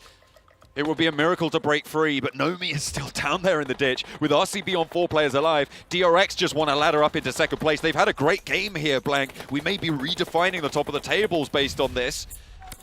With 16 eliminations, RCB want to close this down on the 20 and see how much they can get. DRX moving out to a hail of fire, but it's not quite connecting here. Sara nearly running dry, but finally a spray down connects. One player falls for DRX, a second as well. That goes to Loxy. 2 players still trying to make their way through. The open smoke ground not going to be clean. Soaz goes down next, and only 1 player survives. It is Hyunbin. What can Nomi do to maybe get that second place? He's still down in the ditch. He's spotted the player, I'm sure. DRX still 1 player left remaining, like you say. Hyunbin's still up, and he will take him down. Nomi takes the second place. An unbelievable game from RCB. A survivalist performance from Team Spirit. 2 parallels in motion.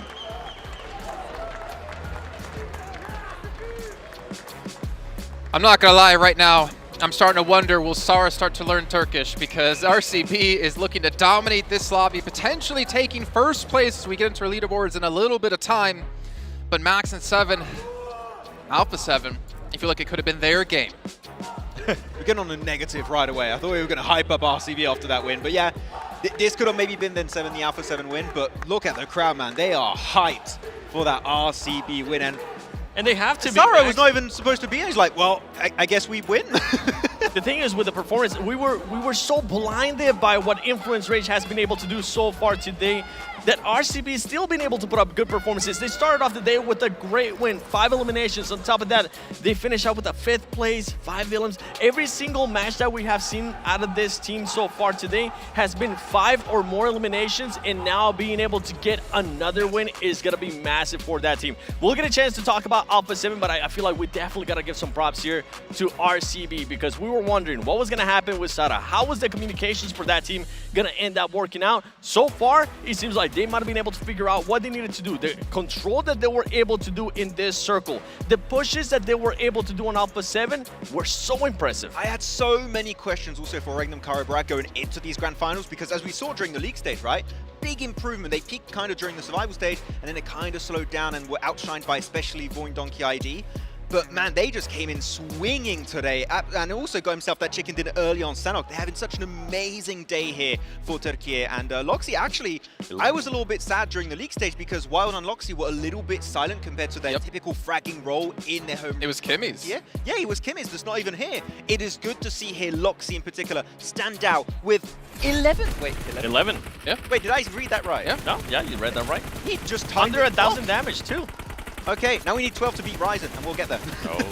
We've had 2 players already getting really close to trying to beat that record. So I asked you guys a question earlier on about, you know, besides Influence Rage, who is the team that stepped up the most today? And you guys both went with D+. When I ask you that question again, is it RCB? Well, maybe RCB. Yeah, all right, maybe. I think we can D+ actually performed really well that match. They ended up with 6 eliminations, a top 4 finish too. Now that we have Erangel out of the way, I personally saw the improvement out of this team that I needed to see for them to even try to challenge on tomorrow. Championship Sunday, they can try to make that push for that first place. D+, though, they need to be able to mimic what they were able to do yesterday going into Miramar. Yeah, I mean, there was some really good stuff coming out from D+. If they can play Miramar even better, well, might have a back-to-back win on that map. We'll have to see. But here you go. 3 elims going over to Sara, 4 for Wild, 11 for Loxy, and then just 1 elimination on the other side.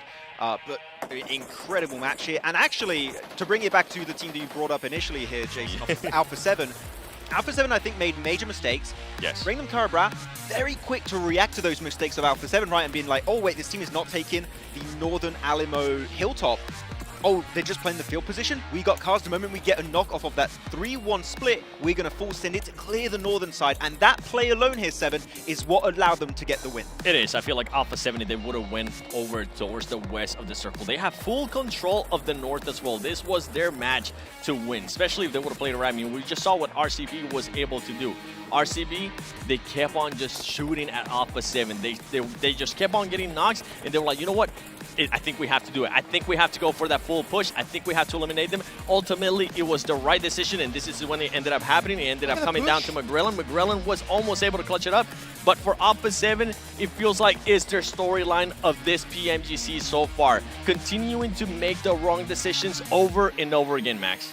It seems like right now we're just seeing quite a few misplays here. Though, sorry. It's just complete opposite of last year, right? If you look at Alpha 7, they were leading the first 2 days, and they go into the final day, and that's where they started to slip. But right now, they've been slipping since day 1. Yeah, and I think a comeback is going to be out of the question. I mean, you've got 2 Miramars, like maybe something big happens over there, but even then, I think that's it's down to that, right? Right now. That's what we've been kind of agreeing on. If we see nothing out of Miramar out of them, we're almost writing them off in our heads. Yes. I know I said I was going to wait until Miramar. No. I know I said I was going to wait until Miramar. You think it's still possible for them to do a massive comeback with 8 matches left? With the way that they usually tend to perform Miramar, that's what I'm hopeful for, right? But I feel like we would have to see not just a win out of this team, we would have to see a convincing win with something along the lines of what we saw right now from RCB. Because now it's not just Influence Rage being able to push up. I mean, we saw what Influence Rage was able to do. RCB is playing really consistent. We could have the possibility of 4MB finally waking up.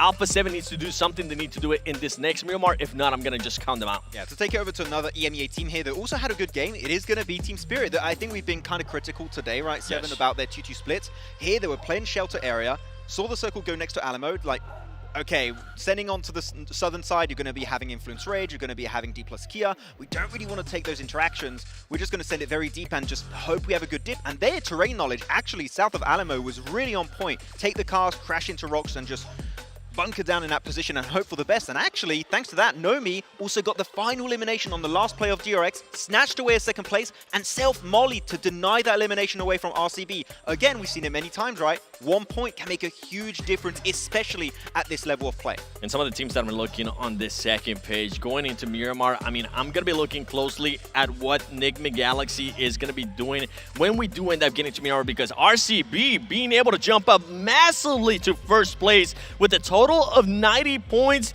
Influence Rage continuing on the performance, even though they did get eliminated earlier on, they do push up to that second place tie with 4MB. And 4MB, we need to see a reaction out of you. You guys have not been able to keep up the performances that we saw in day one, but one team I do need to mention that I was trying to talk about, Enigma Galaxy. We don't even see them in this first page. Yesterday, they were not able to perform in Miramar. They ended up with 11th place, 4 eliminations, 12th place, 2 eliminations. Enigma Galaxy needs to have a massive performance in Miramar if they even want to get a chance to fight for that championship tomorrow. Yeah, I think we hyped up also one storyline, which is Incilio does really good on Erangel. Yes. Miramar.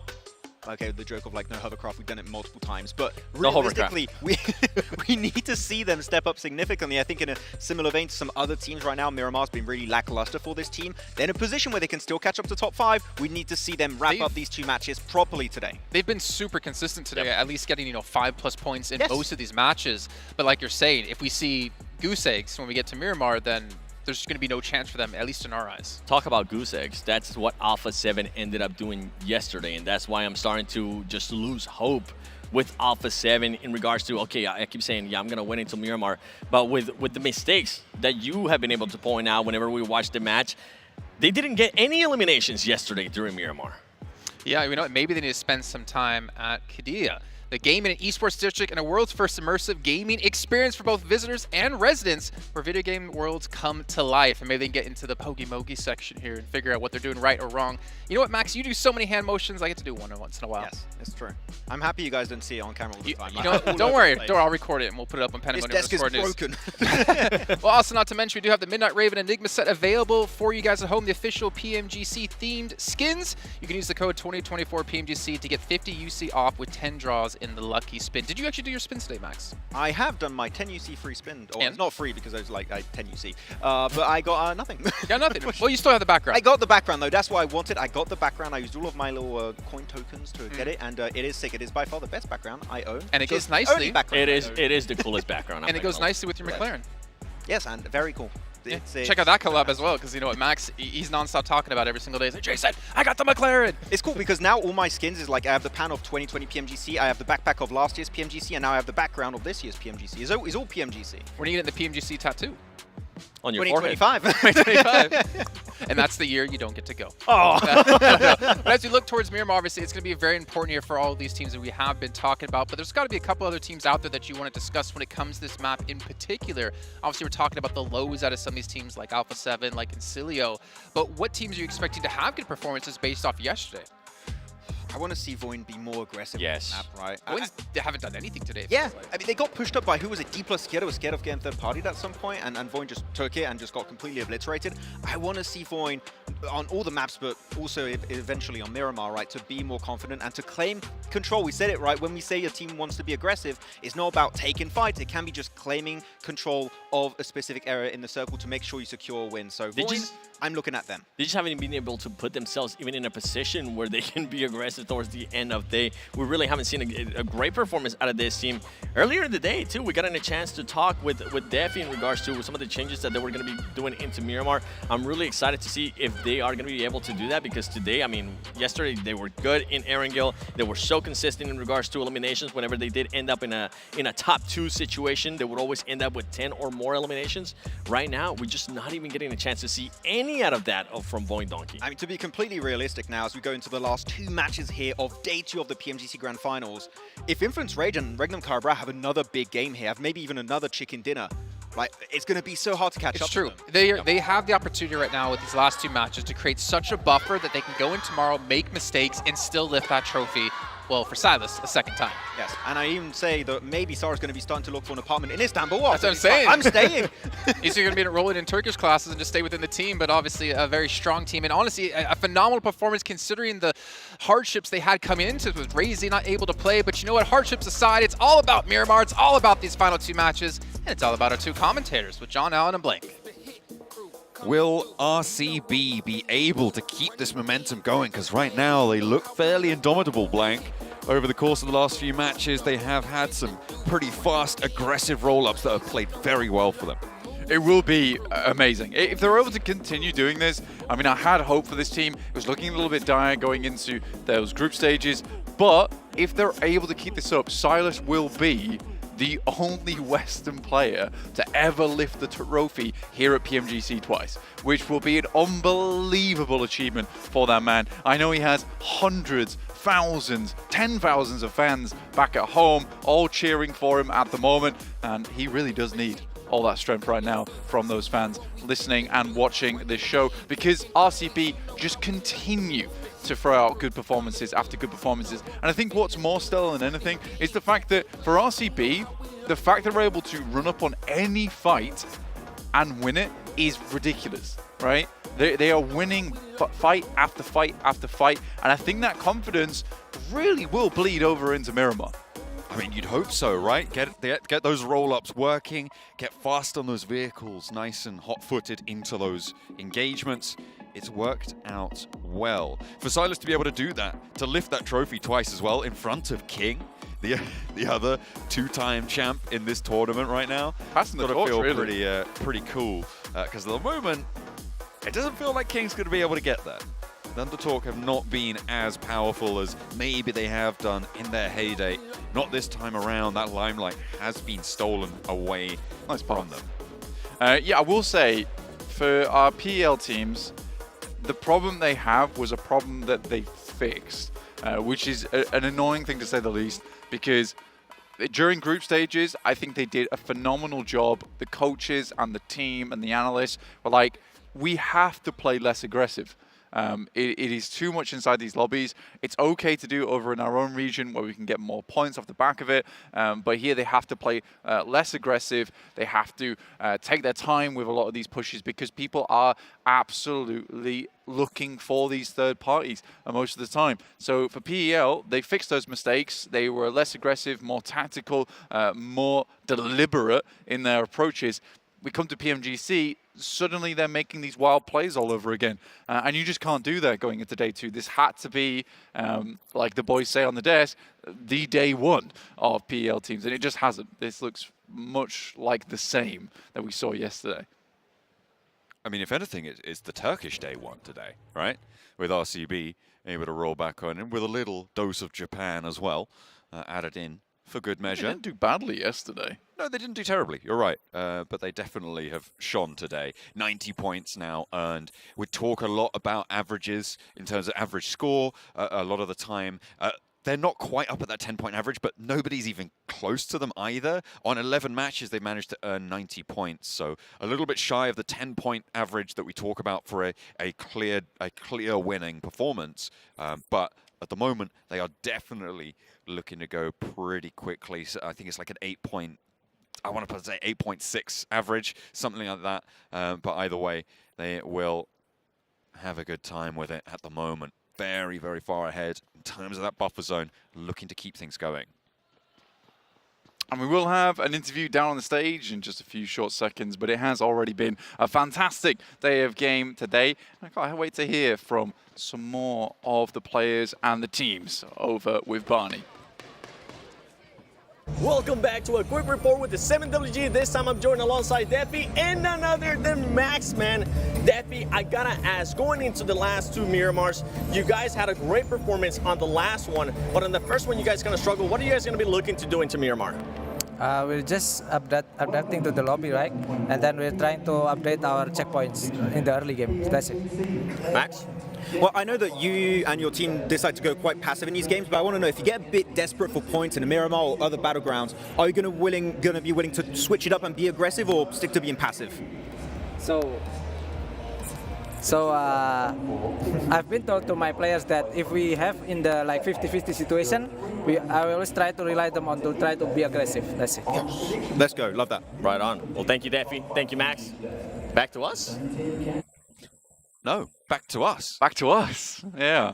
I think that interview was meant to have played between match 4 and 5, but we snuck it in during match 5. So there you go. A little bit of extra content for you here over on the stage. Sorry, Barney. No interview for you. That's all right. He's spoken to Defi earlier. We heard from him as well. We've spoken a lot to Defi today, actually.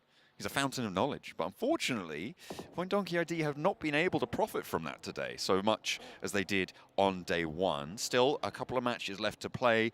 So from the north side here, currently around Torrejamara and Cruz de Valle up on the north side, Donkey ID will have to try and patch that back together. Just keep their cool, keep their calm, and approach this like they did day one.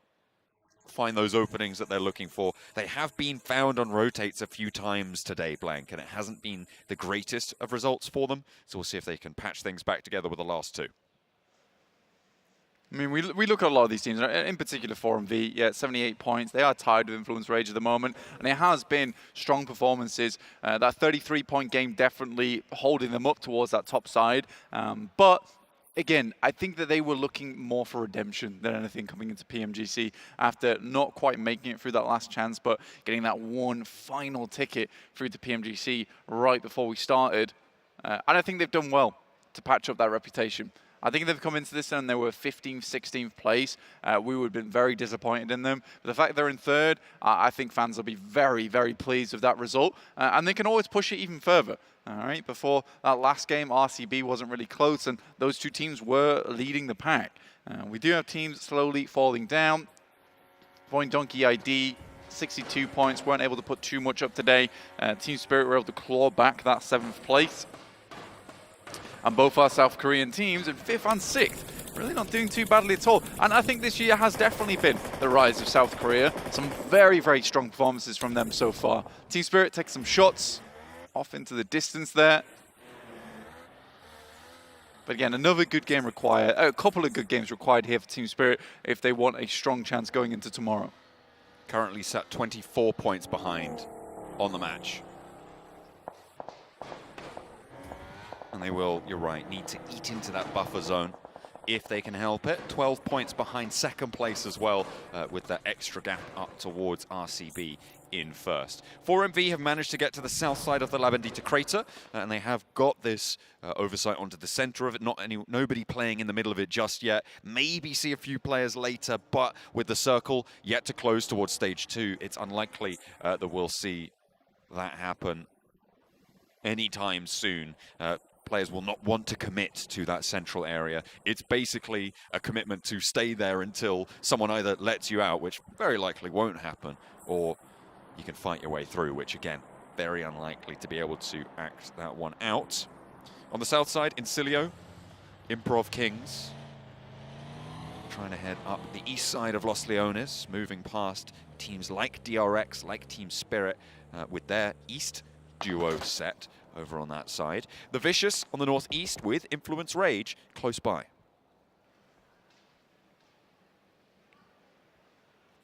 Next circle about to pop. Team Spirit's very split, by the way. They're really split, 2 and 2. Yeah. I mean, honestly, where Matic's currently playing is a good spot to be in on this next circle as well. But regrouping, not going to be easy. They really have put themselves between a rock and a hard place here. So we'll see what they can get done. In the meantime, Incilio down on that south side around Los Leones. Not an easy exit for them. TJB coming in from that western side. But like you say, up towards La Bendita, a tough spot to play in. But now that it's right on the edge, Falcons can now use that to their advantage. Peek over towards that north side. Try and hold out teams coming in through from Minas Generales. But RCB towards the center, taking a bit of a tumble in the eyes of 4MV. First to go down, Silas, the potential two-time champ himself. Wild still has a little bit of an answer, though. And 2 of 4MV fall. Silas down, sure, but there's still plenty more gas for RCB.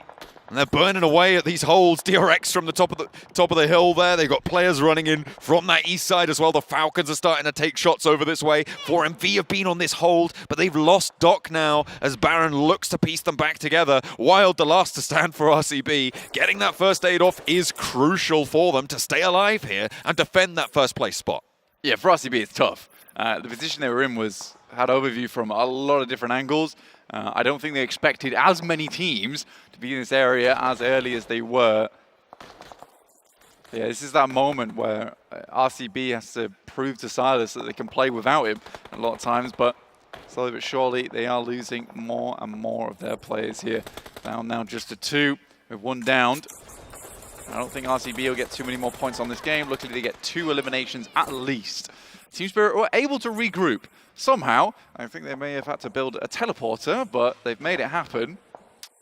Yeah, they were able to move whilst 4MV, whilst Falcons and Thunder Talk and RCB and everyone was moving. They cut straight across that rotational path. They had 2 players in Matic and Nomi out on that east side to be able to regroup towards, so they didn't need to scout that position. Unfortunately, nobody from the east side pushed into it either, which is a good result, right? They managed to wend their way through that chaotic set of rotations. They took the time, the moment of opportunity that they had, and they were able to capitalize on that nicely, getting their way on in. But they are now out in the open. They are in a compound, sure, they're safe for the time being, but it's slightly to the northeast side. They should be in for a few more circles yet, but could come back to bite them. It's one of the strong positions, though. It will definitely get them through that mid game because it's hard to assault that location. Influence Rage already went over and sniffed out the situation, and we're like, well, this is bad. There's already a team there. You need to get out of this one. So they do move back over towards that eastern side. So Team Spirit have a strong hold. So it depends on this next circle, like you were saying. It's fairly central, but it moving over towards that western side is a little rough. Though Team Spirit should be able to extract a lot of value. Key word is should. It's not guaranteed. It never is. That east side, they want to be finding fights with teams like Influence Rage, picking off rotation points there, Alpha 7 and Void Donkey ID as well, closer over to Impala. As they rotate past, they're taking shots. The Vicious, who are going to be diverted south by Thunder Talk on that north edge, could also come into contact with this. So how many points can they get from this? I'm thinking that they're going to be seeing 3 points by stage 4. DRX, good shots at the moment, but not quite connecting. Enigma Galaxy making a quick rotate back over towards that western side. There are the silos to play on the northern edge of Los Leones. A couple of open compounds. The fact that Lavandita's still involved is interesting. Galaxy not able to pick that one up over towards Enigma Galaxies. They were desperate to regroup there. They technically have a very strong spot to play in. Na'Vi up against the Falcons now. A good hit over towards them, but 6 is down. Needs to land those spray downs, but not quite connecting. The nade over his way doesn't quite catch, and Flip is there for the rebuttal over towards top. A high nade coming out from 6 and a flex out from Falcons, putting action into the 1v1, but Icy falls on the top in the meantime. Puncher looks to rampage over the top, and Action does not win that trade out. The Falcons are falling short of the mark against Na'Vi, but there is still a little bit more to say. East over the top, the last player to stand for the Falcons, and doesn't get clipped. Where did that buggy go? It's down into the crater. He's potentially onto a 1v4 here, as East could just about survive. 6 down on the low ground, doesn't have the momentum to turn it around, doesn't find the swing to the jaw that he was looking for on the buggy, and Na'Vi lose 3 players. Yeah, East just has the buggy skid over the top of his head. I mean, he gets a little bit of whiplash from it, but he will live for the time being. I think he actually got taken down shortly after that. A third party. That's so sad. Well, head strong enough to support the weight of a buggy, but not enough to support the weight of this team going down around him. Enigma Galaxy now taking up residence just underneath Lavandita, and I don't think Na'Vi's going to find too much luck getting out of there. Team Spirit tried to make a crossing. Wild and Loxy having none of it. Void Donkey ID trying to make this same crossing as well, diverted a little bit further north and seemingly more successful in their approach. A lot of attention drawn to Team Spirit, and there's no way you get away with that one. Effect, Kitsune leave Matic alone now. If he can find a fight, great, but I don't think SnowX is going to let that happen. Steps forwards around the door frame, waiting for a teammate to back him up, going for the breach as soon as they have a little bit of cover. The Molotov on the ground floor, it's not even needed to go through the doorway. Instead, he burns down Team Spirit's house, and he will be able to take them out of yet another match blank. They are slowing down. Yeah, it was a bold move from Team Spirit, massively, and I don't think it was the right play. I think it was a miracle anyway that Enigma Galaxy were able to get through, but no more than that. I think Team Spirit's prayers just weren't answered in that moment to be able to move on through. They had a full-on two-way split there going from Enigma Galaxy. It was a very good setup actually to prevent teams from getting over towards that location, and Team Spirit just get caught in that crossfire. So again, another game where Team Spirit do not find too many points, and we're looking further and further up the tables now for our potential victors. Concilio as well as Influence Rage still going. Influence Rage, the most healthy team. And RCB, once again, are holding on. This is an unreal result. Another big game. If they can put up 10 points here, Blank, it is phenomenal. That would put them up to 100 points on the tournament after match 11, which would be phenomenal to see as a result for Turkey. Alpha 7 on the southeast side. They do have 4 players, Blank, but they're not in the zone. They've got to move around this really difficult ground to navigate on the northeast edge of Los Leones. The mountains, very, very dangerous. Incilio have high ground against them. 4MV as well, with their remaining players, have the compound a little bit further along the road. There's no safe approach, but I think crashing into 4MV is probably the only option they have left to them. Mafioso goes down, though, and that's going to make it so much harder.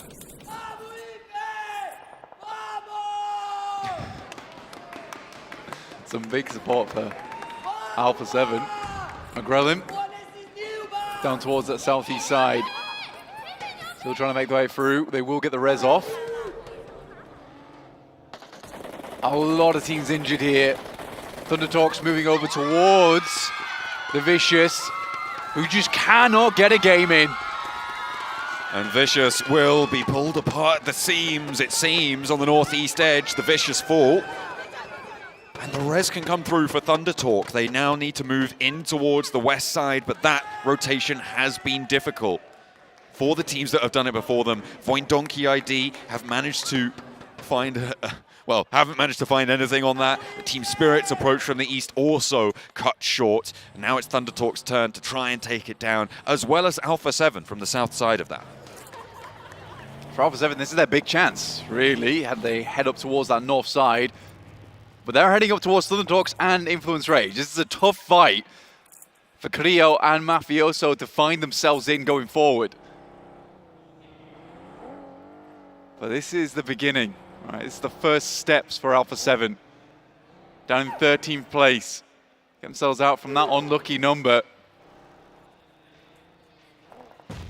Necessary, though, to put up numbers here with Revo going down to the blue zone, leaving one behind. Not great news. Alpha 7 take a knockout in the open on this approach, but they've still got 3 players, but that may go down to 2 if King has his way. There's a lot of damage sent on in, immediately following it up with a nade before that first aid can pop, maybe able to catch him, but no, McGrellin, fancy on the feet, able to retreat in time and treat his wounds there with the rest of the team surrounding him. Molotovs, nades, ordnance sent through for Thundertalk to try and keep this pressure up. Alpha 7 suffering here in Influence Rage, all the while getting surrounded. They've allowed these 2 teams to move in front of them. I mean, Alpha 7 working hand in hand with Thundertalks. Electricity starts to crackle on this side of the map. Influence Rage trying to weather it at the moment, ground themselves. In comes the nades, though. Fortunately, one goes down to begin with. Diego takes a knock himself. Alpha 7 similarly suffering. Carrillo cannot make his way in, and King strikes. Will get taken down in response, but that is resable. Influence Rage low on the inside, looking to try and get that res. Laura's in the only sightline. That allows Thundertalk to get their player back up and in action. With 5 eliminations, this is a chance for them to sweep through on the northeast side and get a strong game. We talked about it being last chance for Alpha 7. We're talking about that for Thundertalk as well, with Law getting clipped off the rooftop as well. Lorazin and Diego, the blue zone pushes, and out of the door they have to go, but there's nowhere that is safe for them. The high ground from Hawaii is going to look strong for it too. Lorazin low but heals. The res could potentially come through. Influence Rage with one last chance to turn around this corner and turn this fight around too, but AJ is too quick with it. The spray down onto Diego. Now just one more player remains, and Thundertalk are up to 8. Mechanical skill on display here from Thundertalks is marvelous. 8 eliminations on the game. Fantastic stuff, great setup. And this is that tactical behavior we want to see from those PEL squads. already they look so much better because we actually get to see those tactics in action during that mid-game. Into stage 5. DRX, Kaiksei, down that south side, South Korea battling off against one another. Same idea as to how to approach this circle, it seems, but no, not both of them can fit, unfortunately. Nolbu, dangerous nades in his way, but just about stays alive. However, the damage is there, the vehicle smokes, and the blue zone's right at his back. Needs to be careful on this rotate. Hyunbin has the angle, just about gets to cover, but there's still more to worry about. Kaiksei just above him. The vehicle's up in smoke now. It's exploded. No chance to rotate into that one. And Kaiksei has the nade, cooking it. Not too long on it, just overhead, and if he hadn't got the heal off, Nolbu might have been down there. Osal across the way, not going to have an impact. Kaiksei bobbles one down slowly, doesn't quite get down far enough to take the damage. Nolbu currently out mental gaming DRX. Stopping and starting staccato gameplay. Osal can provide support from this position, but in comes the rest of DRX. D+ looking to hold on. Nigma Galaxy, what a game from them so far. Serious control from that northern side. In the command center right now. Guild, Tongji Bao on the northwest. Will have to move in, but this ridge side is becoming more and more of a feature here in this endgame.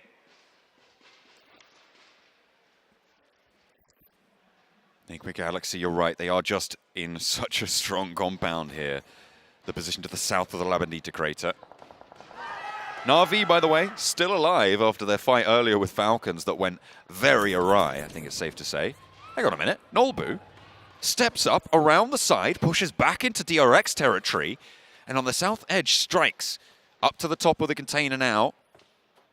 A little bit overexposed for his liking. The nade goes up high, doesn't quite connect either. QXZ doesn't have Hyunbin's angle to play around just yet. He's repositioning just a little bit to try and find a favorable spot for it. But Nolbu is sending the smoke around the other edge, stops that peak on the left side for DRX, and that allows Nolbu a little bit more maneuverability. He's got Osal to play with as well, but he just backs it off. DRX going to be slowed down and see if they can get away from this high ground as well. A little bit more favorable of a route for the remnants of D+ Kia. Yeah, for D+ realizing this is a good opportunity to leave. In come the nades over towards RCB. This is from 4MV, the last two players. Some revenge here after two of their players were taken down early. Loxy on minimal HP steps up to the smoke. Now this is a challenge and a half. I don't think he's up to it. No, he won't be. 6 elims for 4MV. With 5 elims for RCB, they will fall down 9th place, so still a little bit of a gap, still a little bit of a path ahead of 4MV, but Thunder Talk are here to play. A third party as Doc falls first, and King rallies round the low ground. Turning around behind Baron now, they're looking to dethrone him, and it will be King to take him down. A lovely little turnaround, and Thunder Talk open up the east side to a 10 elim game. Now we're starting to have a conversation here. For Thunder Talks, moving through on that eastern side. Triple S doing his best to hold out versus D+, who have a player down, but D+, white knuckle grip on this game, refusing to give up. With Nolbu left, he's been plenty cheeky on this south side against DRX, and I don't think Triple S could step up to go for the challenge. Unfortunately, Osal will fall and leave Nolbu alone. The south side of the road is still in the circle blank, and as long as DRX don't peek back over it, he might be able to survive a little bit longer. But look at Soaz, off in the distance there, that high ground, and he may just spot Nolbu. DJB are really at risk from DRX as well if they step up on that ridgeline. But all of this is being held out by Thunder Talk, by Nigma Galaxy. This endgame is going to go down between Thunder Talks and Nigma Galaxy. At the end of the day, Thunder Talks will lose one member over that eastern side, dropping them down to just 3. I think that might have been from Kaiksei on that high ground, down towards the south. Circle moves north. As the furthest we've seen Guild into any of our matches. 6 versus Nigma Galaxy. Will not find it. Nigma Galaxy removes the thorn from that north side. That should be Reservoir, but they've not got a lot of time. 30 seconds before the zone closes, and they'll need to get Ralph back to his feet, play up back towards that ridge of La Bendita, get back into their compound, because they need that control that has been afforded to them for so long. TJB still stuck on this roadside. Nolbu not helping that. They know he's here. They are really wanting his position, his presence to be known, and hope that DRX can take it down for them. That would allow TJB more lateral movement to move up towards the north side. Nolbu steps up for the spray, the nade over the top. And finally, he's taken down. It is TJB and Thundertalk, our two teams from PEL, to play on opposite sides of the circle right now and look to last this one the distance. It's slower gameplay. Like I said, it's more deliberate coming through from the two PEL squads. It's a massive change of pace.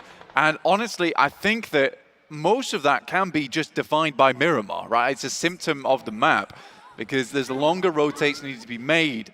On Erangel, it's far easier to run into a team earlier on and make those wild plays that open up the third parties. But for PEL, I think Miramar is allowing to see the potential of slower gameplay. We can only hope that they can keep this pace up. But what's interesting is a lot of the points from this match are going to go towards the bottom of the tables here.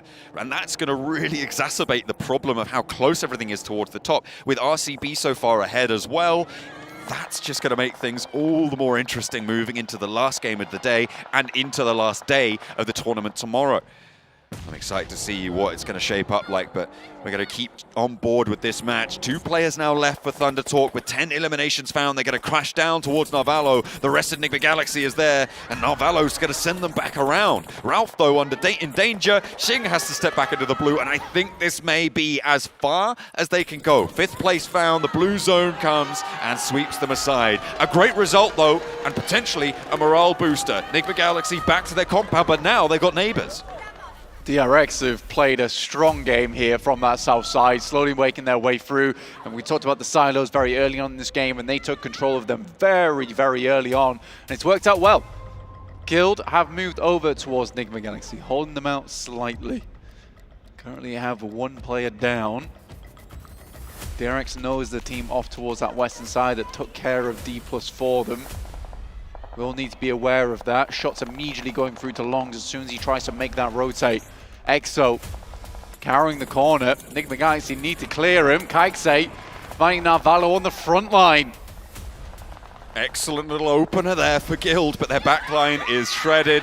Exo now the last to stand, and Ralph handles it. Narvalo's down shore, but DRX now on the south side do not have as much control as TJB do, Blank. The bottom of the tables for PEL looking to try and stand up tall and put themselves back in the race. 4 players alive, 4 eliminations as well, racking up that 5th and over towards Enigma Galaxy. They extend their line, a 2-2 split, and it's working wonders. 6-7-6 spray down onto Kaikse, and DRX fall in their face. This is a great result from TJB. Starting to push on forward, 6-7-6 rolling down that hillside. DRX are out, up to 8 eliminations now for TJB as they continue forward over towards Enigma Galaxy. Slightly injured, 3 players. TJB looking for a big win for the team. Enigma Galaxy regrouping in the face of the assault here. The low ground sweep around from 2 players from Tongjiabao. The nade over the top from Flower. If it lands on the mark, it's all over, but it's got to split the difference on the first one. Not quite connecting. Actually, that's a lot of damage over towards Redox. Looked like it wasn't quite going to land, but turns it around. Enigma Galaxy do not have any movement to play around with. Look at that high ground from Longs and Triple S. There is nothing that Enigma Galaxy can do about this. They need to pull off some miraculous shots to get away with this one, but for all intents and purposes, it should be done and dusted. With 8 elims found, 3 more left to go, 11 elims, a 21-point game could be up for TJB. TJB, the crowd on their side right now, pushing them forward, down, over towards Enigma Galaxy. Snowick sending nades out, off into the distance. Unknown presence off on the other side of this slope. As TJB closes in. Flower up towards that front line.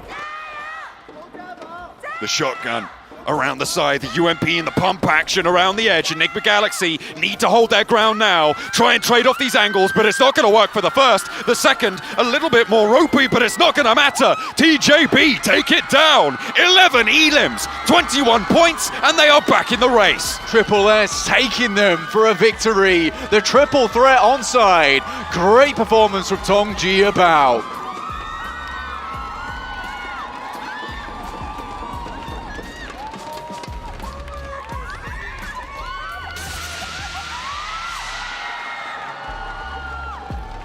Massive game with a ton of eliminations behind this, but obviously the movement that we saw to these two teams, Max, was really the highlight. It was a PEL Miramar game, and it was one for the history books right here. Maybe a little bit of an ascent to the top is going to be starting off in this game, but Matt, Thunder Talk, sure, TJB won the game, and we have to highlight them in how they moved around the map. There were so many good macro plays, but Thunder Talk, they just said, hello Brazil, good night Brazil, eliminated Influence Rage and Alpha 7 in one clean swoop after they got initially third-partied by Alpha 7. Thunder Talk were just on a different level here, wow. And with Alpha 7, I mean, I feel like this, I wanted to see what they were going to be able to do here in this match. And as much as it pains me to say this, not much. Their dreams and hopes of being able to become the PMGC champion, at least from my take, it is just going to be way too far. The gap is just way too big for this team. Well, and here you go, Long's going to be the MVP of the game. And we were looking at the position of TJB at the end of this game versus Nigma Galaxy. They had a decent ridge, but the reason why Nigma Galaxy could not do much is thanks to Long's angle on top of this ridge, sending the 3 players down in the valley to take care of Nigma Galaxy, was pretty much helping to make sure that he keeps the rest of his teammates safe in that transition. And Max, we've been talking about it the past 2 days. In situations like this, you need to be able to be aggressive towards the end of the match. We criticized what Wohin was able to do.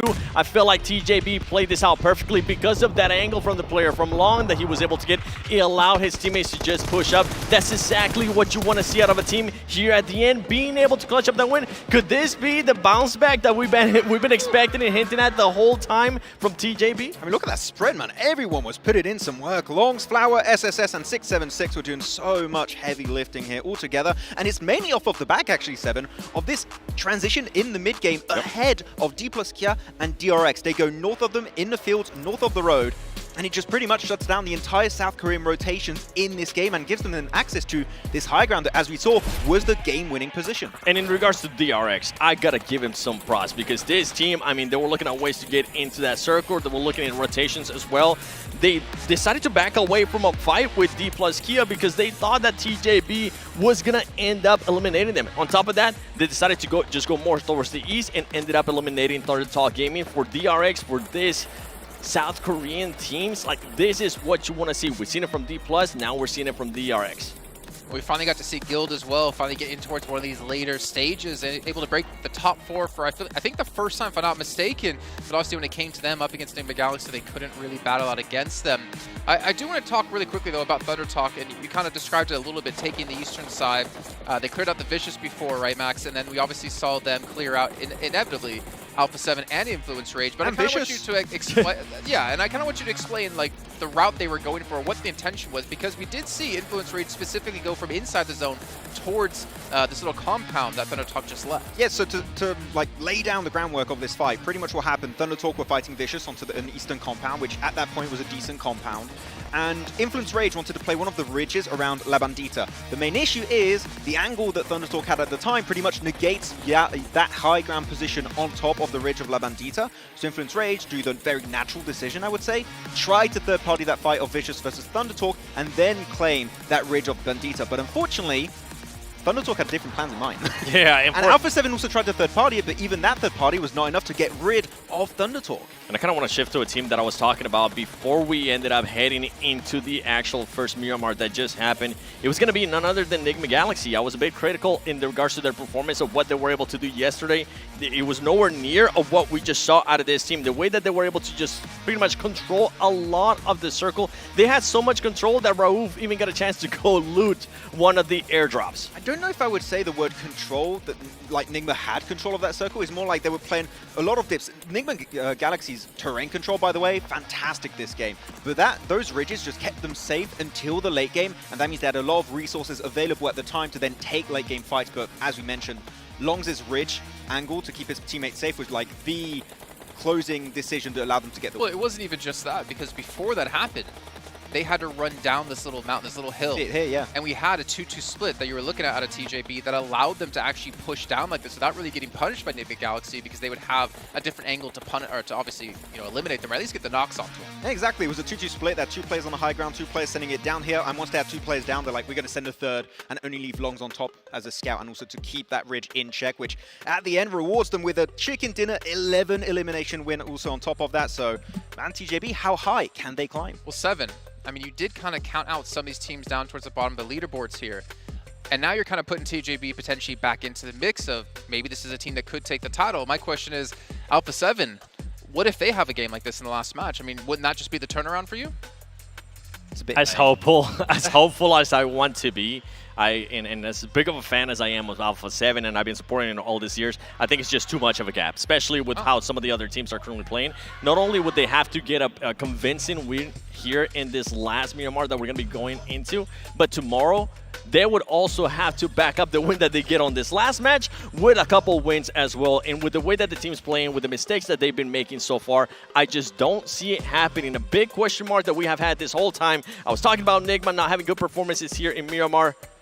Void Donkey, Incilio too, Max. Incilio just continuing the bad streak that they have had in Miramar. I don't even have anything to say really about this team in this game because we just didn't see them. They were out really, really early in this match, unfortunately. That's and that's 3 for 3, 0-point games on Miramar. I mean, we've been seeing these blue arrows of them going down a few times throughout the day, so it's very unfortunate. Though 4MV able to overtake actually Influence Rage here in the 2nd position. So, man, it is going to be close between those 3 teams right now. But DRX, with a game they just had, another game like that, and they could be, for the first time, I believe, of these grand finals, up in top 3. And for 4MB, I mean, we saw them get into an early engagement with RCB too. They didn't end up getting the placement points that we wanted to see, but in that last match, they did end up with 6 eliminations. We always talk about teams, what are you going to be able to do whenever the match doesn't end up going your way? Well, guess what? They were able to at least save some face. 7. Oh no! Don't tell him. Don't tell him, Jason. That's gonna hurt his feelings. I haven't said this whole time today at all, and I told Max that I wasn't gonna say it, but Max, Alpha 7 in 15th place. I wish you would have picked somebody else. Yeah, you wish, but unfortunately, I can't change the past. I mean, to be fair, right? I feel like normally, like day 2, you've already had their jacket or like their jersey with you. Maybe it's actually your fault right now, 7. Oh, let's shift the blame to 7. I like show up tomorrow with the jacket, with the jersey, with the underwear, everything possible. Socks. Yes, socks. The full orange. I mean, to be fair, right? There's a couple other teams, obviously, Falcons. I mean, I think we had a lot of questions about how they would perform in the grand finals. We had a lot of questions in league stage as well with the performance in group stage, considering what we saw at CSA. But Falcons, for them, I mean, you cannot have another 98-point day on the final. I mean, you probably could. I mean, they actually. can. You probably could. But I don't know what's going on with this team. And we expected, I would say, pretty confidently that we expected more out of this team. Yeah, for sure. I mean, this is a team that we expected, especially at the end of CSA, where we were a bit doubtful in the earlier stage of this year, right, for 2024. Well, I think in spring, summer, we were like, okay, they can do really well PMWC, and then it start stocks of the full season, tanked. and then it came back towards the end. But after that 98-point game, we're like, oh, Falcons, are they back? And no, they're earlier you were asking, are we going to be seeing anybody from the team Team Falcons step up? I was hoping that it was going to be top. We haven't seen anything out of these players, and if it wasn't for the last chance final day performance, I wouldn't be counting them out right now. I think if this team, with what you were saying in regards to Alpha 7, if Falcons is actually able to put up a good performance with what they've been able to do before, they can definitely try to make a push there towards the championship. Well, we know one way to make that push is with their Infinix GT20 Pro device that gets them that dual chipset with 144 Hz and 120 FPS as well, and they can play like the pros, like we know they can be. If they can just seem to bounce back here in this final game. Of course, you still have that desktop. It's a picture of who? You don't want to show it? No, it's of 7. It's me. 7. It's I'm giving it for the entire day. I change it once per day. Do you want to be the wallpaper tomorrow? Yes. I think my face might break the phone because it's pretty bad face. Oh, okay. I like the outfit that you got going on today. Turtleneck? You don't know what I'm wearing tomorrow. Oh, turtleneck? Well, we don't know. We'll find out. But one thing I will wear, at least when I'm playing in PUBG MOBILE right now, is this turtleneck because the Ice Mire Frontier is here with the Frostborn Dragon. You can head into the game right now and go fight that dragon. Get yourself some sweet rewards, especially with those Frostborn Dragon scales. The best event we have seen to date here out of PUBG Mobile. You are not going to want to miss this, so make sure after PMGC is over today, go check it out. Not right now. We want you to hear what we have to say and, of course, see the final match of the day. Not to mention some 1v1 show matches after the show finishes. Ooh. Little boy. Keep winning, please. Maxman, break your streak of predictions. My one correct prediction is Little Boy is going to win the whole thing. Well, was it? Yay? 1 for 6? Yes. Yesterday? Yes. I feel like you'll. Hey, do that's better than today. all my predictions I've ever done. Like, I'll take it. It's kind of true, actually. Yes, but as we are about to head into our last Miramar here, I mean, obviously we're expecting and hoping for a lot of these changes. So 7, you said, just to go back to it and circle back really quickly, Alpha 7, if they don't have a good match here, actually, no, you said you're counting them out already. I already counted them out. Okay. Well, you know what? I'm never going to lose faith in Alpha 7 because if they come back, I'm going to look like a genius. But some teams that are coming back, as we saw, obviously the 2 PL teams. And we said before, the real day 1 for these teams is day 2. Maybe it's the second half of day 2. But they need to do it again, right? We saw some move up, some jump in the leaderboard. Thundertalk didn't move at all, if I'm not mistaken, even with the eliminations they got. It's actually the first Miramar of day 2 that's actually the real day 1. It's the real Sanhok of... I guess Thundertalk is currently 54 points away. I don't see that happening with Alpha 7. They're currently 45 or 55 points away from the first place. TJB, I mean, being able to close that gap, they do push themselves up to 57 points. Overall, something that I do want to mention that I was hoping we would see like a bit of a follow-up coming into today was Void Donkey. They have been absolutely non-existent. This was just such a surprising team from what we saw there, just their whole path from league stage, going into survival, going into last chance. I was really hopeful with what we saw yesterday. Today, we just really haven't even gotten a chance to talk about them, Max. 7, unfortunately, we're seeing the same kind of approach they had in day 1, which is send it center and just hope for the best. And unfortunately, hoping for the best in this type of lobby, well, you don't want to let the other teams make decisions for you. And unfortunately, if they see you, they're going to take you down. We said it many times, I want to see them be more aggressive, but I don't think we're going to see that anytime soon in this match, at least.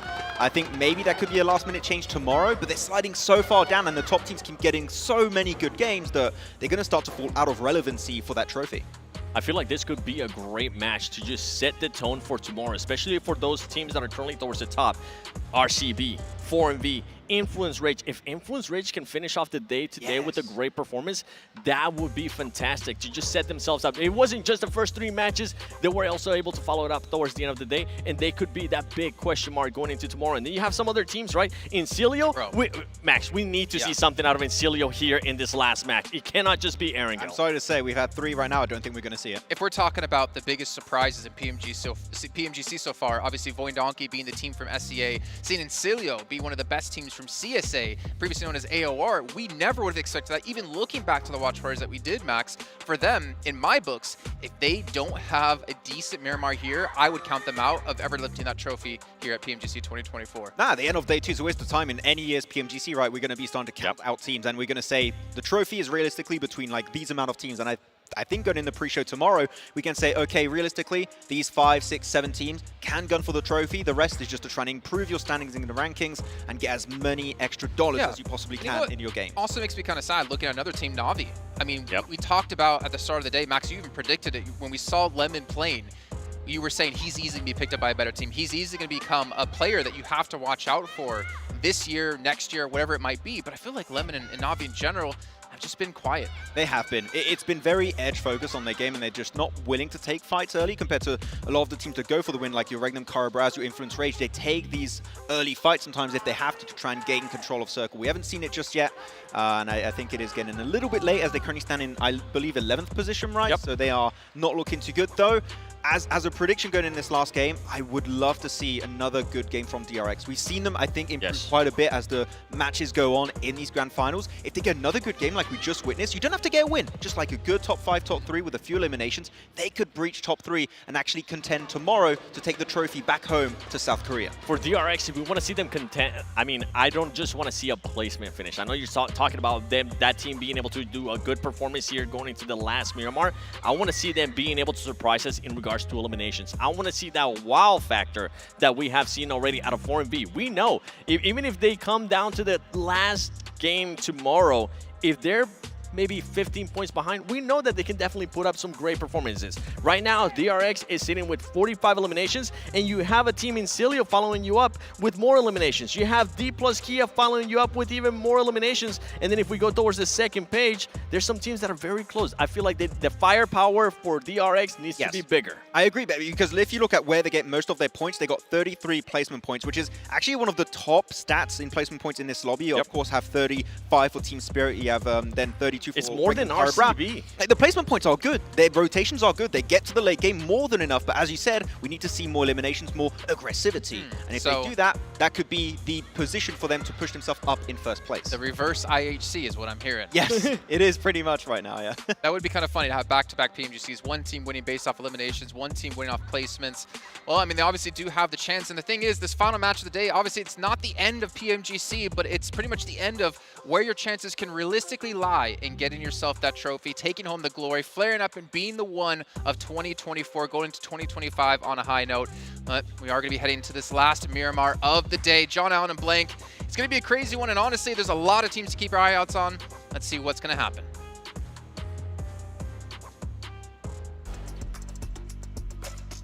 And for the last time today, we will be sending ourselves over the desert. We will certainly be keeping all of our eyes on every single team. Blank, I've actually had to grow 15 extra eyes to make sure I'm catching every single bit of action as is about to unfold. From La Coberia down towards Partona on the plain path, straight down the middle of Miramar. What should 17-5 for?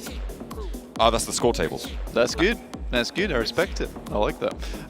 But yes, we're heading into our final Miramar of the day here, where we will be seeing how things break out before the last day tomorrow. Our teams will make their final push for the top of the tables and a chance at lifting that trophy. Heading from the Coberia down towards the south side of the map. I think it's the first time in a while we have seen the start of a plane on the northern side of the map as well. So this made me feel a little bit upside down for some of our players as they all jump out of the plane. Some teams definitely need to get a good amount of points off this match to just put themselves up towards that top side of the table. So they have a chance tomorrow to catch up, because 6 games to make it happen, it is very, very tough. And the tables at the top, the gaps keep on shrinking and they keep slowing down. They stretch out and then they condense. This accordion style at the top is not healthy for the nerves, certainly. But that is what a champion is made of. Strong nerves of steel and ice-cool temperament. So much unfortunate for Team Spirit, I would say, as well, considering that they would have had Chumasera if not for 4MV. This time around, they had to play a little bit further over towards that northeast side in Picardo. RCB fairly close by to them on that western side. Yeah, if we look at the totals of the tables, about 80 points, 70 to 80 points is where you want to end today to have that big chance going into tomorrow. So the teams that we'll be looking at is Voin Donkey ID, Team Spirit, potentially Tongjiabao. They need to stand tall in this last game. They need to keep themselves calm, cool, collected. And if there's someone that knows how to do that, Blank, well, that would be the Ice Warrior himself, Hafthor Bjornsson. Welcome back to the grand finals of the PMGC here in London. Ladies and gentlemen, we have some amazing stuff.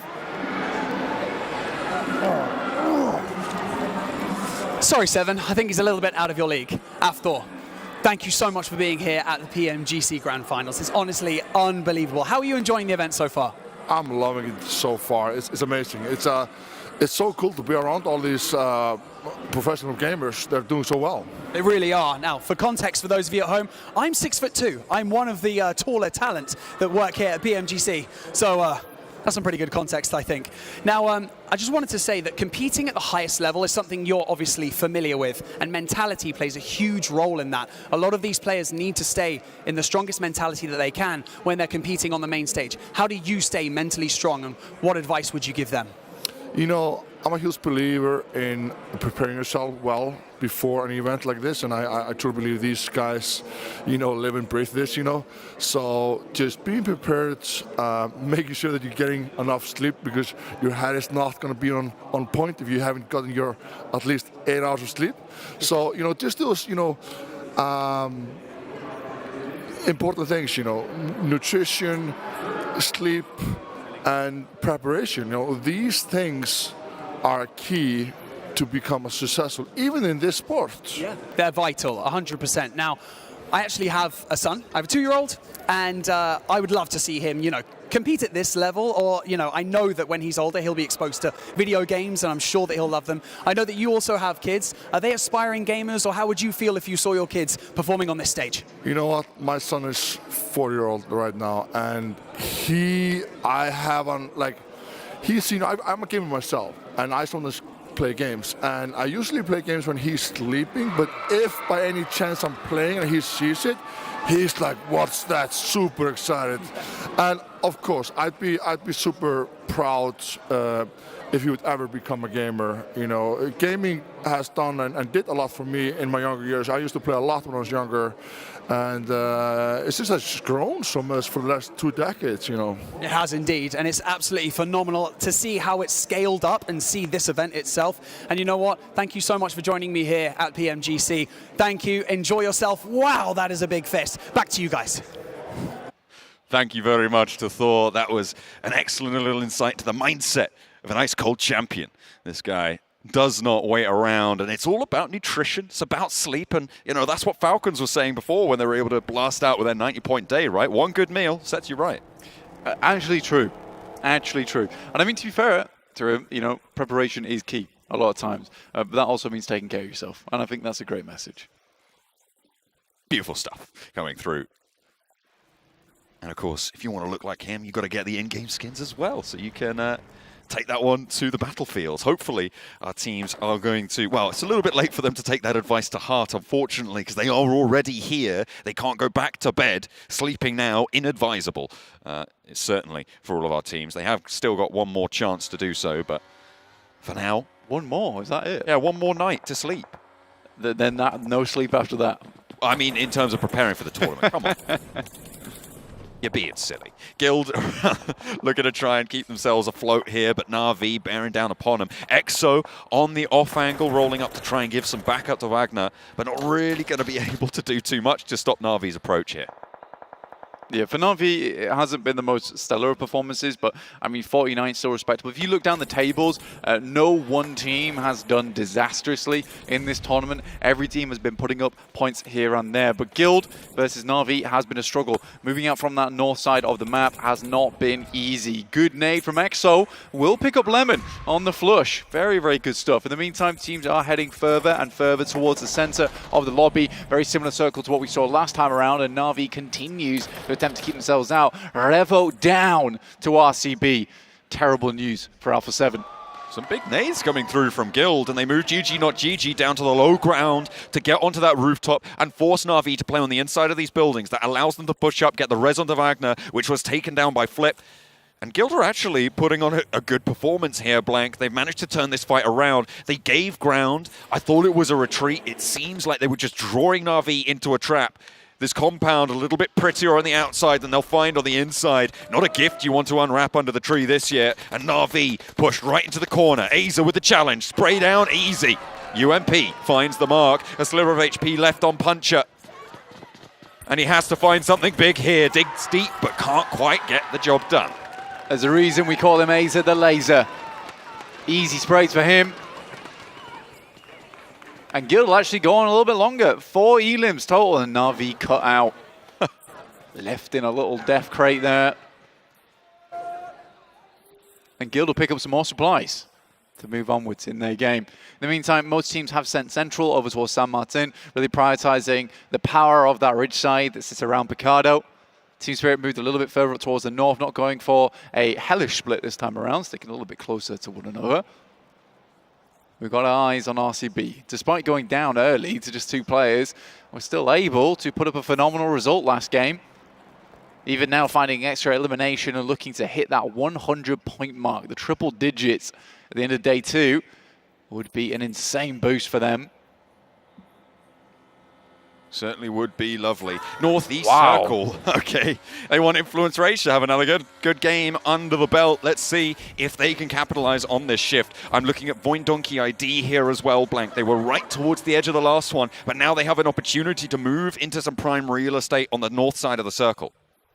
It's a great chance for Voin Donkey ID. And again, this is one of the teams we were watching out for at the start of the game that could potentially get a little bit further into this. They get themselves into a position where they're able to springboard tomorrow. Falcons finding some of the players as they make their way in on Influence Rage. Bit of a struggle for them there, losing one player, going down to 3. Team Spirit considering what their next move is.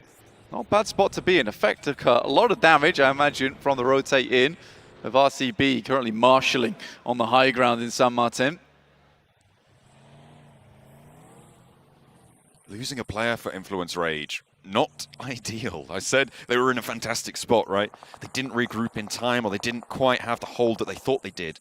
Falcons able to capitalize. TJB out on the west side. And Alpha 7 to defend. Alpha 7 lost a player earlier.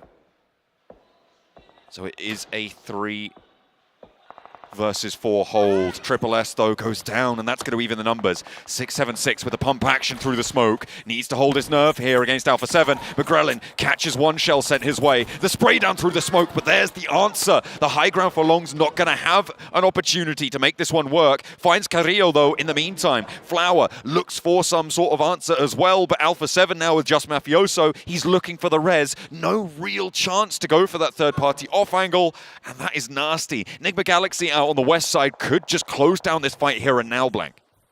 Yeah, I think for TJB, they just want to move onwards with their 2 players, get some more points on the latter half of the day here. Their final game to make it happen. About though, Longs, unless they spotted him, might have an unreal couple of shots here. Good tags. The zigzag coming through, doesn't quite find it. Returns back to the fold. Nate, big from Flower, unfurls in just the right spot. Longs is there to pick it up. A 1-2 punch, trading off that aggression, and TJB lose 2 players, but they pick up 3 points. If TJB, great news for them. They're up to 60 points now, which is very, very good news. A lot of our other teams, though, in this scary position on the map. We'll call this Death Valley just because there's so much high ground off towards that east and west side. Sometimes you're forced to play on that low ground. Team Spirit opted to go for the Longhouse. Void Donkey ID playing over towards a bit more open area on that north side, taking a bit more of a split, but looking to pick off players as they make their way in. You can see on the northwest there, Enigma Galaxy finally makes their approach inwards. And there's the circle. It pops again towards that south point for Influence Rage. Their duo is there. Void Donkey ID, they were held quite split. They were 2-1-1. They're now regrouping into a 3-1, and potentially even to all 4 of them down towards the south side, looking to try and move into a couple of those buildings that sit just by the road there on the south side of that open terrain. That leaves an opening for Enigma Galaxy and for Guild to move in from the north edge. And RCB, they're going to try and move in from that western edge. It seems like they're managing to make the dash. How on earth are RCB continuing to make these rotates work? It's a wild dash from RCB, and there needs to be a little bit of a clap back over here to Falcons. Team Spirit also in a similar area. They followed up on that rotation. It's a smart move, but the Falcons and RCB being here does leave it to be a bit of a worrisome spot for Team Spirit. They'll have to deal with a lot of teams on the south side. Good shot from East will take down Loxy. Unable to regroup with the rest of the team, and even more shots are piling in over towards RCB, and that run might be cut short early. 96 points earned so far on the tournament. The reses can come through. One of them is set out on the off angle, though, and unlikely that you get Loxy back. Icy going to roll on in. They know that RCB are hurting, but there's still guns in their hands, and there's still life left in them yet. Icy draws slow and short on this approach. Doesn't want to go for the full crash. The rest of the team, though, certainly not going to wait around. They're going to step on in, but Silas is there to handle business, and it is a devastating blow struck to the approach. East goes down next, but he's still going. The old dog has some new tricks. Oh, this can't be happening to Falcons. Icy trying to finish it off, but Silas, a one-man army in of his own right, and one-handed will toss the grenade over the top there to take down another. Falcons suffering at the hands of RCB. And with 3 elims earned, they're up to 98 points now, looking to break into triple digits. It's not looking likely they can get too much further in this one, so they just want these cheeky trades to come on through. Loxy is out on the off angle there and knocked, which means it is just up to Silas. A dash out that wide, I don't think it's possible. Silas needs to heal, he needs to heal now, but there's a lot of crates around him. However, the sightlines, not in his favor. It's unlikely that Nigma Galaxy full-on crash down to this location, but they can just keep taking shots down, and it is so difficult for Silas to go anywhere here. Yeah, he's trapped, but still, what a hold from him. Literally put the cork stopper in that one, and Falcons were not getting away with it. I respect the push from the Falcons, but again, you do not expect a play like that to suddenly just whip out those kind of tactics. In the meantime, Donkey ID staying quiet over towards that north side. Good spot to be in as well, but waiting for this next circle to pop, and now Donkey ID suddenly have the center. Out on the open ground to their north, it's really difficult to approach from that side.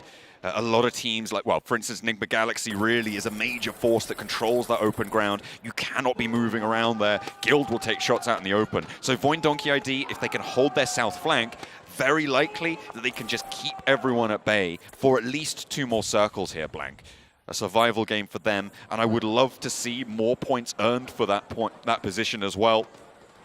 But we'll have to wait and see when they opt to get a little bit more aggressive with it, when they start to take those peaks. Already into stage 4, 15 minutes, 44 players, so a lot went down quite early in the game.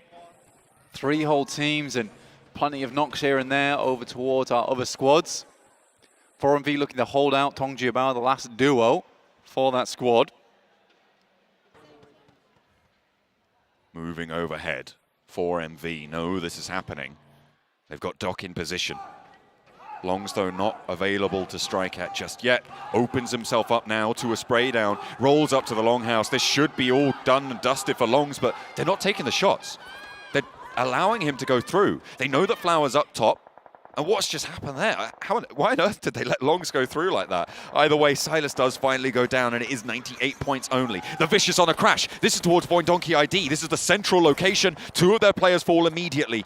Donkey ID are suffering. They have 2 players up. They take in a second knock. It's only the 1 player now at the top of the stairs, and he can't quite hold on to it. The Vicious are down to 2, and Guild can come through now, but they're holding. They're playing further back. They're happy with the position that they hold. However, DRX are across the way. Can they try and sneak this one in? I mean, DRX, it would be a great opportunity to take central position. I mean, for the Vicious, they were not looking too hot there. Donkey getting dashed away like that is very much an upsetting performance from them. That could have been a huge game. It's just not the greatest of holds. Nigma Galaxy over on that northwest side, though, looking around Team Spirit, who are in a position to hold out a lot of our Western teams. Including Nigma Galaxy, including 4MV. Longs going for a mad dash into the middle, looking for a little bit of cover, but there's really not much to play around. Finds the shack. People are going to know he's here. Ralph already moving into nade range on it. And Longs just dipping around. Spotted. And it's SnowX to take down Longs. Nigma Galaxy from Hacienda del Patron will find themselves a good knockoff there. And honestly, for Narvalo, strong position to take. The rest of Nigma Galaxy looking to get themselves set up on that northwest side. Only 10 teams at the moment remaining, which is a surprising number for stage 4. Which means it's likely going to be stage 5, stage 6, where we'll start to see more of the action. More likely to be stage 6, honestly, because most teams do have pretty defensive locations. Thunder Talks down towards that south side, though, looking to move on forward. Trying to navigate their way up to the compound on that junction of pathways for Influence Rage, but it's just so difficult. Do you sweep out instead? Are you just trying to move forward slowly? It seems like they'll try and work the ground beneath them as 4MV sit in the dip between them and Team Spirit across the way, who, like you were saying before, have such great opportunity to hold out all these teams to the west. Although Nigma Galaxy now have this position further up to the north on the foothills of Hacienda del Patron to try and play away from that house. And you can see everybody now looking out the way of 4MV. They're in this ditch, they're in this divot that has every sightline looking their way. I don't think the 4MV get out of this one, unfortunately, and they may just be drawn to a close on their day here. Yeah, it's a ridiculously hard push for 4MV. It's so open. There is some divots. Play around. Shot from Matic, though. from across the map almost. Very, very good pickup. Hwai gets sent back, and they can no longer really afford to peek that one out. And there are elims been stolen away by Team Spirit onto 4MV. Good stuff, great opportunity. You'll pick up on that. They were able to get, I think, one of those knocks on the approach, so taking one of those points away from Thunder Talk. A dastardly plot, but it's seen to the end. And now just Apex remains for 4MV. He's not in the zone. He's alone in a shack. Thunder Talk are going to allow him to play on from there, but they're regrouping towards Xing. And they've actually made decent headway towards Influence Rage's position here, and potentially going to be able to angle up for a crash on towards the south side of this compound. It's dangerous. You've got Incilio across the way. You've got DRX as well as Team Spirit, who can all look to take shots at this location. But for Thunder Talk, it feels like it may be their only option other than just going for a wild rotate into the middle, which, to be honest, at the moment, I wouldn't say is completely out of the question. There's a lot of this position on the north side that really isn't taken up in. And it's for fear of moving through the field. Honestly, that's going to be the most difficult part of things. Guild over towards that eastern edge and D+ on the north. I think D+ is a bit of a dark horse in this game, honestly. They have a lot of oversight of what goes on the south side and a lot of those rotations into the broken buildings, but they're going to make the move first and head further down towards the south. Influence Rage looking to hold out the push from Thunder Talk. They found a pick off towards the back line that is still knocked, but getting regrouped in. They've picked that up, so they're playing as 4. This approach on the south edge, Influence Rage haven't been able to stop it in its tracks, only slow it down. Delay the inevitable. But what they have allowed themselves to do is, because of that delay, force other teams around them to think about moving as well. So potentially create some chaos that means that Thunder Talk's approach is going to be a little bit harder. You hold them out, you wait for other teams to look to rotate, and if they're going at the same time, that makes it so much more dangerous to make that approach. Damn. That would be useful to have in the back pocket. That's for certain. But it's right in the middle of no man's land. Not sure anyone's going to go for that until the end game, at least. The next circle shift in. I think it's likely to cut out both Narvalo, Enigma Galaxy, and Team Spirit, which it exactly does. Apex is now in a really rough spot. But what a nade from Ralph to open things up over towards Team Spirit. There needs to be immediate refrag on this one, but with Matic already taking a little bit more damage, very much doubtful that he stays up in this one, and he does not. Team Spirit straight back down to 3. But this is the thing, Enigma Galaxy, they still have SnowX up on the north side. He's more worried about their open path towards the middle of this circle. So Enigma Galaxy, they are playing 3v3 on this south edge, and the question in my mind is, when do they retreat? When do they rotate in? Because I think they're angling up for a crash towards the north side of this open ground. It's a difficult approach. They've taken down one of Team Spirit, and I feel like they're folding back in. They're getting ready to go, trying to hold Team Spirit out for as long as possible. Delay, delay, delay. And Thunder Talk will try and push their way on in the meantime as well from the south edge. And that's what I was talking about with Influence Rage, forcing them to slow down on that south side. Moving at the same time as everyone else is always more dangerous. I don't know how Apex is making this happen. These are some crazy runs he's going for. No way. Back down again. Hits the deck. One more. It's a face full of sand, but at least he's alive. Go on. One last dash. Over the road you go. Doesn't have a vehicle. Not too much to play around with. Thunder Talk are going to get pushed off this angle, but not before Apex is forced out. The smoke is there. He dips back into the blue. This feels like a point denial here for Apex. Unless he's going to try and dash it really late. Steps out wide. Tries to go for the spray down, but the play zone claims him. And 4MV will end their day here. Second place. And they're able to hold on with a chance towards the top of the tables. But we turn our attention to Influence Rage, still holding out the Thunder Talk team. As the nades over the top land on the money. 3 players still up and in action. This is resable, but not for long. The nades continue to bombard them, and it will not be res now. That is flushed away. The south side rotate. Team Spirit are looking to poke their noses in, get involved, but DRX say no thank you. They turn them away, and Kitsune is flushed. Leaving it just Nomi and Effect. The last 2 players there for Team Spirit. Good shot over towards Hyunbin. Start things off. Effect under a barrage of loads of grenades going in his direction, but it's a 2v2 now. Oh, Enigma Galaxy, they're flexing out as well, and I think Effect is done for. Team Spirit, they were looking for a good result. They get up to 70 points today, but they fall here. I think they may have had a placement on top of that as well, but not really the result they were looking for. They are still, however, definitely in with a chance moving into tomorrow. On the south side, this road crossing is the next barrier for Thunder Talk and for Influence Rage and for Incilio, who have had their heads down for a long time, but now's the time they need to stand tall. Yeah, Incilio have been extremely quiet this game, but still in 7th place in a strong position at 75 points, though the team I'm most curious about is D plus Kia. 6th place right now at 74 points, but massive potential for them to go home after this day at a top 3, potentially, with that position they're currently holding. All depends on this next circle, and there it is. Wow. This is now D plus's game. Thunder Talk trying to approach Influence Rage, but Enigma Galaxy see all of this unfolding. They're all too willing to take shots down south. With 6 elims found, Thunder Talk are flagging on their approach towards Influence Rage. You only have one player to stand. King puts them back together piece by piece, but not going to be easy. Guild are making their approach, and this is the second time we've seen them getting into a late game now, Blank. Up to stage 7, they have 4 elims, but the ground ahead of them, treacherous. The open approach towards D plus Kia, very, very, very contested. Yeah, for Guild, honestly, well played. More nades heading over towards Thunder Talks, and life's getting difficult, but a lifeline thrown. Guardian Angel from along the way, it's Enigma Galaxy. They're helping out the Thunder Talks, but they steal away an elimination in the process. Enigma Galaxy unsure whether they should have helped them at this point.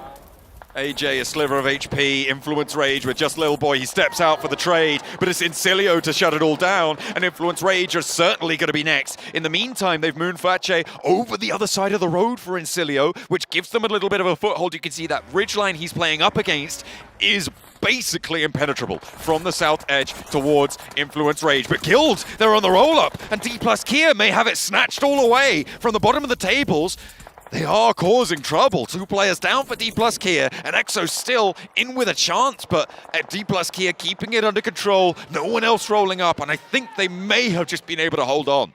Enigma Galaxy flying in over towards that western side. They hear the gunshots, they hear the fire.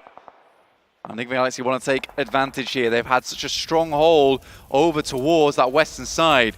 There's 2 players still down for D plus. Smokes go through. Dangerous crossing there for one of D plus's players. Nolbu will finish off Exo. This is a good time to reset. With Narvalo going down on the northwestern side, D plus might have just got away with this. That was the most important part of that as well. Narvalo getting taken out by Exo, not flushed but knocked, means that Enigma Galaxy cannot put enough pressure on D plus Kia to stop them from fully resetting here. All 4 of their players are now alive in the buildings on the north side of the circle. The Vicious on the south are playing as 2, but they have 1 up, 1 down on this building. DRX going to really struggle to leave these silos, and I think that Incilio are going to make that all the harder for them. The smoke's covering Incilio's position, spotted by D plus Kia. This looks like a 1-2-3 for Enigma Galaxy, D plus Kia, and the Vicious. You look at Incilio, I mean, honestly, so very well played from them throughout the entirety of this PMGC. There has just been many different awkward scenarios that they've had to play, but each time they've taken it in their stride and walked on forward. In this case, driving forward over towards the building. Good initial nade there from the Vicious. We'll find 3TN. Fache goes extremely low, another on top of it, and that will be Incilio out. The Vicious now alongside with 3 other teams, and the solo coming through from DRX. The south side swept aside, can't cross the road. They look both ways, and no matter where you turn, it's a bullet sent your way. Enigma Galaxy couldn't cross the open ground either, and the Vicious are racking up these points, Blank. They managed to get up to 7 elims with this duo on the inside. It's Enigma Galaxy with 1, just Snowix remains. He's got a little bit of cover to play around with, but it's just a shack. It's plenty flimsy. D plus Kia, they've taken a knock, but that's resable. Certainly going to be an opportunity there. The Vicious, they're in this next circle, and Snowix is going to be playing with his back to it. it's not going to be too much further, I think, for Enigma Galaxy, but still a great way to close down their day as well with the eliminations they've already found. I mean, for Enigma Galaxy, they're not doing badly at all on the leaderboards. They're actually doing fairly well for EMEA. We're in Zone 9 now. The Vicious and Enigma Galaxy both in rough positions. Most likely a denial here for Enigma Galaxy. Makes sense to me. Don't want to give any more points across to any other team. And it'll be Vicious versus D+, who equally, for South Korea, this would be a fantastic amount of points going through to them. With DRX getting a top 4 as well. It's a little bit of a regional strikeout towards the last match of day 2 here in London. For every game, really, today, DRX and D+ have been involved. Big opener for the Vicious. A 2v4 turned into a 2v3 now, but the information immediately sent back by Fabian. The nades over the top, looking good. Fabian now flushed away. Low HP on the crest of the ridgeline, but Nolbu steps into the breach. And once more, it's D+ Kia. They will find the chicken dinner to close down the day, and they put themselves again in the limelight to find what they're looking for. A brilliant result for South Korea to end day 2. Yeah, great way to end off day 2 here for D+, keeping themselves in the running here for top 3, as it looks like the Vicious not too happy about how that game finished. But to be honest, I think the Vicious have been playing pretty damn well here. Maybe thinking they could have taken this one for themselves here, but Max and Several Worlds Gaming, D+, the rotations here is something that was definitely something to keep an eye on. Osao, I feel like that was the major factor for their rotations, Max. Yeah, definitely. Osao was doing such a good scouting job northeast of Guild's compound, actually. And while the 3 other players were really far south of the circle, he was like, oh, we got a really good rotation path. He called the entire team to join up on his rotation. Go up north in the warehouse. Once the warehouse, and a little bit of a list there. Warehouse is actually pushed out of the circle. They send it further down into the center in the fields. They have like so many little buildings and the hay bales they can play around. They can easily have the angles they need if they want to secure that win, which, as we saw here, 7, they ended up getting. The way they were just able to frog leap over Guild with the great scouting that Osao was able to do. On top of that, just being able to just have a full control of the north, having so much room to work with, that this is why we keep thinking about D+ possibly being able to be a challenger for that championship. Yeah. Not only, and that was the biggest question today, right? Especially for D+. What are they going to do with Erangel? We saw them put up a much better performance. And then on top of that, for the second day in a row, D+ is able to finish the day with Miramar with the chicken dinner. Yeah, I mean, I was saying it at the start of today, like, oh, South Korea, we haven't seen too many like big things compared to the league stage. Like, okay, they're proving me wrong right now. We've got some D+ wins today. We got DRX win a little bit earlier on that school finish. They are coming in swinging to wrap up day 2. And you can see here, they had all the players actually. They had a really good nade initially that hit on top of Fabian, but it's fine. They don't falter. They keep pushing, getting to the ridge, which they know is going to be their game-winning condition. And when they get to the ridge, they have center control of the circle too, which it means the blue zone is going to be pushing these players off the Vicious out, and it's easy pickup for Nolbu as he gets the 1, the double, and wrap-ups the game in style. We see here Nobu finishing off with 5 eliminations, 652 damage behind that. We talked about this team and who stepped up over the course of the league stage. It was originally Osal, it was Nobu, and then it was Chips. And we are going to see Osal and Nobu able to chime in together here with 6 eliminations total. And for Osal, even though he does have just 1 elimination, even though he only has 333 damage, he was important. It was the scouting. It was the stat that you're not really able to see that became such a big factor for this team that ultimately ended up with the win. I do got to give some props as well to Enigma Galaxy. We saw them being able to hold on the spot. They had so many angles right up until the end when they were pushed off, and they were able to get a lot of eliminations. That's true. Really good Miramar games for Enigma Galaxy, right? Yep. But unfortunately, in this terrain, they made the most out of that hilltop next to Hacienda del Patron for as long as they possibly could. The moment it left that area, they're like, yeah, we know we're not going to win this game. We're just going to try and get as many extra placement points as we possibly can do at this point. But I think a win was out of the question for a long, long time, unfortunately, for Enigma Galaxy. Though as we have this replay rolling through, these water silos, such a good send for Regnum Karabra, until unfortunately here 7, DRX had a different idea in mind for them. I gotta say, for Regnum Karabra, the way that they were just, and the casters were actually mentioning this too, crazy rotations towards the center of the circle, he ended up working out until DRX ended up hindering. I know something that you kind of pointed out to me when we were watching the match was Falcons. Falcons was in the center of the circle, Max, and then they decided to take a fight that I felt like just a bit unnecessary at the time. And I feel like they took that fight because of where they're currently at within the leaderboard. They felt like they needed to be aggressive when they possibly, if it would have been a different scenario for this team, they wouldn't have been that aggressive. I think we can call Falcons a bit desperate at this point. Yes. Yeah, they're definitely going for some early plays to try and get strong positions under control really early on in these games. Unfortunately, by doing so, when you do it early, that means the teams that you're fighting up against, they're like completely safe. They're ready to take a fight at that point. They don't have to move, they don't have to transition, and that means you're going to be on the back foot during that engagement. And I think the Falcons here, with the kind of mindset we've seen them adapt in these games, I would have to say, like, Falcons first place, that's out of the question. Whoa. I'm not happy with the current. They're not out of taking that first place position unless they're more than 98 points behind it. Okay, are we expecting that tomorrow? Okay, like, technically they did in league stage, but like with the way they're playing, I'm not seeing it happen. I mean, did we expect that in league stage after day one, Max? I knew. I predicted 98 points on the... No, I did not. No, you didn't. Shut the hell up, Max. Plus here, 18 points coming through. As bloody liar. Out. The Vicious getting 14 points. And again, the Vicious we haven't talked too much about, but they are still working their way up the leaderboard here.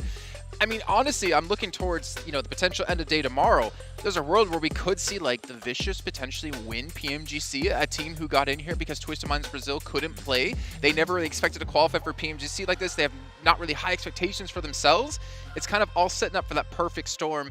But unfortunately, Voin Donkey today, as we did touch on earlier on today, had a very rough day today. They got crashed by the Vicious at the same time that DRX crashed up against Regnum Karya, bro, and they only come out with 2 eliminations. And Vicious just don't care sometimes. They just send it like, oh, we know this position's going to be good. If they're teaming there or not, who cares? Guess we'll see when we arrive. We'll just go. I think the Vicious, though, we can give them one award here, the most aggressive team. Like, if they see someone, they are going to send it. Wow. So it's been working out to some extent. South Korea in second and third place here.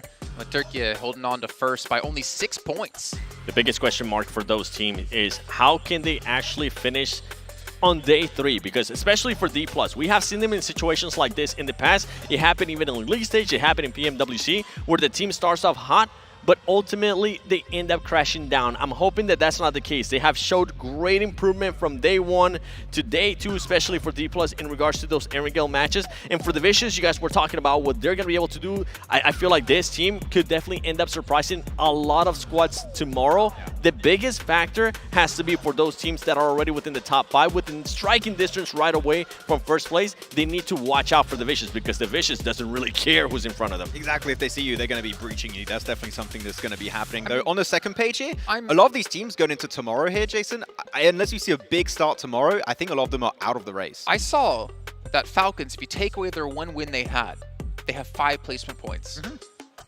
Guild has 9 placement points. Oh. And obviously, I'm not trying to, like, you know, talk down about Guild at all. I'm more talking about how the Falcons have really fallen off. Like, this is a team who's been at the highest level for such a long time. They played PMGC last year under the stalwart name. The top was MVP of the grand finals, and yet they're sitting on, what was that, 15 placement points with 1 chicken dinner? The thing is with Falcons, we always talk about their fragging power. We've been bringing it up. We need somebody to be able to step up from that team. We need somebody to just start putting up some good elimination points. We haven't been able to see that. I mean, even with the... Yes, you mentioned it. If we take away that win, it is going to be just 5 placement points. But just the eliminations alone, only 34 eliminations after 12 matches. If you were to tell me, okay, that's the only amount of eliminations that they're going to be getting after 12 matches played, I'll be like, no, you're crazy, because we expect more out of that team. It is very confusing when you look at Falcons in 2024. It's or you get the great Falcons that can get 98 points on the day, or you get the Falcons that does not have that banner man at the top of the team to just like leading the charge for the squad. Like we have that in top. We had at the end of the league stage with Action and Icy. Yeah. As of right now, no one is really a standout player. We wanted Top, you said it earlier, right? You want Top to be back to that position of like being the top frag of the team, leading the charge. He has not done that yet, and it is a little bit too late. And that's what's kind of crazy to me if you compare them against their Mongolian brethren of For Miracle Vibes, is that even looking back to PMWC, even though we had was an 11th place finish for 4MV, Doc was still one of the top 10 players of the entire event. We're not seeing that out of Falcons right now. We didn't see it Falcons then, and Falcons have been on a crazy roller coaster for the entire year. Yeah, again, I don't know what to expect going into last day for Falcons here, but I think that top 5, definitely possible. First place, seeing how like the top team, South Korea, is just dominating. Then second and third place, Kalaris is going to love this. They're gonna be tough to catch up. I remember Claris, actually, you know what, we should have talked about that at PMWC, saying, yeah, DRX, no chance they're going to finish well, and then they obviously got a insanely high placing. And then now they're back here in the grand finals, which honestly I think is a testament to how good this team is. It was Hyunbin coming in for his first year of like real proper competitive play, and right now they're on the cusp of winning PMGC. Yeah, you have so many cool individual storylines, right? Silas maybe claiming a second PMGC trophy, maybe also the side of King, or maybe here Hyunbin, his first year as competitive player, winning PMGC. Like, that's a huge achievement if he can make it happen. And they still have a lot of games left to go. I mean, 6, it might sound like a small number, but anything can really change, especially with how close things are towards the top of the table. Especially with what 4MB has been able to do in the past, with the performances that we saw today out of Influence Rage, that kind of consistency, that was the biggest surprise for me. Yeah, I agree. I mean, they were not supposed to be here. They're like, oh, you know what? We're going to start playing good. Well, playing good is one thing they're going to need to continue to do tomorrow. In the meantime, we're going to head down to the stage with an interview with Influence Rage and Enigma Galaxy. Oh, the winter teams, they got him to the big one. Welcome back to the main stage, where I am joined by Lau from Influence Rage. Now, you know what? We've had such an incredible day here at day 2 of the PMGC. And you know who else has had an incredible day? Your team. Because you started off in 14th place, you rose the ranks, you jumped up, now you're in 6th place, just 1 point behind 3rd. Now, obviously, the first question has to be, what changes did you make from day 1 into today?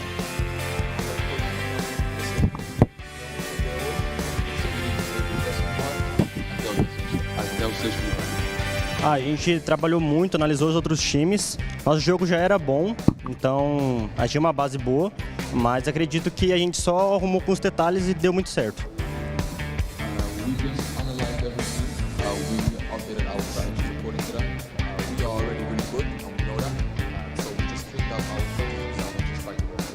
I love the confidence. You know, you sound like you came in prepared. Now, let's talk a little bit more about those preparations, because tomorrow is essentially your final opportunity to climb the ladder once again and claim that top spot. Are there any changes you're going to make going into tomorrow? Are there any issues you are running into today?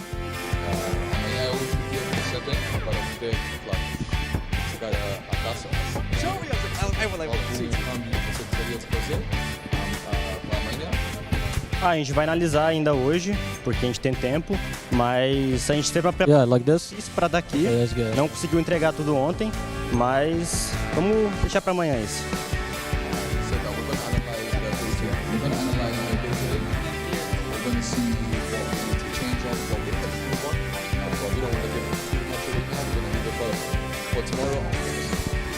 Now, what do you think is, or who do you think, sorry, is going to be your biggest threat going into day 3? Because we've seen a lot of teams making adjustments and performing really well today. Who do you feel like is your biggest threat?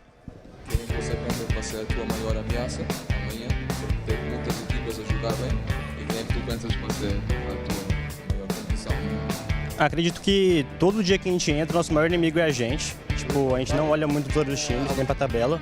Acredito que a gente é o único time que pode colocar a gente lá em cima ou descer tudo. E acho que é isso.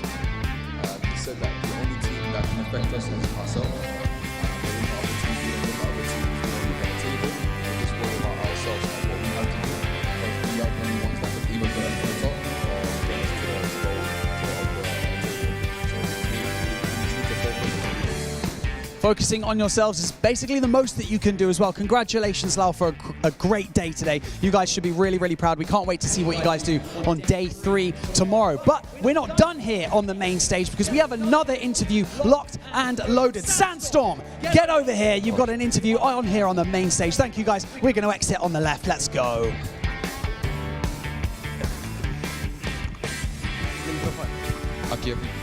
Well, thank you very much, Born. And yes, I am joined by the IGL of Enigma Galaxy, Raouf, after an incredible performance throughout day number 2. Now, I want to jump right into it when it comes to Miramar. You guys had, I want to say, like, you struggled a little bit on day 1, but there was a massive improvement going into day 2. So talk to me about it. What were you guys able to improve on that map? I think for Miramar, like for today, we tried to play the same way we played yesterday, same play style, you know. But yesterday it didn't work out for us because some bad timing maybe some bad decision making towards the end, or we could have done better than Miramar's. For today, it was almost perfect. I wish we could have finished our matches and got chicken dinners, but I'm really happy with it. Yeah, I want to say, like, there were a couple of times where you guys were getting to top 2, top 3 throughout the second day, and the consistency has been there. And now you guys find yourselves in top 4. You are tied in 3rd place with 2 other teams in the leaderboard. So talk to me about day number 3, final day of the grand finals. How are you going to prepare yourself and the team going into it? Because we know that that's when every single team brings their everything that they got. They throw everything at the kitchen sink. So how are you going to prepare yourself? I think for me and my team, we already done our preparation before the tournament. We've came in really confident in our play style. And for tomorrow, we're just going to go and play our game and try to make it work and get the championship. I like that. They are focused. They know that their strategy works. They know that their tactics work. And let's see if they manage to pull it off in day number 3. Thank you very much for joining us. Thank you. Oof. Let's head on over back to the studio with the boys. It's off, no?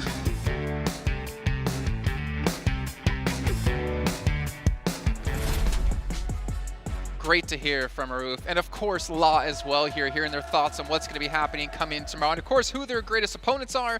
And as we called it, the greatest opponent is always going to be yourself. Themselves. Super media trained. It could be true, though. Fair, right? I feel like it could be true because sometimes they do end up getting into their head. They start doing certain things that they're not used to. The coaches start questioning it. We saw it over and over again, honestly, throughout just the league stage and now here in finals. Yeah, I like what Ralph said. Also, we're just going to stick to our own game plan. It clearly worked great in Miramar specifically, right? So just keep playing your own game. It might be enough to push yourself in 1st place at the end of day 3. I was kind of hoping to hear Law say 4MV are overrated, just to get back up their brother and team of Alpha 7 might be there. right now. I mean, who knows? I mean, Doc is still obviously up there when it comes to damage and eliminations with that 11-limb game he had yesterday. But so a lot of work cut out for all these teams as we get into matches tomorrow. But of course, we're not even done here just yet. You know that, gentlemen. You know what we had yesterday. You know what we had yesterday. Little boy, go please. The Solo Master Tournament? Yeah. Okay. Thank you, Seven. Yes. I can tell you've hosted before. I have not. You might be able to tell me. Intro it, Max. Yeah, we still have that coming up in a little bit of time here, but obviously finished to break down the game. I mean, the biggest turnaround, I feel like there's so many teams. Big Galaxy, of course, the back-to-back good results on Miramar. Influence, Raid, good performance today. D+ as well. DRX still staying in the mix. 4MV, where were they today? Nowhere to be seen, really. And the same issue is that we keep seeing them lose players early. That's been an issue we had. We even mentioned on the pre-show, right, Seven? Yeah. And we saw that happening quite a few times in day 1. Center like of the their circle. splits, but like the center in the center of the circle, it's very desperate. And if you lose players, guess what? You're not going to be able to hold down the 4 and get the chicken dinner. You're just going to get eventually eliminated by a team that just happens to come near you. I feel like a broken record for a 4MB, but you know what? I'll hold it until tomorrow because it is the Solo Master Tournament, and today we will be going up to the finals. It is just going to be right up until we get to the finals. Before we get to the finals, it's just going to be a 1-round match. Now, when we get to the finals, it's going to be best of 3, Max. Yeah, it's going to be interesting. The semifinals and the finals, BO3, and we're going to have good old Warehouse, the M4 played by these players, no sliding, and as we saw with Vexy yesterday, that ramp is still going to be extremely strong if you get control of that position. And of course, you know, fighting for $5,000 if you do end up winning that BO3 finals you mentioned here, Seven. So it's going to be a tough one because we saw that these players have what it takes to go maybe the entire way. I mean, anything can happen here. You can see the contestants that are still left on the Solo Master Tournament. I have to point it out. Shing from Thunder Talk Gaming. He had an insane performance yesterday, Max, being able to just fully dominate. And one of your favorite players so far, not just in the tournament, also in the Solo Master Tournament, you were just talking about him, Vexy from Boindaki. Yeah, Vexy was just popping off, and not even with the Mini 14. Again, if he had that, he would have just completely obliterated the end. He'd be already winning. We haven't even played the game. But one player we also have to mention as a clear threat is Nomi. And also, with how D+K played today, Nobu, he's hot, man. He is ready to just go and blast through these games. How do you not predict Little Boy when he was the only prediction he got right? I'm getting to it. Okay, continue. Wait, was Little Boy that he picked right? Yeah. I did pick Little Boy. He was my one Maybe you correct blessed prediction. them yesterday. You picked them, and Through that's TDM. why they did perform. I need more TDM in my life. That's why I can pick the winning team early on. Well, we didn't get to see Westron or get to see Puncher yesterday because they had forfeits in their initial matches. It's going to be interesting to see how they're going to perform. I mean, Westron, I feel like he has a decent chance here. Definitely one of my star players, but he's going to be up against Nomi off the bat, which is very tough times. And also for you guys at home, we are going to be having 2 matches side by side. I believe it's going to be the left-hand side of the bracket first and the right-hand side of the bracket, and then, of course, a best of 3 at the finals. I want to ask, though, Jason, because it's going to be me and Seven covering this game.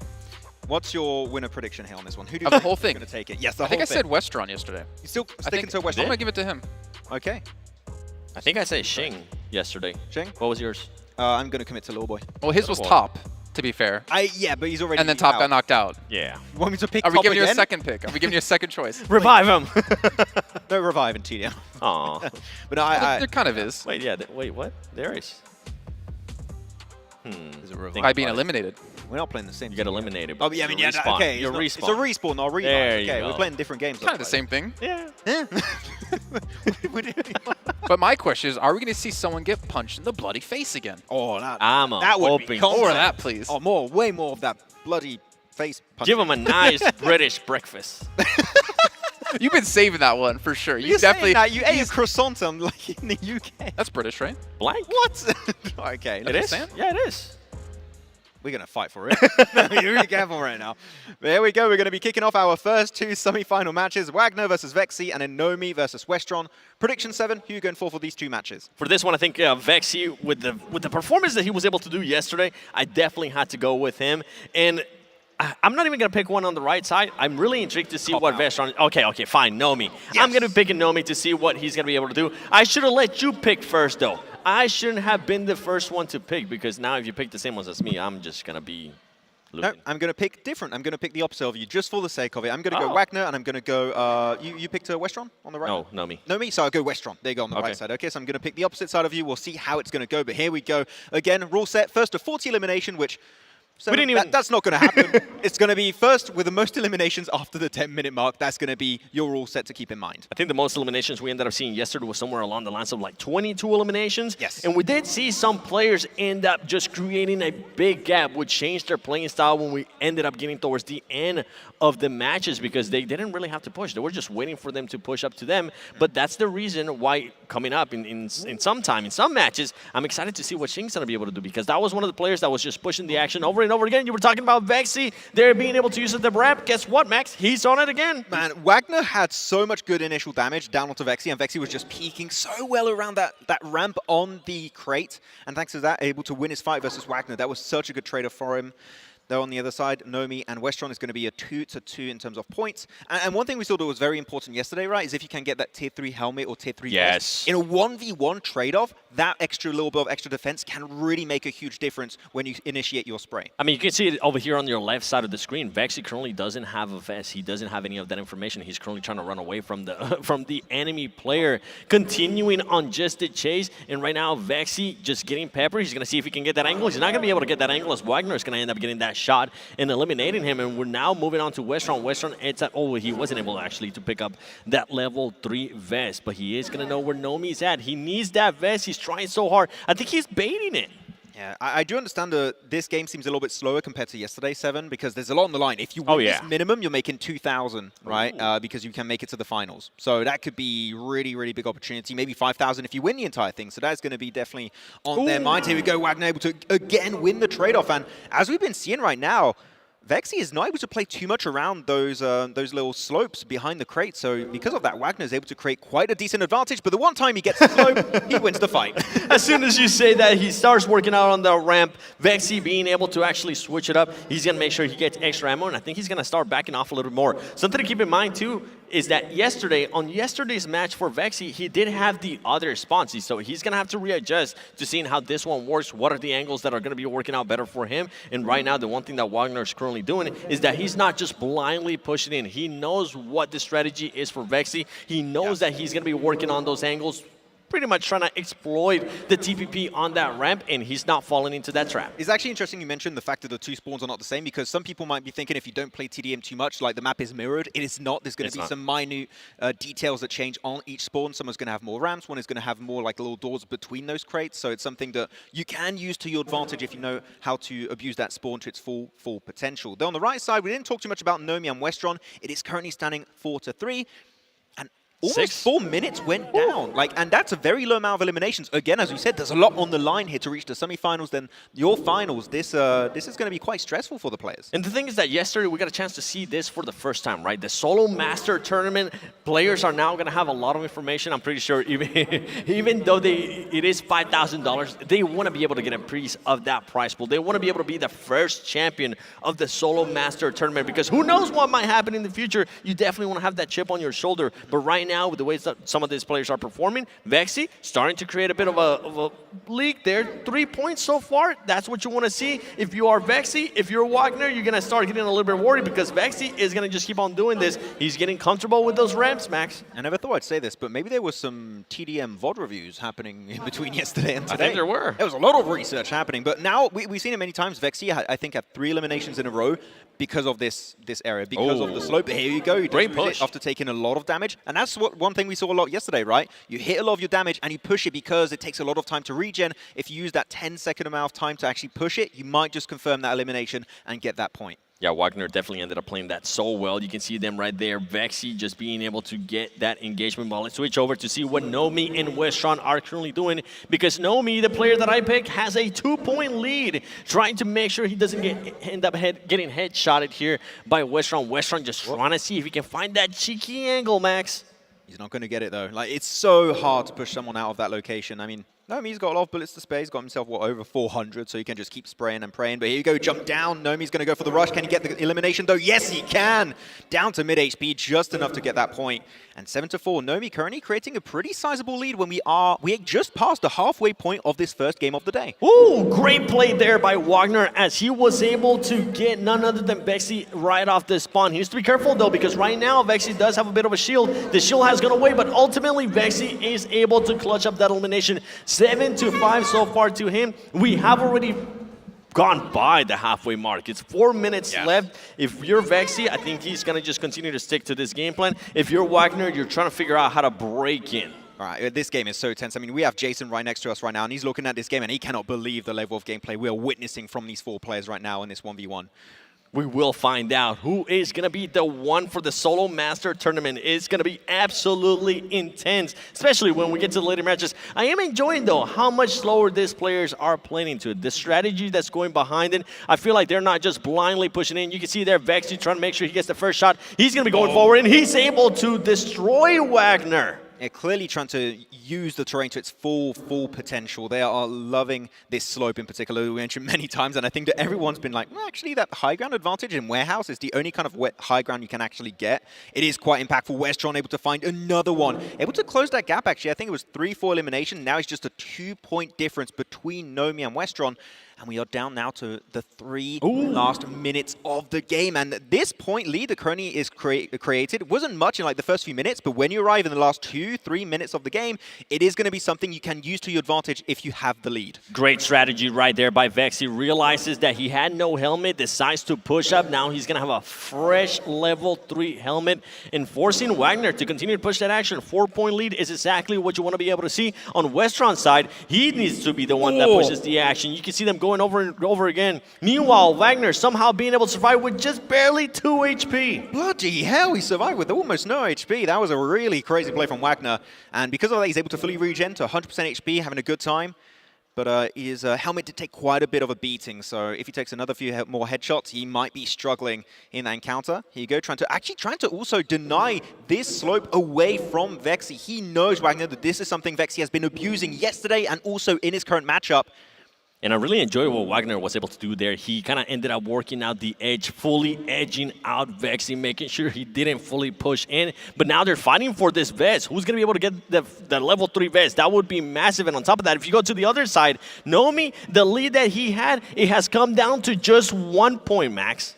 Yeah, it's been really tough. Westron has been coming really hard deep into the enemy territory and taking away those points. And able to almost make it 8-8. Is going to be almost there. Here we go. The clash is going to be happening once more, and it is 9-7. Nomi holding on strong to that lead. Westron was just pretty much challenging, saying, Nomi, don't come. And Nomi said, I'm going to go and just absolutely destroy you. And it worked out fantastically. We are now going to be in the last 1 minute and 30 seconds. The 2-point lead can very quickly here, 7, be completely destroyed. but it's going to be down to do you have what it takes to really win those fights multiple times in a row. If you're not able to do so, despite being on the losing side, you might just have to take the L and give up your spot into the semi-finals. Vexy needs to be careful, though. Around the crate, going to try and wrap on over. He took a lot of damage here, able to get a great spray. I think that was a headshot. Connected right away, and Wagner going to get another one. Now it's just going to be a 1-point difference in that solo match. 4-point lead that he had at one point. He decides to back off a little bit. He needs to make sure he fully regenerates that health, trying to take some pre-shots there towards where Vexy is at. Vexy is on a run, though. Vexy doesn't want to have to give him any extra points if they aren't deserved, because right now he's going to come down to just that 1 point. On top of that, on the other side, you do have a 2-point lead, but I want to kind of focus on what Wagner's going to be able to do right now. Great shots there out of Wagner, and he's able to tie up the score at 9 apiece. And for Vexy, for a player that was being so passive, guess what? Now you're going to have to worry as he's able to once again. Wagner, there's no way in the last minute of this solo TDM game, maybe we're able to claim his spot into the semi-finals. Vexy, now the pressure, and Wagner, he's going back to his base. He's going back to his base. He's going to camp it out. He wants to survive. He wants to play with the clock, and only 15 seconds remaining. While on the other side, Westron currently taking the fight also into the enemy spawn. If it's a 2-point difference, I think it is going to be too late on that side. I think we already have our winner, and he does create a 2-point lead. Wagner will be advanced into the next stage. In the final minute, this absolute legend being able to clutch up their win. You can see them getting hyped up, even though we really haven't been able to see great performances out of this team so far in PMGC. Wagner putting up an amazing performance there in the last minute of this Solo Master Tournament. I was looking at Guild's roster going into the Grand Finals. I can tell you they got some really strong individual players, and it really came through in this TDM game. And look at that, Westron, he's happy. He's happy about this performance. He tried his best, but Nomi was a tough opponent in this match. It was. I felt like Nomi definitely ended up controlling that whole ground. For Vexy, we got to give him some props. He pretty much controlled the whole side of the match. On the left side, he had the points advantage for the most part, but then Wagner, I really like the adjustment that he did. He knew that just Vexy wasn't going to be pushing out, so you're like, you know what? If you're not going to be pushing out Vexy, I'm going to start pushing the action to you, and it was ultimately the right thing to do, Jason. So not only has he taken down top, he's taken down Vexy as well. Who? Wagner Who's is next? on... I mean, who's next? I mean, we got to see... It's probably going to be Nomi. That's the next one, actually, yeah. That's the next one, if I can do it correctly in my head. But obviously, we do have the semifinals and finals to kick off after that. But this is, I think, a little bit unexpected. I'm also a little bit mad at you because you picked my pick with Westron. And then, of course, we know how your curse works. He, unfortunately, didn't pull this one out. But to be able to pull that off like Wagner, that was pretty damn good. Yeah, that was the last seconds as well. But you saw the strategy. He went back to his base trying to play with the time. That was the right play. It's not only that, like, sure, playing with the time there to go back to the base to deny points away from Vexy was smart, but he knew Vexy was abusing the hell out of those slopes behind the crates. He's like, I'm just going to wrap around, take the one angle that the slopes cannot really use against me, and then I'm going to push him away against the edge of the map of Warehouse and just completely obliterate him. And that made it even until, again, as you said, Seven, the last minute of play where he created that lead and retreated back to base. The crazy part too was that Vexy just kept going up to that ramp, giving him the same angle over and over again, which allowed Wagner to just kind of get different angles towards that ramp and just start pre-firing. Yes. That's ultimately what he ended up doing. What won him the game, just the aggressivity, the aggressiveness that we saw out of this player to be able to just continue on with the fight and not just giving up. I hate when you use that word. It's a word. Aggressivity. You said it. Yeah, the thing is, he said it at first without the understanding that it was a real word, and he actually had to go check, and he's like, oh, it actually is a word. Check the English lexicon. It's a real word. Also a word for dictionary. Yeah, very true. But as we look towards the other side of the bracket, what other matchups do we have here? We obviously have Null Booster ready to play. We have Little Boy. We have Puncher and Zing as well. And that's, of course, going to be, well, the East side? I don't know, the East Conference. Max, you got, what was it? You got Nomi, right? No, wait, you picked Westron. I picked Westron and Wagner. Okay, so you got Wagner, right? You picked Vexy. I picked no. Probably. No, he didn't. History, you probably he didn't because I picked Vexy first. Yeah. He's not even here, bro. Okay, so for our next matchup, he's a big fan. For our next matchup, gonna be having Zing versus Noble and Lil Boy versus Puncher. I think I don't have to ask you. You're gonna be picking Zing after this performance. Whoa, hold on. Let me think about this. Jason, who are you picking for this matchups? Depends. Do you want them to win or lose? I won the winner. I won that. I'm gonna give it to Zing. Yes. And for Little Boy versus Puncher. Oh, that's tough. That is tough. We haven't really seen Puncher yet, but I'm pretty sure played. Yeah. I'm gonna get to Little Boy. Do Brazil. Do Brazil. Can you even say it now? Remember the rankings. And No! oh. I did. I was like, oh, no, I can't say it. And you got Influence Rage. Maybe tomorrow with Influence Rage, yeah, I'll be able to somehow pull that. But with this one, you know what? As we're starting off with the fight, we're starting off quick, actually. Xing, this is what he needs to be careful for. I was mentioning with Xing, he tends to be really aggressive in these matches. We already saw how they're going to be slowing it down even more. Nobu, with the performance that D+ is currently having, as earlier Jason was talking about, he might be hot, and currently he is just creating in a matter of just 30 seconds a 2-point lead. Okay, Nobu, he's come to play. He's come to play for real in this one.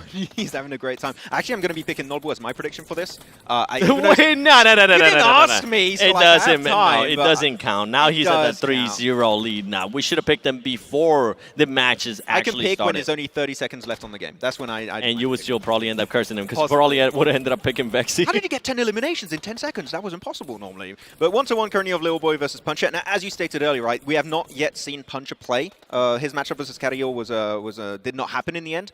And I wonder if he's been looking at Little Boy's game that happened yesterday, how he's going to be able to perform in this as 5-0 already? An absolute showcase of destruction so far by Nobu. And the most impressive thing is that he has no helmet. His level 2 vest is absolutely gone. And it doesn't matter because he's continuing to push the action just like that. A 6-0 lead. And if we look to the side, to the right side of that match, they've only gotten 4 points total. 7-0 now, Max. How does he still have a helmet even? I don't Vest and helmet, don't need it. I'm just going to 1v1 easily without it. And he's not letting up. He's continuing under pressure. Nobu just being Oh persistent. my And God! once again, 8-0 for Nobu. I know I ended up picking Xing, but I'm eating my words here because Nobu's absolutely destroying. Nobu, this absolute legend of TDM here, destroying the competition. Can he get another one on Xing? No, that killing spree is going to be gone down eventually. He will not be going any further in that game.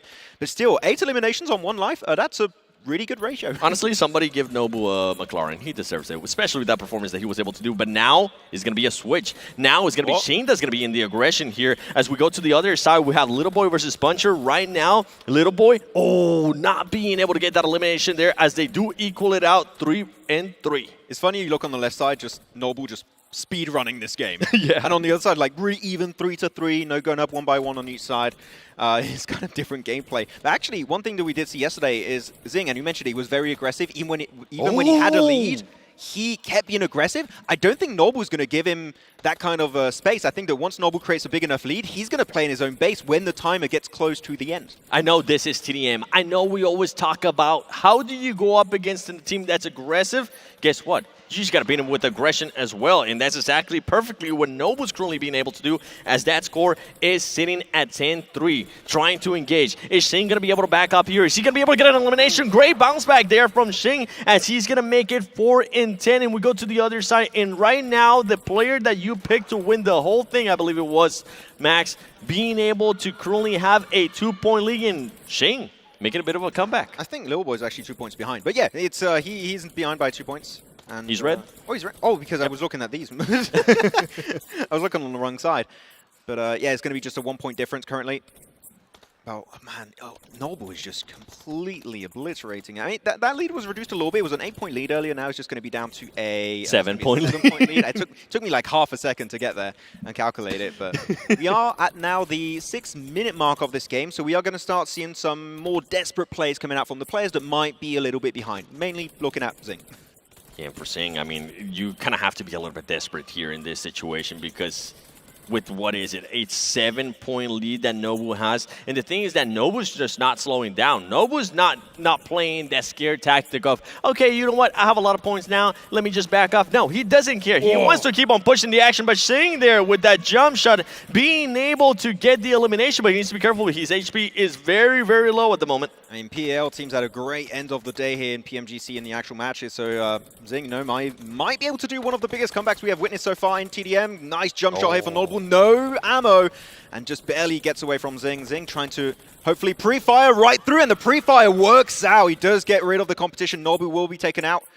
Shane closing up that gap to just 5 points. We're going to be switching over to Puncher. Puncher trying to see if he can find Little Boy. He is going to be able to find Little Boy there with that, and is tied at 6. With the just look at the difference between these two matches. You have Noble being super aggressive, creating a massive point lead, and then when you go look at what Little Boy and Puncher are currently able to do, they're pretty much tied up. There you go, Little Boy being able to take just the lead so far. 7-6 though, but that can switch very, very fast. We saw what Wagner was just able to do in the last match. You can be changing the lead in just a matter of a few seconds in the last minute of your TDM game. But we now reached the halfway point of this game, which means, again, as I said, we're going to see some more desperate plays coming out. But one thing I've really witnessed on the right side for Little Boy and Puncher is not about pushing the enemy spawn. It's more about central control. You control the central warehouse position, and if you have that, you're just going to pre-fire one of those entry points after you hear the footsteps. And that's been working out greatly for both Little Boy and Puncher, which is why it's been a bit back and forth, only a 2-point difference. But on the left side, still a 6-point lead for Noble. He's just maintaining the lead. He hasn't just created a lead and then fell off. He's just maintaining it the entire way through so far. And for a matchup that was very tied up, we have Little Boy now going up against Puncher right there. Who's going to be able to take... If Little Boy is able to clutch one more elimination, that is going to be a 3-point lead. That could be massive. You mentioned it. We currently only have 3 minutes and 50 seconds left. And Little Boy being able to clutch up now what was at one time a 6-6 score is now a 6-9 score. And if we go to the other side, Noble, honestly, with the way he's currently playing, with what we've seen so far out of him, I think this might be it for Shing. 7-point lead for Noble. Yeah, I think the nerves might be also getting to the side of Puncher. He might be having a bit of a... starting to slow down a little bit. Yeah, and you can see the Little Boy has been a little bit careful because he knows if he gives like 3 eliminations in a row, he might unfortunately lose it. Now 4 eliminations in a row, so he's just being cautious but still being willing to be aggressive when the time comes and when the time is right.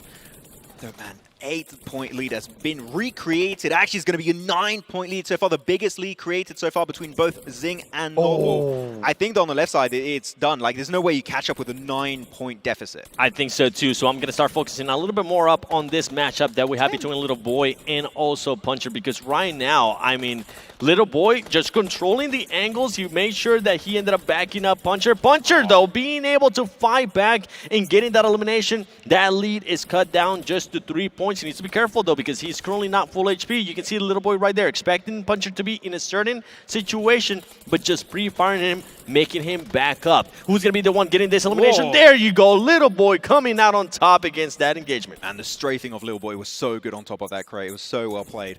But Little Boy had to go down a little bit earlier because he was almost out of ammo. Just like, I'm out of ammo, respawn. You just don't have to go loot around the place. It's fine. You just can get the loot off Puncher also if you have that crate next to you. Here you go. Another shot coming on through. Little Boy will get picked up by Puncher.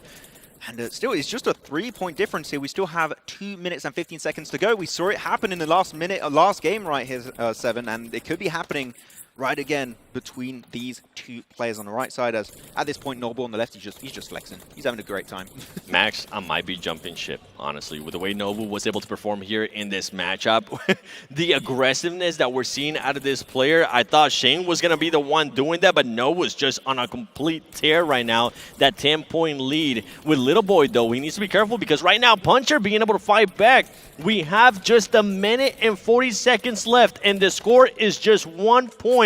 Puncher also needs to be careful because his vest is absolutely gone. Yeah, at least he can take a few headshots if he wants, but I mean, you don't want to take headshots, hopefully. That's not going to be the case, but that's the only kind of good armor he has currently. Here you go, good little bit of a pre-fire, takes so much damage. Ooh. Nice little spray to follow up around the right side of the wall.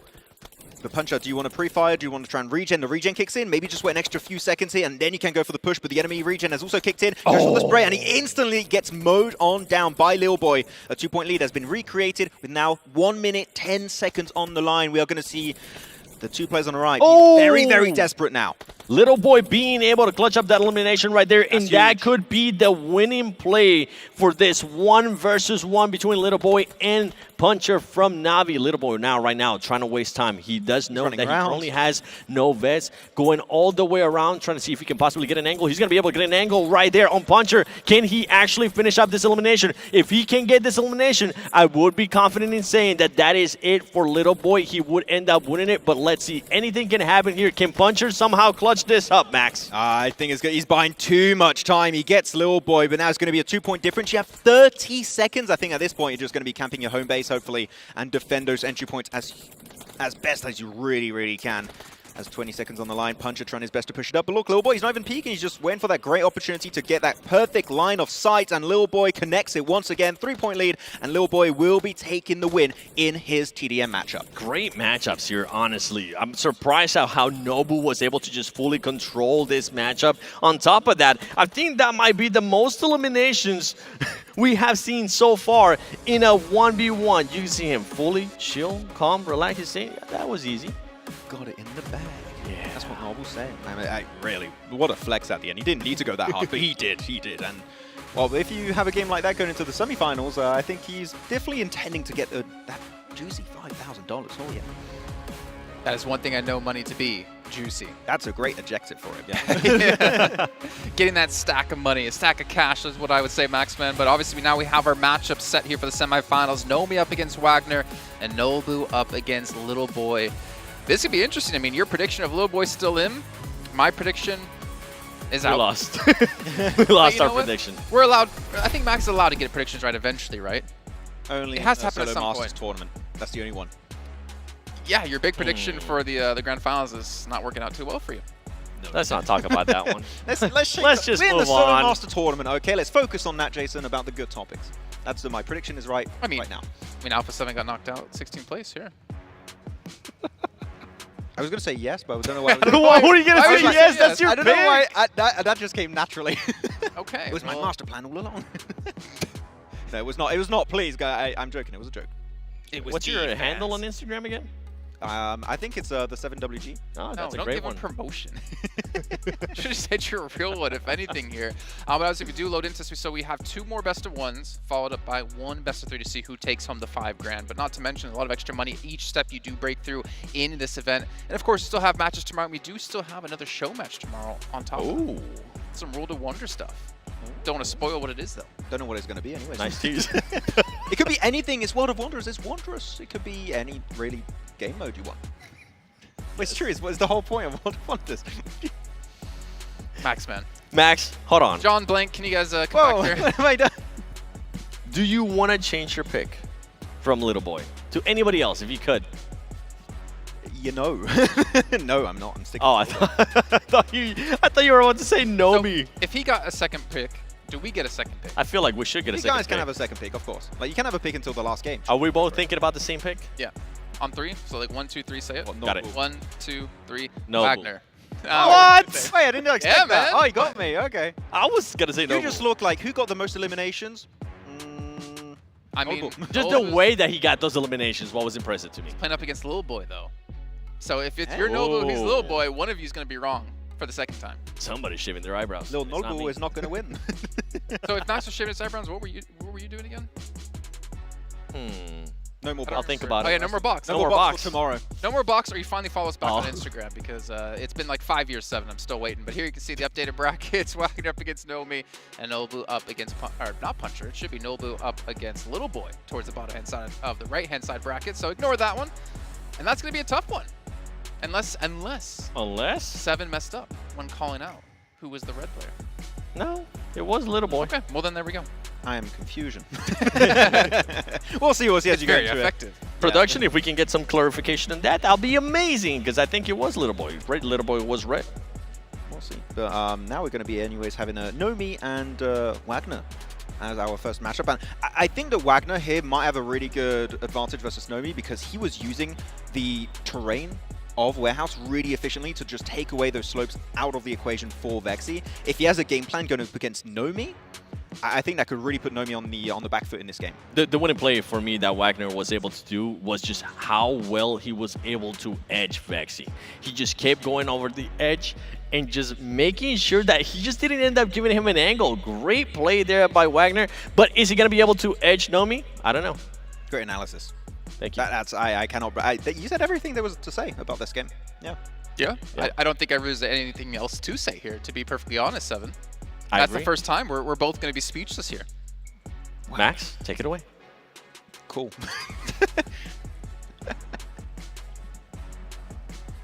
But then you have Lil Nolbu versus Lil Boy. That's an interesting matchup. I'm excited for go that. on. Do you want to switch your pick? No, I'm still sticking to Lil Boy. Look at me. Why are you not looking at me? Oh, no. Oh, Nomi is ready. He's cracking his fingers. He should be using his Akupa UT2 Gamer Pro hand warmers. Nomi, can we get a woo woo? No, never mind. You probably can't hear us. Dang.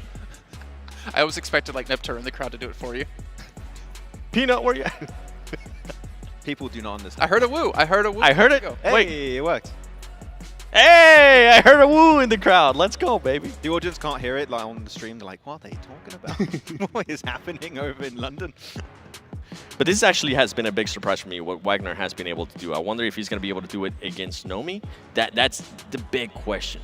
The big caliber question. Because Nomi, I feel like with the way that Nomi has been able to play, it hasn't been what Vexy was able to do, right? Vexy was just relying on those ramps, just relying on the enemy to just end up pushing you over and over again. With Nomi, I feel like he has definitely been a bit more of a style of what we saw from Nobu, being more aggressive. Look at my boys. I was wondering, what are they wearing on their chest? Is that a little GoPro? Are they recording themselves? I mean, we saw Monkey posted a compilation over on his Instagram after yesterday. Did he? Yeah, you didn't see it. I didn't. He said, go to PMGC, give me the best frag video of my life.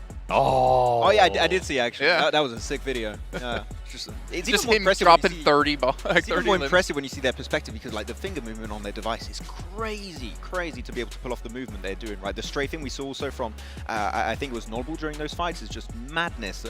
I play with 3 fingers on my device. I cannot even get remotely close to how they play it, man. It's crazy.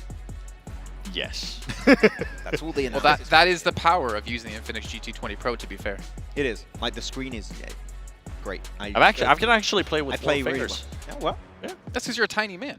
It helps. You think the Mountain's playing with 4 fingers? Though? Hey, the Mountain's picked me up earlier. 2 fingers. He can only hold it with one hand. He yeeted me like 3 times. That was recorded 3 times. I got yeeted 3 times. It was awesome. Really? Yeah. It's like, yeah, do it again. I was gonna can Maxman do it? He was supposed to be afraid, but he was just going, wee. I did say it too, just the mic didn't pick it up. I was like, Okay, I'm back on our game. I think we're going a little bit off topic here, guys. We're just waiting. Just a tad. Did you put your prediction then for Magna and Wagner and Nomi? Because I said Wagner. I don't know if you put your prediction in. Nomi. You tried to do some analysis. You said Nomi. Yeah. You want Nomi? Okay.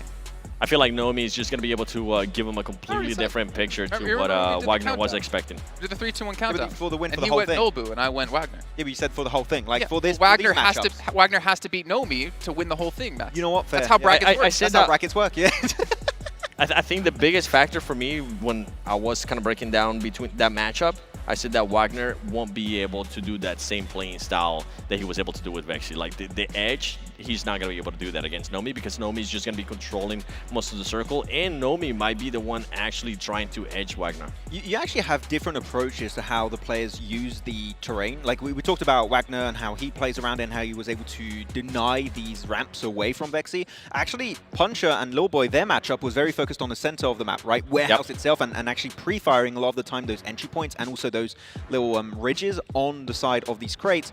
It's going to be interesting because if you have a player that uses the ridge like Wagner that likes to play around those spots a lot of the time and deny away from Vexy, and then you have Lil Boy, if that's the finals that ends up happening, that is going to be trying to just pre-fire through the entry points of Warehouse, that's going to end up being a very interesting match with a lot of depth to it, strategically speaking.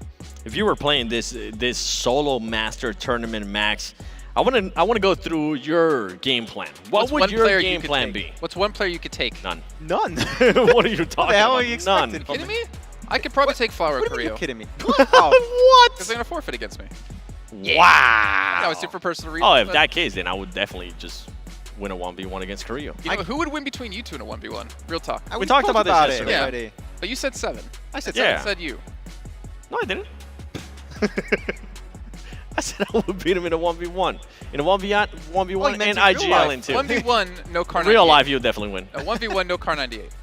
I know what you do with no car 98. Ooh. Ooh. Car 98? No car 98. Oh, he's good on sniper. Do we get sliding or no?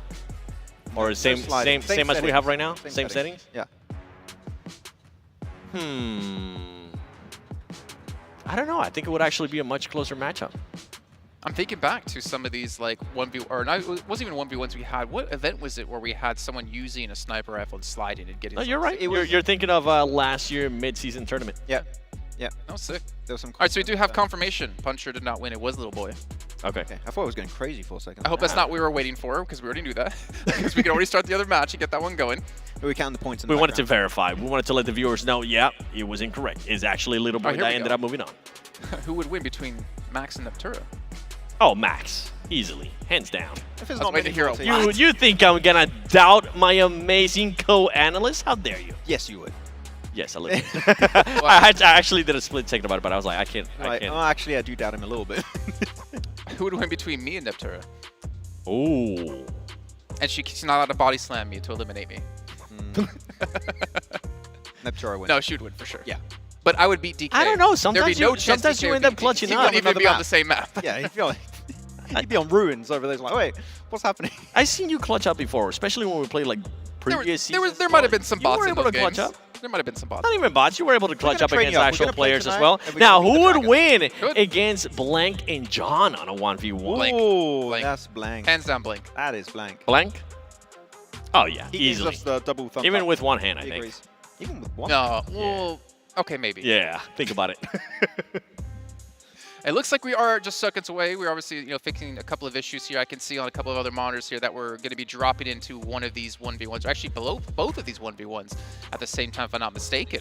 And this will be exciting. Again, I mean, I'm kind of like a big fan of how this has been going. We've seen some really interesting styles of play, like you're mentioning, some little strategic adaptions as well. And here we go, finally hopping into our semifinals. Take it away, gentlemen. Who is going to be going to the finals? This is going to be going Nomi, Wagner, or is it going to be Little Boy versus Nomi? We have to wait and see what's going to end up happening here, as Little Boy is not going to be striking first. It's actually going to be Nobu, and that's a little bit scary because Nobu, we saw what he was able to do in that last matchup. He's going to just continue to be persistent in the action. Nobu, I love what he's doing here, doing the jump shot, pre-fire, and then just pushes it when you hit a little bit of those shots earlier. Does not allow the regen to kick in. And Nobu just keeps surviving with, like, no HP. He's done that so many times in his previous matchup, and he's just going to be doing it once again here versus Lil Boy.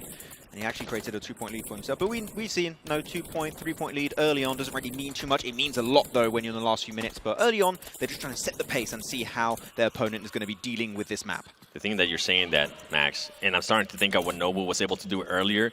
Nobu, the master of the wood. Because if he sees an angle, he says wood, goes to it, and absolutely destroys. With him now, look at this. A 4-point lead. I feel like that is massive for him because he's not going to let down. He's going to just continue to keep on that pressure with Little Boy. And Little Boy right now so far has no answer for what he's able to do. Nobu with the 5-0 lead.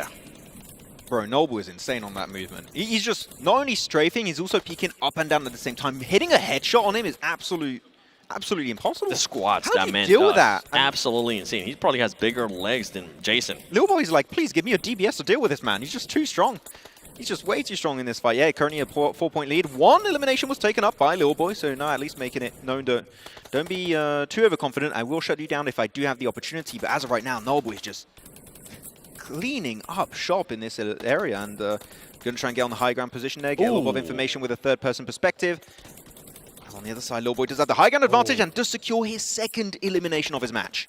Nomi trying to get some angles there. It ends up backfiring as Wagner was able to spot him first. Gonna actually make up Nomi back up. And Wagner, I'm enjoying this aggressiveness that he's currently performing. I mean, he's continuing to play that edge that I was talking about earlier. He's not going towards the center of the circle. Yes. He's staying towards the outside of the map, and it has worked out wonders for him. With Nobu currently a 3-point lead, he's not going to be changing up that matchup. He's not going to be changing what we've been seeing him do over and over again. He's going to continue on that persistency. Right now, Nobu wants to continue on with this fight. Both of the players currently with very low HP. Who's going to be the one striking him first? There you go. The region is going to strike him first. Nobu currently being able to, even though Nobu had more HP, Little Boy played that out perfectly. And the urgency that we have seen out of Nobu so far, Nobu playing like he has a meeting to go to, he's going to have to slow down a little bit. Yeah, unfortunately, the meeting is going to be cancelled soon now. Things are going so far. But Lil Boy is trying to bring the fight over to the more central part of the map. He knows that he uses those pre-fires around the entry points really, really efficiently. And that's its home turf to play on Warehouse. Here's going to let the regen kick in. Pre-fire angles as always. Though you've got to be careful. There's this last clip. He's going to be actually losing quite a bit of ammo.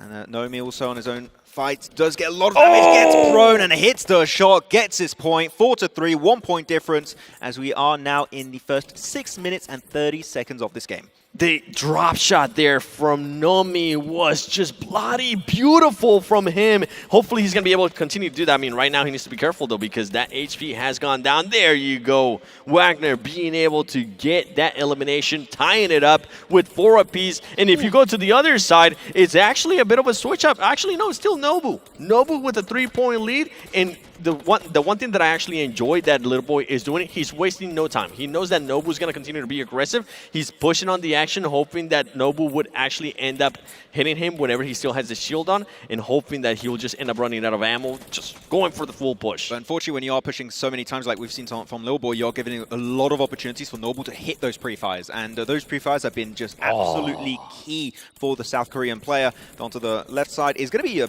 even-Steven game so far between, oh, not anymore, okay, 5-1, 5-4 between Wagner and Nomi, as he does get the elimination. The movement from Noble is just crazy insane. Crouching, moving side to side. This man doesn't need slide, which if people do end up playing TDM, that is one of the options with TDM. He doesn't need it. He's just able to peek beautiful so far. Little boy not having an answer. There you go. He finally is able to reply by being able to just get 6 points total, but Nobu at 11, sitting pretty nice. I have a proposition right now, Seven. You create a in-game emote dedicated to Noble and his performance today. Like those moves. He's going to be crouching up and down. He's just like moving all over the place. Like, I can't hit this guy. That emote's too good.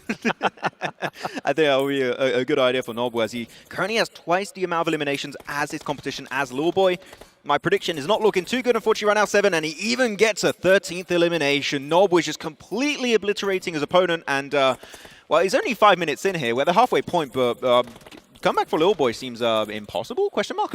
And as you say, that Little Boy is able to get an elimination and try to start that comeback. But Nobu, the aggressiveness, we'll have to wait and see what's going to happen. But you know what? You were saying that your prediction for Little Boy is currently not going according to plan. Right now, though, with Wagner and Nomi, I think you ended up picking Wagner. So far, I mean, it has been working out. He is keeping it close, and he is currently having the lead.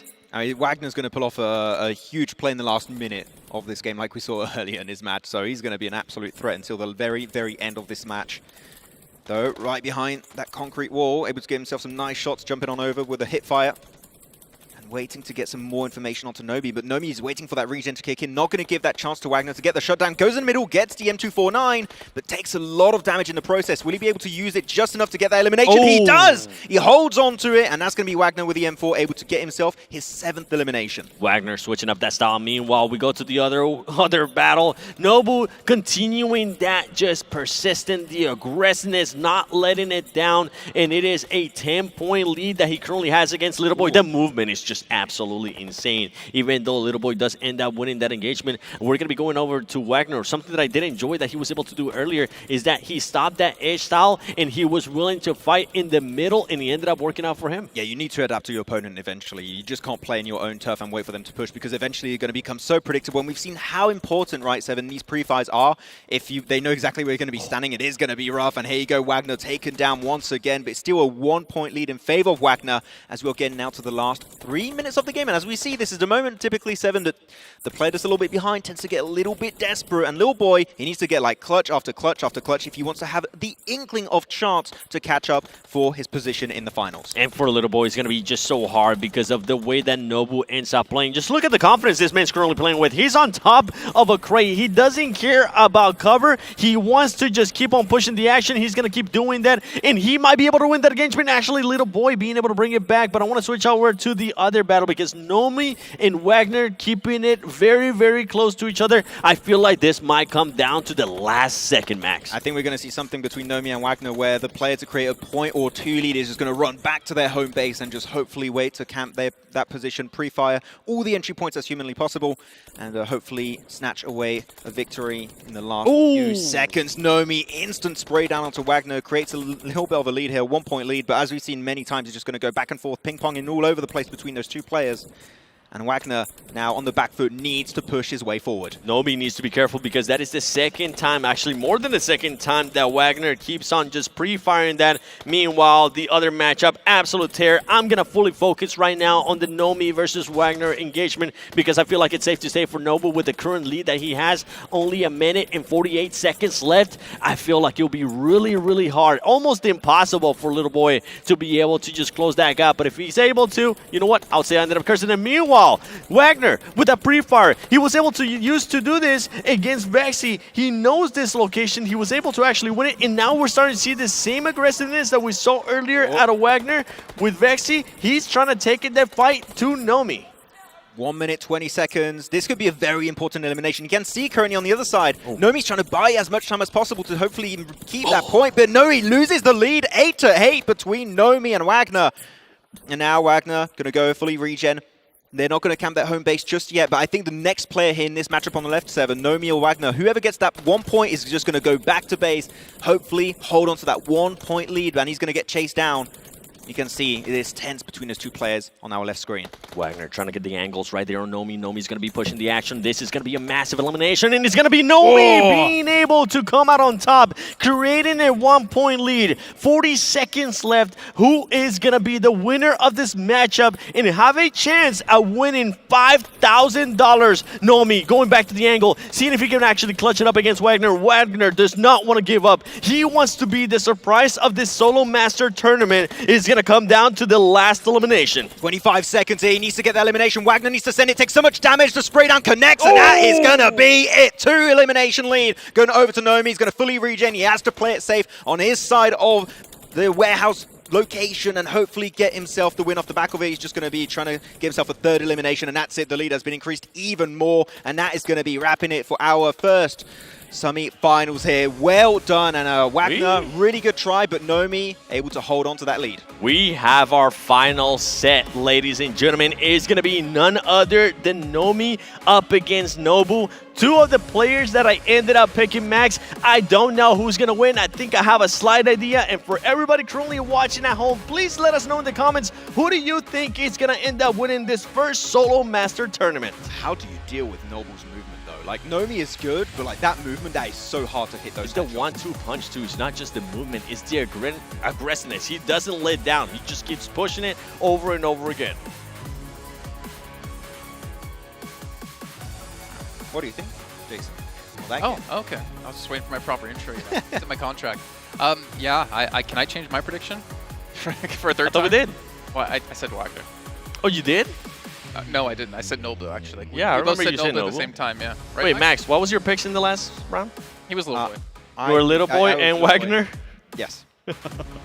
Okay, the curse still alive. That's not kind of fair. What if I picked Nobu? Would that be enough to make him not win because he's crazy? Like, oh, hear me out. With the performance that Nobu has had on the previous matches, if you do end up picking Nobu and he ends up losing, I think it's real. I'm picking Nobu. You can't pick him. Why the hell not? The one that you picked, it's already out. Little Boy's out. Oh, your bloody decision. Okay. Whose decision is it? Mine. Oh. Is it my decision that you can re-pick again? Actually, yeah. I'll allow it. Thank you. So I'm picking Nobu. I have to work with him a lot. I don't work with you that often, so I got to keep him happy. Now we're not just online. It's like, oh, he's there. Yeah. Yeah. It's a threat. No, I'm not. I mean, all of our work over at Pandemonium_News. You can follow on Instagram, YouTube, and TikTok. Also over there, maybe there's a meme in the works. Ooh. I'm just waiting for someone to be like, you need to stop promoting yourself. I'm like looking off to the side to see what's going to happen. But obviously, been like 5 times today. It's solid. That's my average number. That's about the amount of eliminations that I'd get in about an hour of play if I could there. But obviously, that's high. You're generous. That's actually really high. I thought it would be lower. You don't get to repick. You're locked in. No. You just screwed yourself. But obviously, about to head into the finals. It does change up though, because now it means it's a best of 3. Yep. So what mid-game or post-first match adaptations can we see out of these players? We're gonna have the coach come in during the 2 matches, just pep talk and strat and rotations. I don't know. We're gonna have to coach him. We're not coaching absolutely anybody. We would have been out before the first. No, we're not gonna have any coach on that. It's just like, okay, get us in the second game. What I'm wondering though is like, is Team Spirit, potentially watching D+ and are like, we get to split the money that you make, right? No. Because how do teams decide who plays? Actually, it was decided because of the player that ended up with the most damage out of league stage. Was it damage or was damage? It was damage. Damage. Okay. Yeah. Ah, I didn't know that. Yeah. That does kind of make sense. Okay. So then, yeah, you definitely keep the money for yourself. Oh, you have to keep the money to yourself. If you got 5K in your pocket right now, just hand it to you, what would you get? I would take us to a nice chicken dinner. Yeah, solid. That's very nice of you. Yeah. What would you do, Max? I mean, you could easily buy quite a few Infinix GT20 Pros. You guys already have some. I'm saying you. We already have ours. I can invest elsewhere. You can't. You need to get the Infinix. I would get myself one. And then we would go out for dinner. and play PUBG Mobile while we eat chicken dinners. That sounds like a really good evening. Yeah, Sounds maybe amazing. we could do that tonight. Who knows? Maybe. Oh wait, I don't have an Infinix. Dennis? Well, there's one right here. Should win the TDM. Should have won the TDM. I mean, I'm hearing there's going to be some giveaways. Oh. Essentially tomorrow in the audience. I think we've had some, of course, across every single day.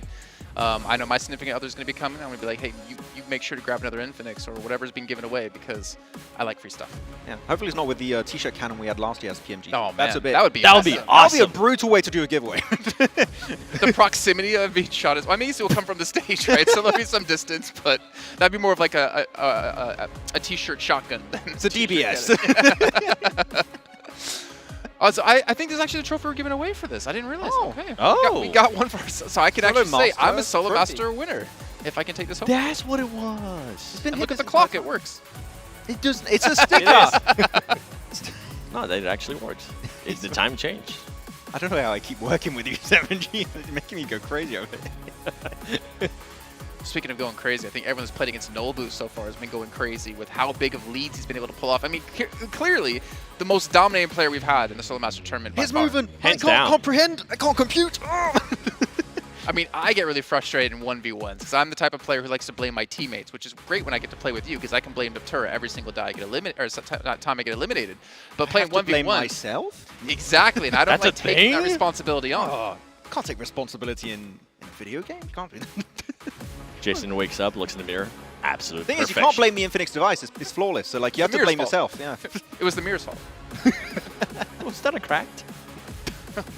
Oh man, but this has actually been quite exciting, and I feel like the most interesting part is that Nobu has just been destroying everyone.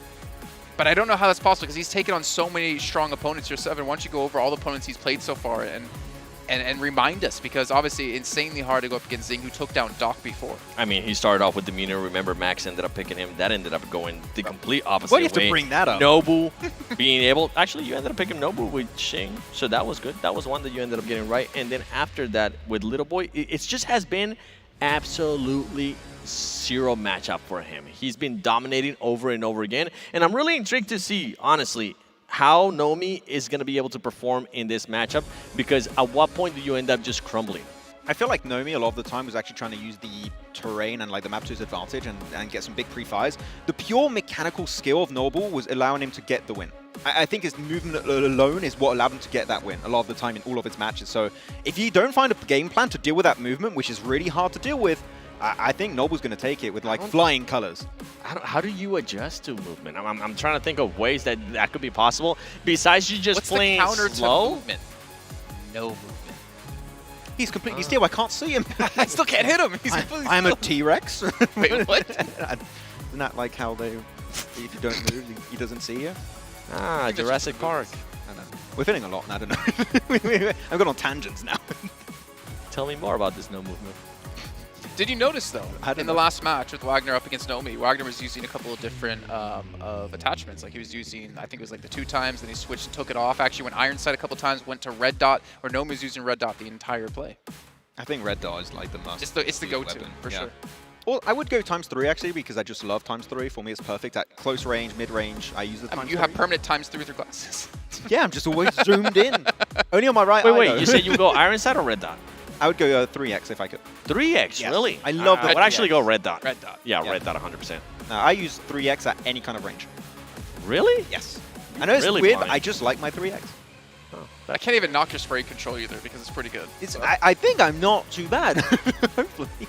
I've been training my S12K DBS plays, which I know that's I should not, but I am. I got eliminated by so many of those. Oh, yeah. I'm just joining the dark side of the DBS. If the dark side means you take home 5K or potentially win PMGC, I'll join that dark side any day of the week. Right now, Noble today. the Put us Sith in. Lord. Well, we are about to head into our finals here between Nobu and Nomi. It's going to be a best of 3 to decide who takes home the 5K, so let's get into it, boys. Here we have it. Nomi versus Noble. All of these matches have been leading up to this. Nomi and the Sith Lord, Noble, with his movement. Incredible movement. Only the Force can make that movement possible. And here we go. First elimination will be going over to the side of Nomi. And Noble was like, oh, wait, this guy's actually really good. Bit of a surprise there, actually. I thought it was going to be Nobu that was going to be able to get that first elimination. You were wondering how are you going to be able to go up against the movement? Just do what Nomi did. Keep on shooting and just hope that Nobu is going to start fighting. Remember, Max, I see your face of panic. You did end up picking Nobu. Okay, it's fine. Okay, it's fine. It's fine. Look at that. South Korea. We go. We get the elimination. Let's get it. No, 2-1. Maybe going to be 2-2. The Vest did take a little bit of damage though for Noble, but finally can still move on forward like a tank, like an absolute tank here. Nice shots. And actually, wait. Nomi was initiating the shots first, and a lot of his spray just did not connect, and Noble making it now 2-2. It's gonna be a close one, I think, this match. Noble currently with that regen, it is gonna be full health, but is it gonna be Nomi? Yeah, Nomi just being too powerful there. And I know we don't believe in it, Max, but I start seeing your face of panic kick in. You did mention there's no way if I pick Noble, Noble would end up winning. Well, guess what? Right now it's not looking good, but for Nomi, currently having to back up. There you go, Noble tying it up at 3 apiece. Remember, this is gonna be a best of 3. Yeah, good follow-up here from Noble. Knew exactly where he was going to be hiding after those 3 bullets connected. Got the 4th in, got that 3rd elimination. So now Nomi inside the building here, trying to get himself that pre-fire. And Noble, is this solo 1 bullet is all you need, and Nomi will fall eventually.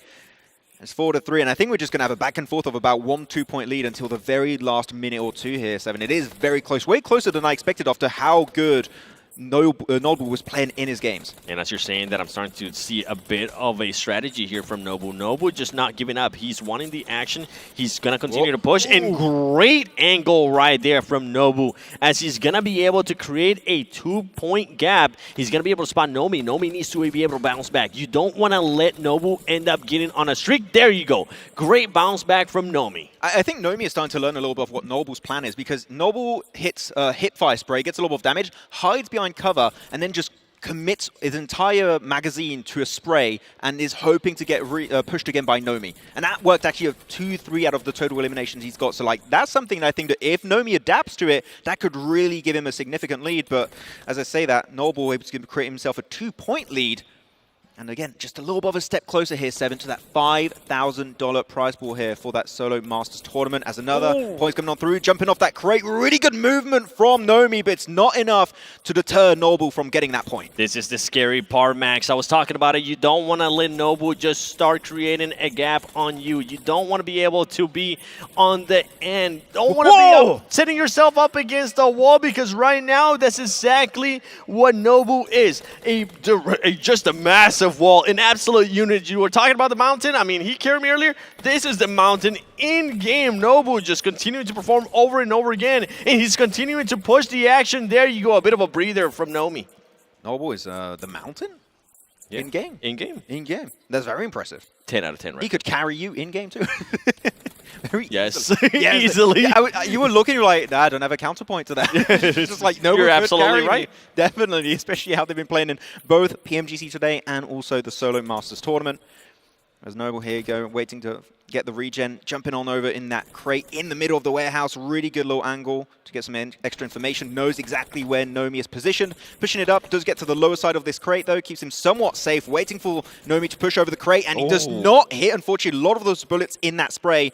And it's currently 6-9, 3-point lead that can be lost at a moment's notice. It is going to be lost at a moment's notice as we are getting closer and closer here to the halfway mark of this matchup. Nomi now back at full health. Keep in mind, though, his best is currently hindered a little bit. He's going to try to maybe possibly rotate and see if he could end up finding that level 3 vest. But Nobu's just being consistent. Get some shots right there on Nobi. Nobi now just having to back up a little bit, but it's just Nobu's too much with that movement. Honestly, Max, with the way that Nobu is currently playing, it's not just us glazing. If we were to fight him, we would not end up winning. I think like 99.9% of the human population would not win. I'm saying 2v1, we would still not win. Oh, still, I mean, even if you send like everyone against him and you not beat him. He's but 3v1, we still wouldn't win. You do not talk the entire match, and that's what you say. Jason, I'm sorry, but yeah, it wouldn't make a difference. He would actually probably beat us faster. Great insight. Here you go. Nomi's going to be pulling on down once again. He's got twice the amount of points. We reached a 5-minute mark. I mean, at this point, we need a miracle coming on through if you want Nomi to get himself that win. And here you go, 13th elimination. Noble, enjoy the 5,000. I'm calling it now. Not yet. Not yet. Nomi could end up adjusting to the movement from Nobu. There you go. Being able to do some damage. Great angle from Nomi, but with the 5-point deficit that he currently has to Nobu, he needs to just continue on the performance. He needs to string some points together. There you go. 2 in a row. Something that the other opponents that have gone up against Nobu have not been able to do, and that is string up those wins. And right now, Nomi, he's trying to get that 3rd point in a row. It's not going to be able to Nobu just too much, knowing that he had him in the run and knowing that he could push the action. Yeah, Nobu is hitting so many headshots also on his sprays. It really makes a huge difference. You hear that headshot, then 1-2 bullets into the rest of the body is going to be resulting in that elimination coming on through. Though Nomi able to get himself his 9th elimination, almost reaching the double-digit mark, but we are now past the 4-minute mark. When we get to 2 minutes left, this is a lead that's going to be almost unsurmountable for Nomi. He's not going to be able to catch up, so he needs to put the points in right now in the next minute or 2 here, 7. Otherwise, I think we should be getting ready to crown the Noble and sending that check on over. Best of 3, Max. Best of 3. Oh, you're right. Oh, yeah. Oh, yeah, that's a good point. I was getting so invested. It's a BO3, so for the first game I meant. Nobu trying to find that angle. Oh, actually, Nomi's going to be able to find that angle, closing the gap there, making it a 4-point lead. 3 minutes are going to be left on this battle. Nomi just waiting patiently, seeing if he can fully heal up. Nobu, though, is going to be able to spot him. Nobu being a little bit too much. Great jump up there out of Nomi, sending Nobu back to the respawn. And now Nomi having to back up, making sure that he fully heals up. Wait, we had a huge lead that was created. Nomi is able to catch up quite quickly. In the last 3 minutes, this is the perfect time to initiate that comeback scenario. Able to get up there, get himself his tier 3 helmet. No vest. No vest currently on the side of Nomi, so he would take 100% damage of those shots if he connects in the rest of the body, but we know the Noble on the headshots is pretty damn accurate. Here you go, but the body connects, and that's Nomi down once more. 4-point leads being created once again for Noble. Nobu just too strong with those angles. The movement continuing to showcase why he is currently on the finals for the Solo Master Tournament and continuing on the pressure. And right there with 2 minutes left, Nomi is going to have to figure this out and figure this out quickly. I don't know if he needs the couple of hand warmers because right now his fingers are feeling a big hole with the point gap that we're seeing. I just got mine out because those players are sending chills down my spine. 7, I'm having some chills after seeing how Noble's been able to move around this game. There you go, trying to send it again. Pre-fires coming on through from Noble, able to get a lot of damage onto Nomi, down to half HP. Nomi had to go for the reload on his M4. But Noble goes back to safety, trying to kick up that regen. And he knows exactly where Nomi's going to be coming around, trying to go for the pre-fire around the corner of those crates. He does get so much damage done, but it is not quite enough. Nomi, again, to claim a life, and 3-point difference. Still, you can catch that up in 1 minute 40 seconds. That is still technically doable for the side of Nomi. So you're telling me there's a chance Nomi might be able to actually close this gap, but it would have to happen here, right now. He needs to get this elimination. Nobu not letting down, continuing on the pressure. Actually, Nomi's going to be having a bit of a defense. He needs to continue to push the action. He currently has more HP. Whoa. Great stuff there from Nomi as he's able to close the gap to just 2 points. 1 minute left. Is that going to be enough, Max? Oh, it might just be Nomi. Good pre-fire. Hits another one. A 1-point difference between Nomi and Noble. And Noble, maybe the nerves are getting to him. Maybe he's feeling the pressure of this game. Maybe slowing it down for the first time. Yeah. He's slowing down. He's been a little bit careful here. Big pre-fire down to just 1 bullet's worth of HP. He's got to be careful. Can't take one more shot. You need to get the regen in. He goes into the line of sight. 16 to 16. Nomi, one of the biggest comebacks we have seen yet in this Solo Masters tournament. In a matter of just 20 seconds, Nomi fully switching it up. But you got to be careful because Nomi right now has no vest to his name. Meanwhile, Nobu, we saw a bit of a slowdown right there, but he's starting to realize he needs to push the action. Great shots right there from Nomi. Nomi trying to see if he could possibly end up getting this vest in the middle. Can he go for it? He's going to be playing patiently. He knows that Nobu's going to be pushing up. He's able to get some shots there, but not enough shots to fully create some full damage on Nobu. Nobu continuing on the pressure. Nomi trying to see if he can possibly find an angle. He needs to make sure that he doesn't let Nobu get too close.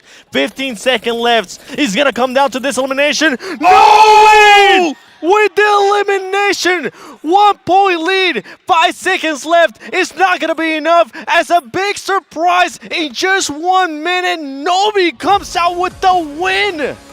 What did we just witness after how dominant Noble was in his games? He created a massive 6-point lead, and yet Nomi held on strong and able to do one of the biggest comebacks of this Solo Master Tournament and get himself the first win of this BO3. And proving Maxman has the biggest curse in existence, he True. went with Nobu, and it turns out that Nomi closed it out.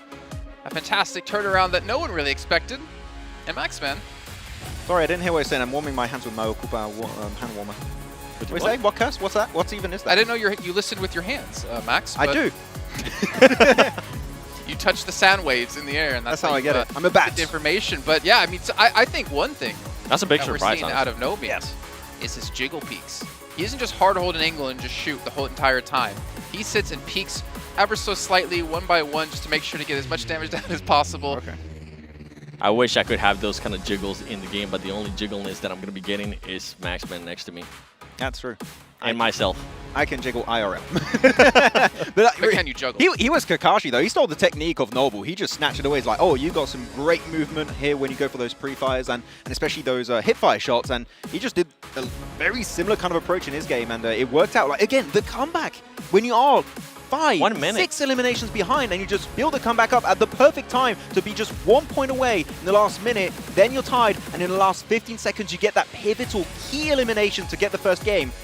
Look at Nomi. Nomi doesn't want to sit down. He's currently just feeling great, especially after the comeback. You just mentioned it, Maxman. I mean, he is going to come down to how he's going to be able to adjust with what Nobu's going to be bringing in that second match. He pulled a Maxman there. He thought it was best of 1 for some reason. It was like, well, Maxman said it was a best of 1. That's my check. Come on, I'm about to go on stage and get my trophy. It's fine. Because it's a BO3, the curse has not fully taken effect. Oh, look, the time changed. There is still a chance. What did you say? Did you say if you talked about the clock on that trophy? I swear. Is that what you said? No, you didn't talk about that. Okay, that's what I thought. Yeah, that's you a great were looking too trophy. busy again playing with your Koopa hand warmers. It's a great fidget toy too. It is. It is. Tell me more. Sell me, Max. Sell and RGB. Sold. You had me at RGB. That's it. I'm a true gamer with RGB now right now in my hands. In the UK too is like the perfect place to have these. It is. The RGB or the hand warmers. warmers. Why would you need RGB in London specifically? I don't know. As we're going to be jumping in on the second matchup here, remember, Nomi just won the first matchup. It is going to be best out of 3. If Nomi can end up clutching up this win, this matchup, he would become the champion of the Solo Master Tournament. But Nobu, it's not going to go down easy. Yeah, it's not going to be an easy one. Noble already down to half HP. Has to wait for the regen to kick in. Free fire around the left side of that concrete wall. Nobu's slowing it down a little bit there, too. He's not fully going in crazy. There you go. First shots. Nomi knowing that he was going to go for the jump shot. Nomi waiting to see if Nobu's just going to go for the full peak. Nobu, though, with just 1 HP left, being able to draw the first blood. You don't want to get too comfortable, though. We saw earlier that a huge lead might not be enough to deter Nomi from giving up in this game. And currently, as he has the 1-point advantage in the BO3 overall, he can afford to lose this one, but you know that Nomi wants to wrap it up ASAP. He wants to wrap it up a clean 2-0 versus Noble, his opponent. Here you go. Nomi trying to get himself a little bit more information with that crate, able to see exactly where Noble is going to be running towards. Here's the footsteps especially. And he's just trying to run around the rosy, buy some time, go for the reload, and just wait for that prime opportunity to go for a pre-fire and get the perfect angle. Well, behind him, though, doesn't see it. Here you go. He's going to get wrapped around by Noble. Oh, great shots there by Nomu. Great shots there by Nomi. It is going to come down to this fight. I'm really intrigued to see how they're going to be able to adjust. Nomi very low on HP. Noble's going to be able to realize. Great jump shot once again there by Nomi. That is not the first time that we have seen it. We were able to see it in the first matchup. Nomi does it once again. And the best part out of that is that he's going to be able to get some more damage into none other than Nobu. His vest and also his helmet currently almost intact. It will be really funny to see in the games tomorrow, see Nomi and Noble just meet up in game like, it's you! It's you again! A 1v1 tomorrow, a rematch. It's like, let's drop Pachinki on 1v1 in the game at the start of the match.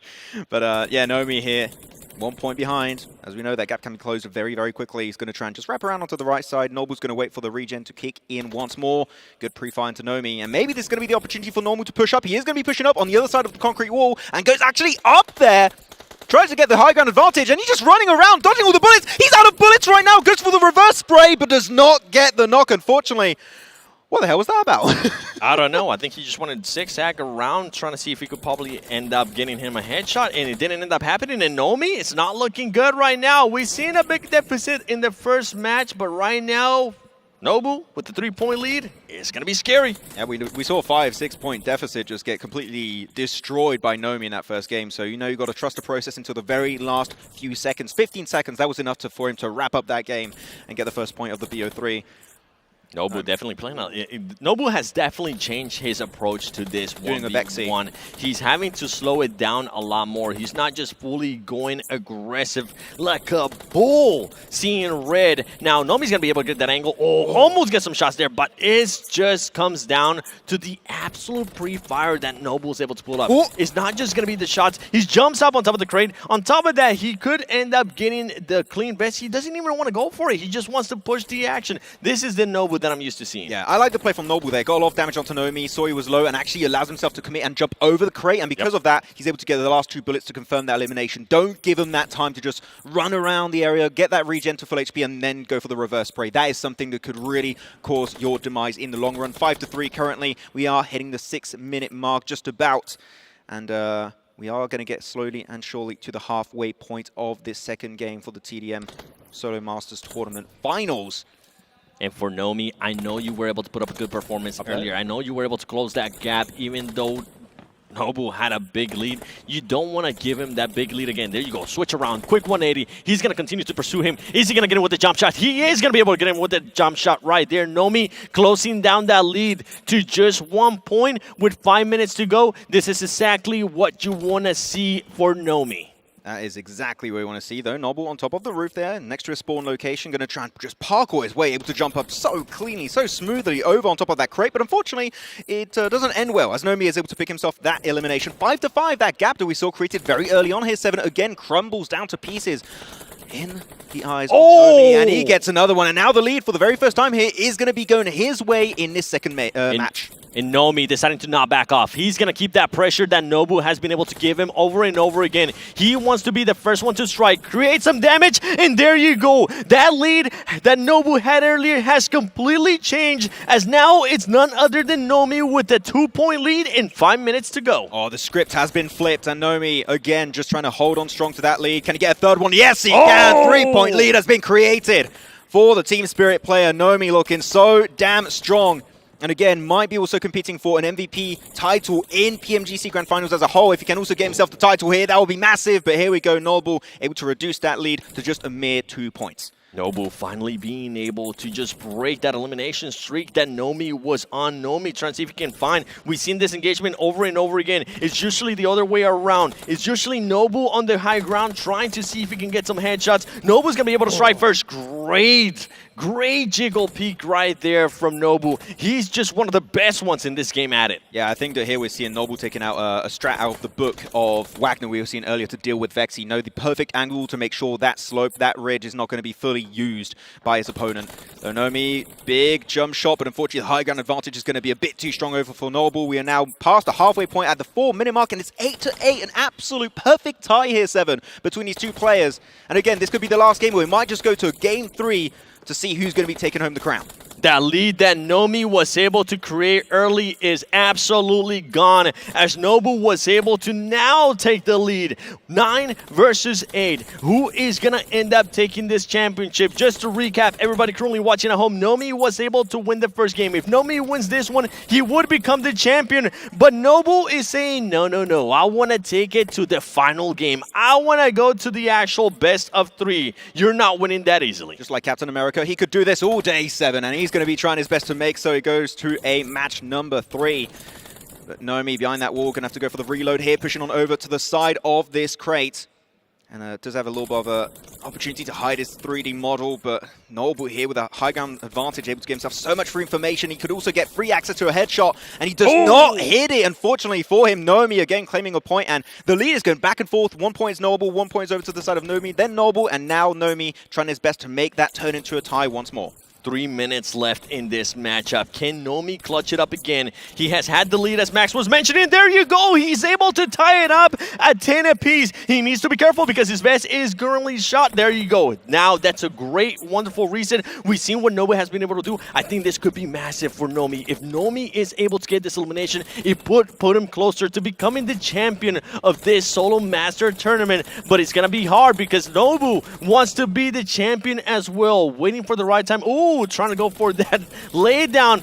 Nice one. Nomi! He creates the lead once again. What a play coming out from this guy. Team Spirit is going to be proud about their top fragger here. Currently looking for another spray. Going to be put extremely low. No way he can win it. No way. Oh, he does get confirmed and taken down. The shutdown is huge for Noble. Back to an 11-point lead. 2 minutes left right now, 7, before we know if we're going to be having our champion here, Nomi, or if we're going to be taking it to a match 3 for these finals of the Solo Master Tournament. As Nomi now going to be looking to wrap around the right side and going to be giving the slope once again to Noble that we know can use to its full potential. And what's interesting too is that Nomi is not scared of just giving his back to Nobu and letting him be inside his spawn. He wants to feel comfortable, and he's comfortable with being able to switch the angles, but he needs to be careful because right now Nobu was able to play that out so perfectly, taking a 1-point lead. 1 minute, 30 seconds left to go. Nobu, no helmet. His vest is currently cracked. He needs to be careful because Nomi wants to tie it up. Yeah, able to at least regen to full HP. That's going to be making a difference. Is he trying to just wait for the push here? He knows he has the lead. Nomi might be the one going for the push, but Nobi's the one initiating the fight. Creates a 2-point lead right now with 1 minute and 10 seconds left on the clock. We need to see Nomi go hyper-aggressive if we want to make it go his way and confirm the entire win. But no, I think that because of the pressure here, he just keeps on committing, keeps on pushing, and Noble is fully abusing that to his advantage. And I know that Nomi earlier was able to close that gap, but right now with a 4-point lead for Nobu, I think with just 50 seconds left is going to be too much. Nobu trying to take this lead. Nobu trying to tie it up at 1 apiece and securing another elimination, and it's fair to call it. It is going to be a 1-1 so far. Nobu being able to take the second matchup, Nomi being able to take the first matchup is going to come down to the final match, Max. You know what? The pressure's been so damn high between these two players in the matchups of these finals of the Solo Master Tournament. I am gladly going to be going to a match number 3 for these grand finals. And really, with how it went in these 2 matches, I think it is really, really hard to pick who's going to be taking the win here. But as we go here, 10 seconds to go, 16-13, a statement being made on the other side. We joke about our predictions. We joke about sometimes of who's going to be able to win here. Honestly, if you were to ask me to predict who is going to end up winning on that final matchup, I don't know. We saw a great performance out of Nomi in the first match. We saw an amazing performance here out of Nobu in the second match. And ladies and gentlemen, we mentioned it. It is going to end up coming down to that last match. Who is it going to be? The aggressiveness of Nobu or just the angles that Nomi has been trying to get, Jason? I mean, he took off his jacket. That's how you know he's being serious here in the final one. He just wanted to take it to 3 just to keep the excitement because he's going to close it out on the final one and prove that the Maxman curse is true. Are you not entertained? As of right now, I'm very entertained with these TDMs. Like the raw mechanical skill we have witnessed between these two players has been truly, truly mind-boggling. 7. It has been absolute madness between these two guys.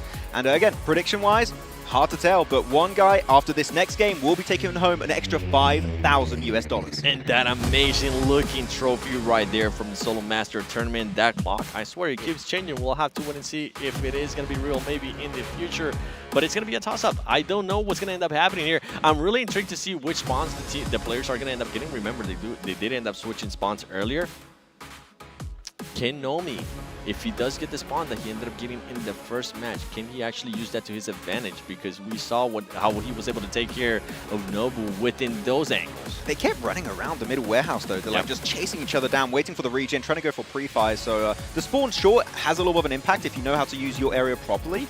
But I don't think it's as impactful when these two players are as good as they actually are, as we witnessed in the first 2 matches. Am I crazy, or did I just notice Noble maybe getting some coaching there? He was trying to pay attention. Somebody was trying to tell him about the coach. Yeah, he might have actually been doing something as we are coming to the final matchup of the Solo Master Tournament. Who's going to be striking first? Earlier, it was Noble. Let's see if Nomi can actually hump them down, as he does have the health advantage, but that's going to be going away as Noble is going to be picking it up. And there you go, the first one to strike, the first first blood is going to be none other than Nomi. Yeah, the first blood has been struck here for Nomi, able to get himself the reload, taking very little damage, easily able to regen to full HP. And Noble now going to be trying to send it out wide on the open once more, and Nomi knows he hit 2 of those bullets. He's going to go for the full-on send in play, but takes a lot of damage in the process, and Noble able to make it even 1-1 again. And I think this is what we're going to be seeing until the very end here, an even Steven game until the last few minutes of this match. I hope that is the case. I hope it comes down to the last second, because we know that none of these players is going to be getting even close to that 40 gold for eliminations with how close these matchups are. Nomi taking his sweet time, trying to work the edge. Going to be getting some shots there, Nobu, making Nobu to back up, and this is when it comes down to the hunt. Is Nomi going to be able to capitalize on this, because the health from Nobu is going to start going up. Nomi trying to see if he can get an angle. Back to even health, and great play there out of Nobu as he realized that he had the health disadvantage. Backs up, wait for Nomu to push him, and overall, I mean, Nomi, not what you wanted to see, considering that he had the health advantage. So I do like what we've seen from Nomi a few times here already, is that he sometimes takes the M4, put it in his backpack just to be a little bit faster, to try and deny that regen. That is something that's very important. If you're able to take the fight when the regen has not yet kicked in, that could give you a huge advantage on the initial spray. But unfortunately, Noble, as we've seen, he's really good on the pre-fires, and that really is causing issues when you send it with your weapon in your back. And what's impressive to me is just the hip fire that Nobu was able to hit on some of these shots, honestly. And the peaks as well. We'll have to wait and see. It's a close matchup. Right now, Nobu has a 1-point lead. We have already gone through 2 minutes. That's right. Only 3 eliminations in 2 minutes. That's how tactical these players are being. Nobu having to back up. He currently has no vest. He currently has no health. And it comes down to Nomi just being able to clutch up that elimination. And I'm going to see if Nomi maybe tries to go to the other side and pick up a vest. Yeah, Nobu trying to say, I'm going to regen. And Nomi's like, no, you're not going to. That's not permitted in this GDM, not when I'm around. But 2-2. As Nomi is trying his best to get himself a good angle inside of Warehouse. Actually, good little pre-fire there. No Noble. But I think Noble is just very, very careful now. When he sees that Nomi has a really good angle, he just doesn't peek too much because he knows he's going to get pre-fired. He waits for the initial pre-fire to come on through, then maybe goes for the counter pick, or tries to just wrap around. But here you go. Going to be extremely low. So much damage down to Nomi. Oh, will be confirmed by Noble. 3-2. But again, that lead, I don't think is going to last very long. The pre-fire there from Nobu, just too much for Nomi. Nomi's going to try to figure out where currently Nobu is at. He expects him to be to the right side, and he's going to switch it up. He's going to be going towards the left side, see if he can maybe end up surprising. But meanwhile, Nobu playing it patient. This is a bit of a different Nobu, right? We're seeing how aggressive he can be, slowing it down. This is maybe the most I have seen Nobu stay still ever. Yeah, you got to respect your opponent, right, going into this. You cannot afford to be overzealous, overcommitted in your pushes. Otherwise, that's when mistakes are made. You know that mistakes right now, Nomi is ready to punish them at every single opportunity that comes his way. Here you go, good pre-fire around the corner, but it is so close. Again, it's down to like 1 or 2 bullets. That is all that makes the difference. That is how close in terms of skill these two players actually are. And Noble going to again wait for the regen to come on through, get himself back to 100% HP, reload his weapon, get ready to go for another big pre-fire onto Nomi as Nomi gets the tier 3 vest. Noble was feeling really comfortable there towards those rocks, towards the right side of the map. He didn't want to push out, and look at this. Look at the big switch up too. Now Noble being in this spawn of Nomi, forcing Nomi to push the action, and you can see a bit of a slowdown. Maybe that was some of the coaching that Noble was getting earlier, telling him, if you do have the lead, slow down, force him to push you, and whenever you do get a shot, make sure you push the action because you're going to be able to get eliminations like that and create a 3-point gap. I think that is definitely a good strat here. You can see that there's so much on the line. Again, $5,000 on the line for this game, the 3rd game of this BO3 Grand Finals of the Solo Master Tournament. Once you have a lead, maybe you want to try and hold on to it for as long as you possibly can and let them push. And that's something that Noble is definitely trying to leverage as much as humanly possible. As Nomi put low, Noble going to try and close that gap as much as possible, but the regen kicked in. He's up to 100% HP. Same for Noble, who's going to be able to win that spray. Noble down to about a 3rd HP right now.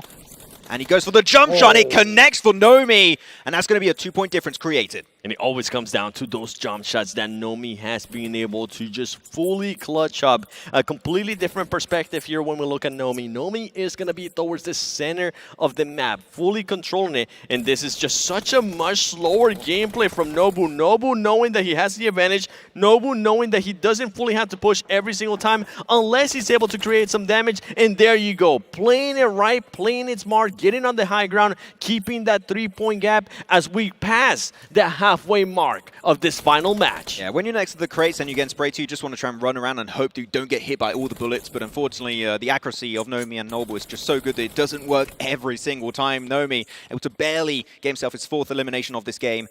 And it is, again, just so close between these players. A 2-point lead can be just reduced to nothing in a matter of seconds. How good these players currently are. There's Nomi inside the warehouse, looking to go wide once more, going on top, but unfortunately, there is no more Tier 3 Vestal helmet on that crate. It's already been taken away by Notable. It has been taken away. Something that Nomi did earlier was that even though he did have a level 3 helmet, it was a little bit damaged, so he went and switched it up, and it's something that Nobu is currently trying to do as well from earlier. They're waiting. They're just waiting to see when the vest is going to end up spawning in, and right now, Nomi doesn't want to give Nobu any advantage. Nomi is waiting for Nobu to just push the action, and Nomi might be, actually Nobu might be taking that bait, as they're going to be able to spot him. It's going to come down to who's going to get the first damage here. Nobu being able to pick up that level 3 helmet, but can that protect him? As now, Nomi pushing the action. If he can get this, just fire HP.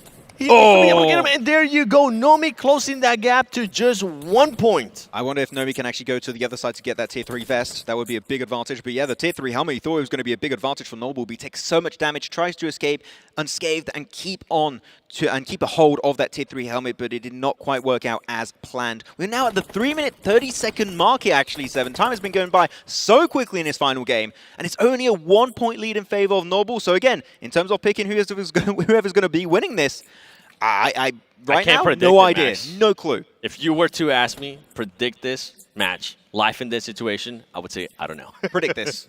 I don't know. Thank you. Nobu now trying to find the angle here on Nomi. Nomi as well, his vest is damaged. He needs to be careful because Nomi is going to have to push the action. I love how they just keep rotating around against each other. 3-minute mark has gone by. This could be massive as Nomi is going to end up picking up that level 3 vest, and the advantage that Nobu had earlier on Nomi has gone away. And Nobu's trying to wait actually for the helmet to come in, but it doesn't come through. And he knows, Nomi knows that he was going to be camping out that Tier 3 vest. And because of that camp, he's able to get himself an easy elimination, an extra point. 6-6 right now, down to the wire. A quarter of the game is now left. 2 minutes, 30 seconds left on the clock. And we'll be ready to crown our solo master tournament as to take home $5,000. But the next elimination is going to be crucial to create this lead in these final moments. Nobu starting to see a bit of an advantage here, actually, with what Nomi was able to see out of Nobu, as he decided to just wait and let Nobu keep on pre-firing, go through the whole mag, and seeing if he maybe wanted to end up peeking after that. We're having a bit of a switch up here. We're playing a bit of a cat and mouse situation, and this is the thing. 6 and 6 apiece, 2 minutes left max. This is what it's going to come down to. Nobody wants to give an inch. Right now, Nomi does have the advantage in regards to the equipment that he has. He has a level 3 helmet, level 3 vest, and on top of that, both weapons. With Nobu, just because he respawned, he currently only has just 1 M4 and level 2 vest and level 2 helmet. Yeah, they both know what the other player's trying to do here. Like, Nobu knows that Nomi knows that Nobu knows that he knows. You know, that's how much knowing is happening currently in this game. There's so much depth going on in terms of strats. But right now, Nobu's got himself a really good angle here behind this little wall. On the other side, Nomi also got the similar wall. They actually perfectly mirrored their position on this warehouse map. And just like, when the hell is this guy going to push? Well, you know what? They're not going to push unless you push. What happens if nobody pushes? What happens if we have a tie, actually? Huh. We do another game? Maybe it's who gets the first elimination first. I don't know. We'll see. We'll see. There could be a tiebreaker here as both of the players are just playing it slow, trying to play. Who's going to get impatient first? This is pretty much what it comes down to. Nomi getting a little bit closer. 50 seconds left. One of them needs to be able to get an elimination. Currently tied at 6 apiece.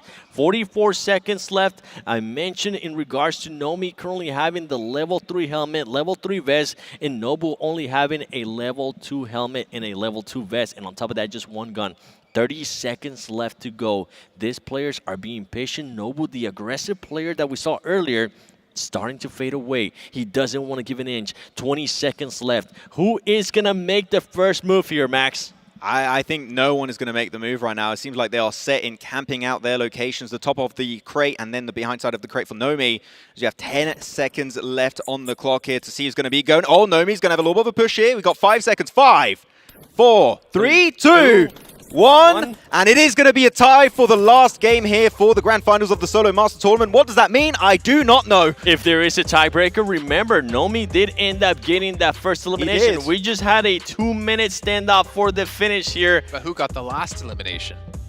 Yes. Agreed. I think that's also Nomi, no? I don't know. So did he open up with the first and last elimination? This is the thing. It's the first time we've done solo master tournament. There's a lot on the line. There's a lot that's been tossed up in regards to rules. I don't know. Do they play again? He's been he seems like he's getting ready again. Are we getting for? Are we going best of 5? We're going overtime. We could be going overtime. We're going to match 4 of this BO3. Now this trophy, again, it's not functional. Does not really tell the time. Is also going to be picked up by whoever takes the win. Yeah, for our producer, I would love to know what is going to happen here. We're going to be getting an overtime? Are we going to be actually picking a winner? Please let me know, because right now the suspense is up in the air. Hey, he's on his Infinix device. I think they're going to be going. He's locking in. He's going in. What happens if they tie So again? match 4, this best of 3, like you said, Max. No, we really don't know. We're obviously going to find out. I mean, Nobu doesn't have his stuff on. Oh, of course, just as I say it. Starts to put our earphones in. Maybe it's the play to get the first elimination in this game. 1 elimination. Okay. So it is 1 more match. Overtime. But it's the first elim will determine who wins. But now, are they just going to camp? Because that doesn't really fix the problem if they're just camping each side and just wait it out. It's the passiveness. That's kind of like, question. who needs to go to the bathroom first? Yeah, who needs to go to the bathroom first? I'm going to wait it out. How much water did Nobu drink? How much water did Nomi drink? I'm just glad I went. That's why he gave me a bottle of water later. I thought he was being nice, but no, he was playing the long game. I thought he was looking out for my hydration. That was not it. But yeah, it's going to come down to who's going to be able to get the first elimination. We saw Nomi. Now, so far in this matchup, he has gotten 2 first eliminations. Here we go. Who is going to be the first one to strike? Nomi versus Nobu. Who do you currently have, Maxman? I'm going to go Nobu. I'm committing to that one. We'll have to see the high ground's taken over by Nomi. He already hits a lot of the damage down onto Nobu. Nobu solo HP. He needs to try and get the regen. Doesn't get it. And Nomi will be your solo Masters Tournament champions and taking home $5,000 US. It came down to that first blood. Nomi has been able to do it over and over again. $5,000 in his pocket. Now the solo master champion, and a chance as well to possibly tomorrow on the final day of the PMGC Grand Finals 2024 here in London, could he become the MVP? There's a chance that could be happening very heavily. After that TDM training versus Nobu, that's the best scream you could ever have. And you know what? I think it's time we throw it over to Barney, because he might end up congratulating and getting a chance to talk to Nomi.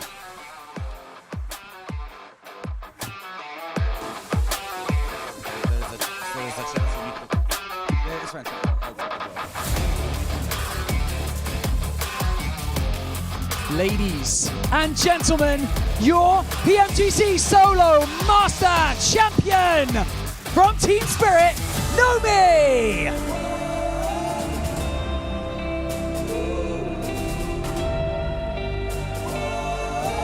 Come on over here. I'm gonna get you to stand here. Come on over. Let's get you a microphone. Here we go. Nomi, congratulations. Now, there must be a nice little confidence boost knowing that you are the deadliest player on the stage. I don't understand what you say, but I want to say, okay, no, I want to say Nobu is very hard player, and I want to say thank you all my for support for me and all my subscribers and all people. Okay, thank you. That's pretty great. I'm going to ask you, you know what? We have another surprise for you, because you get to have a giant check. $5,000! Look how awesome that is. Hand it over. Do I have to? Yes, you do. Why? You have to hand it over. Hand over the check. $5,000. That's pretty cool, having a cool check. How do you feel? Does that feel good? I feel good, yeah. Yes, you do feel good. That's great to know. Congratulations. You know what? Excel Arena, make some noise one more time. From Team Spirit, it's Nomi! Thank you so much. And for now, we're going to head back over to the desk to round out day 2 of the PMGC.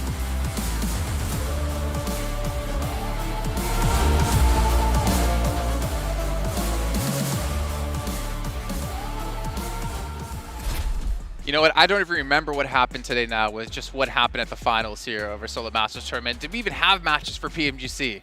No, we did. Yes, we did. I know you're shaking your head. We definitely know we did. I'm trying to think, like Alpha 7, maybe tomorrow we restart. No, we don't. No, that's not. I mean, Nomi, he's in the championship mindset already. Yep. Because he already took home the champion of the Solo Master Tournament. But can he take home the trophy of the PUBG Mobile Global Championship 2024? That's still to be decided tomorrow, of course. That's a good problem to have. Like, oh, too many trophies, oh, too many checks. Too many checks. I mean, his team is currently 28 points behind first place. Anything is possible. Anything is possible. You guys at home who are watching, make sure you check out PUBG Mobile over on TikTok as well here with the tag PMGC 2024. We got the admins making some really good dances. I know Sara's been dancing his way. He probably has a couple more to throw up considering where RCB currently are. And I know Maxman wants to get in here. So if TikTok admin, if you're out there, go hit up Maxman because we would love to do some dances. But you know what I'd love to do? Go play in the Ice Mire Frontier, man. We got maybe some Poke mode tonight to go take down the Frostborn Dragon, the best mode we've seen so far in PUBG Mobile that I think even Nomi could 1v1. Or he could 1v1 that dragon. Though, if you are playing against us tonight, please do not camp our bridge. Like, at least let us get to the dragon. That'll be very nice. And don't worry. You know what? No, forget that. All of you out there, if we do meet you, go camp us because I'd win. No, you wouldn't. No, you wouldn't. No, you would not. What are you on? Come on. Guys, we're on the same I wonder if we here. can get a team with some of the people here at the arena if we could beat the dragon. Hey, how many it would take us? You want to help? Definitely Nomi. Bring Nomi Just don't with be on a us. team with a turret because she's going to let you be eliminated. But ladies and gentlemen, that's going to finish off here our second day of the PUBG Mobile Global Championship 2024. But that means we only have one more night's sleep until we can crown our champion and our #1 team in the world. Make sure you guys have a great night. We'll see you tomorrow for some more PUBG Mobile action.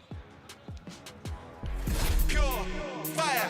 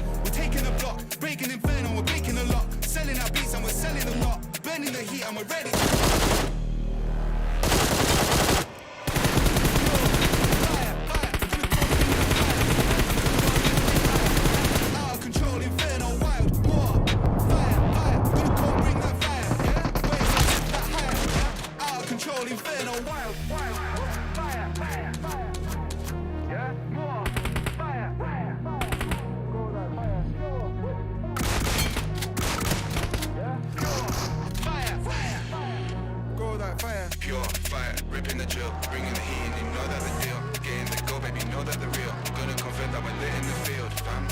Taking the block, bringing inferno, we're breaking the locks. Bringing the heat, like we're bringing the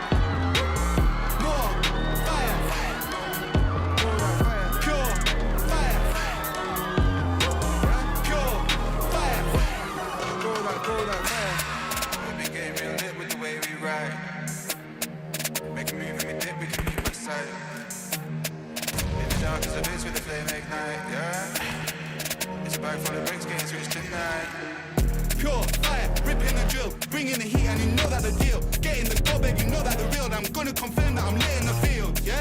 We're taking the block, breaking inferno, we're breaking the lock. Selling our beats and we're selling a lot. Burning the heat and we're ready to pop.